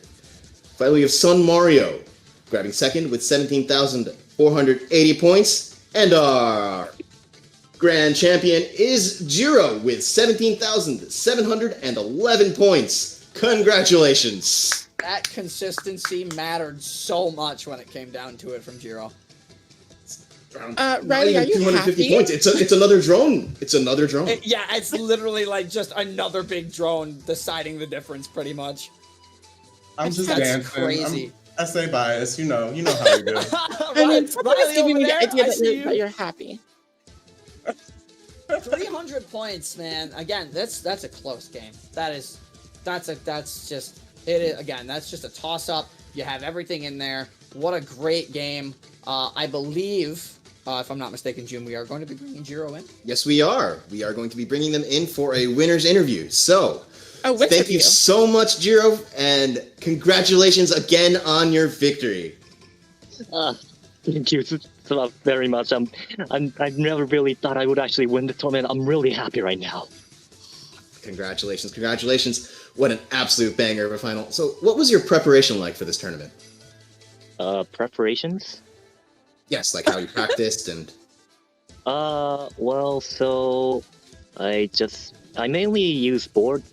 I mainly use the Matsuri board for the most battle royale, and that's the weapons that I mostly use. But since the tournament, this rule had said it has to you have to use 3 weapons in total, so had a lot of time to need practice on the other 2 weapons. And for other 2 weapons, I decided to choose the Kamu plates and surfboard. All right, yeah, I was just about to ask you about your weapon choices.